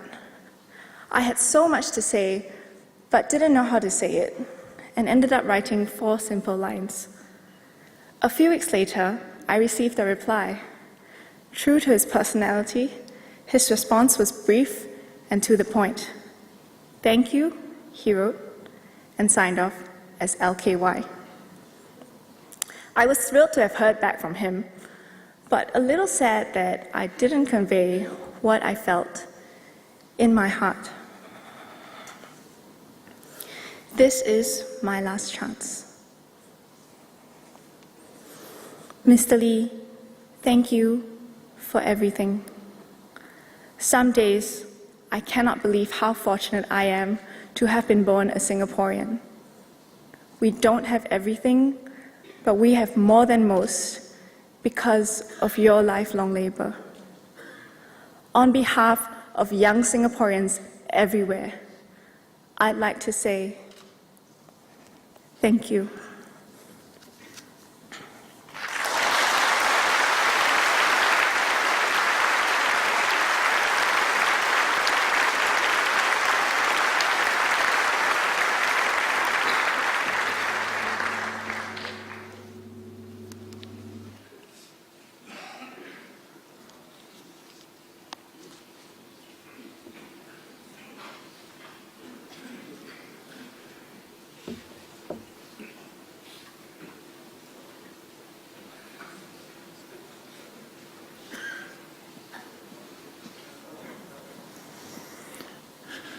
Mr. Lee Hsien Yang will now deliver his eulogy for the family.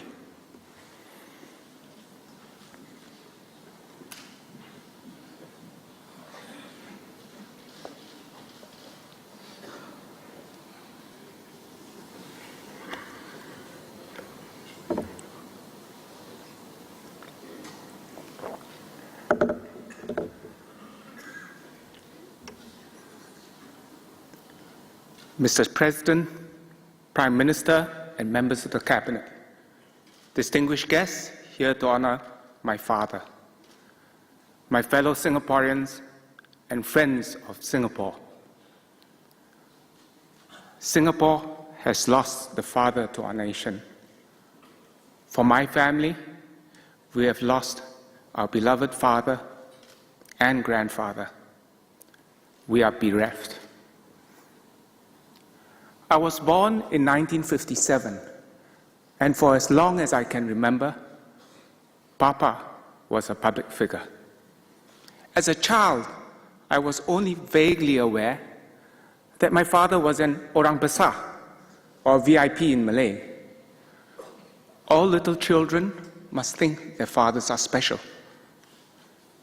I do not remember when it dawned on me that he was not just my own special father and not just an ordinary orang besar.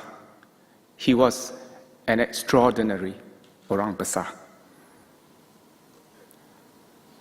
Papa was immersed in his work for much of my childhood.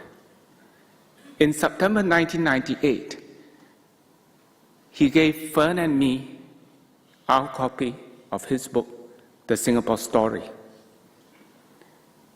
In it, he penned a note with a tinge of regret to Young and Fern while I was running around as I described in this book. You grew up while I was running around as I described in this book. Perhaps in different circumstances, he would have been a very successful businessman or an entrepreneur, but he chose to dedicate his life and to serve the people of Singapore and to build a better future for all. He wanted to ensure his 3 children had a normal childhood. He didn't want us to grow up with a sense of privilege and entitlement. As a teenager in secondary school, seeking to assert my independence, I would sometimes ride the public bus. Papa did not object, and my poor security officer had to follow me around the buses. When I was in junior college and keen on outdoor activities, my security officer had to shadow me as I trekked around Pulau Ubin, Pulau Tekong, and canoed around Singapore. But Papa's principles ensured that I had as normal a childhood as possible. And although I think I put out the security detail often, family holidays were happy occasions. We were able to see more of Papa. We didn't go anywhere far away, posh, or exotic. The government rest houses in Fraser's Hill, Cameron Highlands, and later Changi Cottage, a small 2-bedroom seaside bungalow that holds many precious memories for me. Even if once in a while the aircon there doesn't work and we have to call out for help. Golf was Papa's principal recreation and a passion. So golf featured prominently not only on vacations, but also after work in the evenings.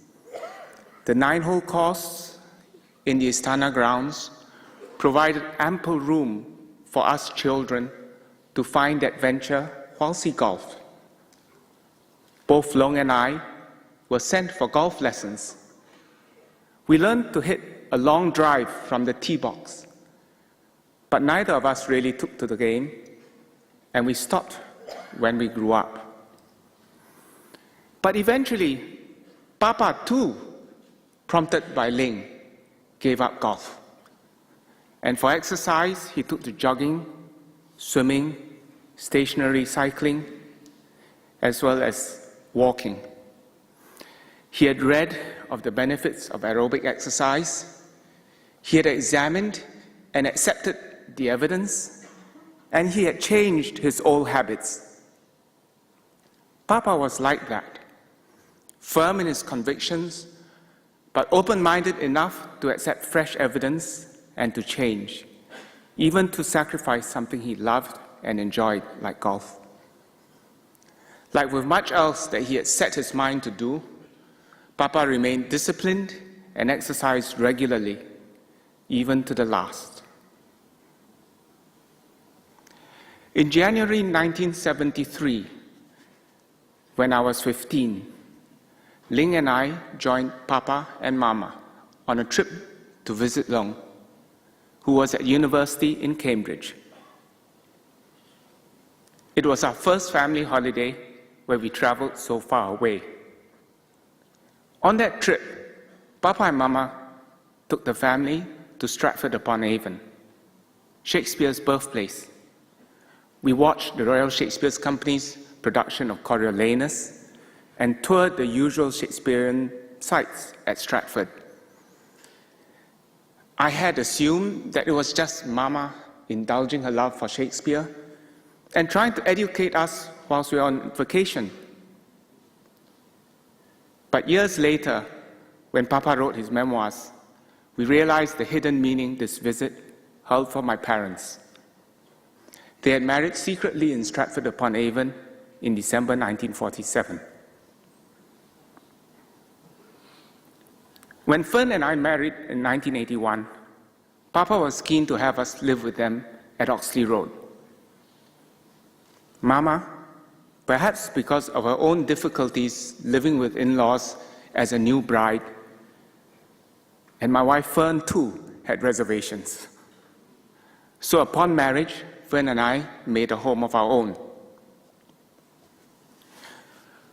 When my brother Long's first wife, Ming Yang, died in late 1982, leaving Long with two very young children, the family felt the weight of the tragedy. Fern and I wanted to help the family hold together and create some happy occasions to continue to share. Although growing up, all our birthdays, including those of Papa and Mama, remained unmarked and uncelebrated, we began inviting the family to our home for Papa's and Mama's respective birthdays, for which I would cook a simple meal. At that time, the family included my father's father, Kong, Papa and Mama, Ling, Long and his two children. Papa loved a good steak, and he had a Peranakan sweet tooth for desserts. Over time, the group grew larger. The grandchildren had views of their own, and they could be outspoken. They were often ready to engage with Papa on issues of the day. I recall one birthday dinner where Sheng-Wu debated with his yeye till late, long after we had finished dinner, both sides wanting to ensure that the other understood his perspective and point of view. Whilst there have been public celebrations to mark my father's key birthdays, these small, private family celebrations were a source of much joy to him and Mama. It was anticipated for months before and savored in the memory for months after, and was part of the ritual of each passing year. The arrival of grandchildren was also a source of great joy for Papa and Mama. Mama was traditional enough that she was thrilled that I had one son after another. But Papa, my sense is that Papa would have been equally delighted if Fen and I had had 3 daughters. When the grandchildren were little, Papa would love to have them playing around him as he exercised after work in the evenings. At weekends, he often took them out to the zoo, the bird park, the science center, and other places where families would go. Our youngest son, Xiao, arrived long after all the other grandchildren, and long after they had given up hope of any more grandchildren. Papa was in his 70s and less active in public life, so he and Mama took this as a wonderful opportunity to enjoy their last grandchild. Many know how privileged Singaporeans are to have benefited from my father's contributions to building our nation. I know that growing up as his son, I've also been privileged to have witnessed what it means to be a good man, a good husband, a good father, and grandfather. To Singapore and Singaporeans, Papa was at various times PM, SM, MM.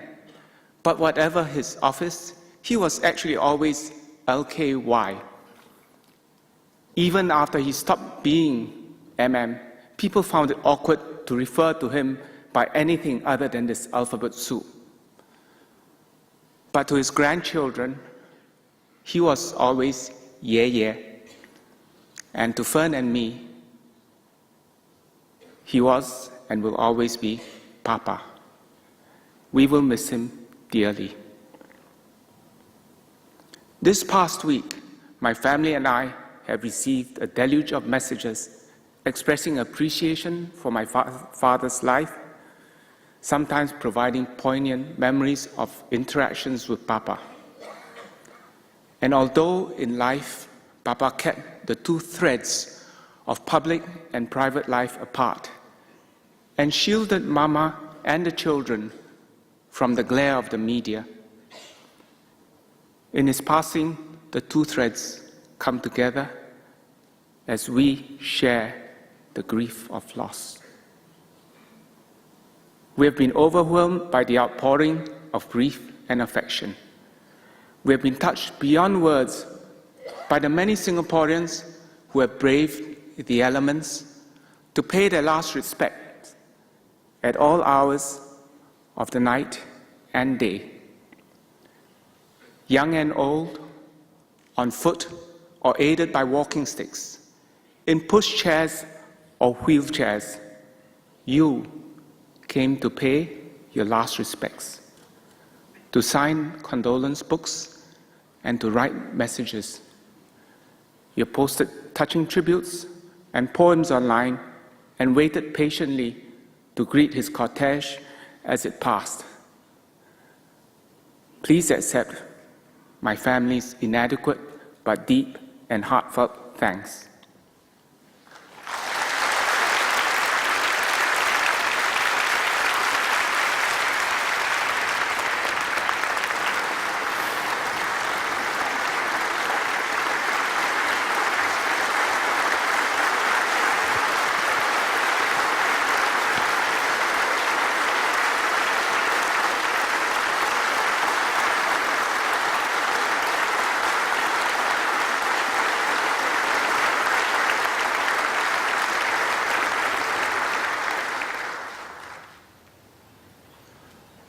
We know our loss is your loss too, and that the loss is deep and keenly felt.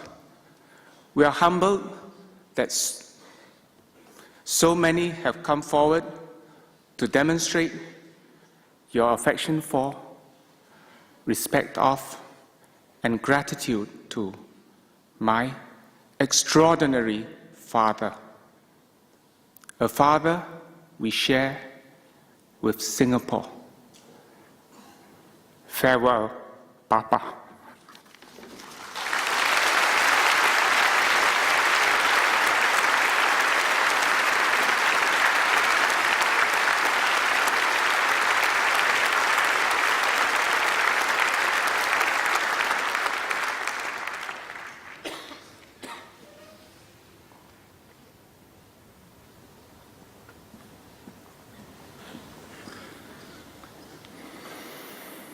The Prime Minister will now lay a wreath on behalf of the family.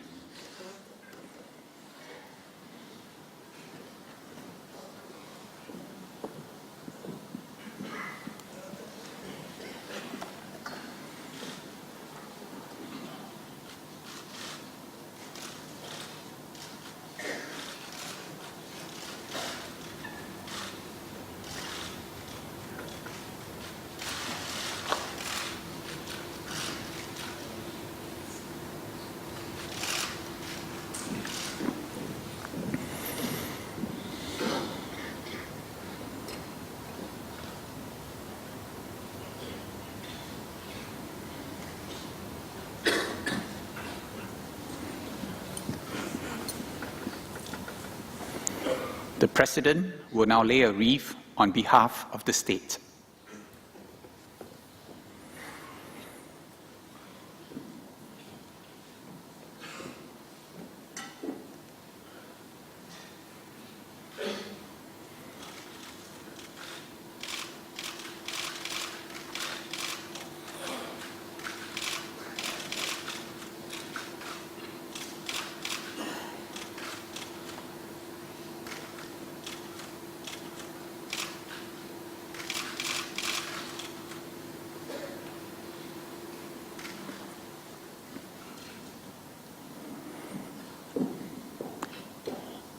Ladies and gentlemen, please rise for the last post, followed by the observance of a minute of silence to pay our last respect to the late Mr. Lee Kuan Yew.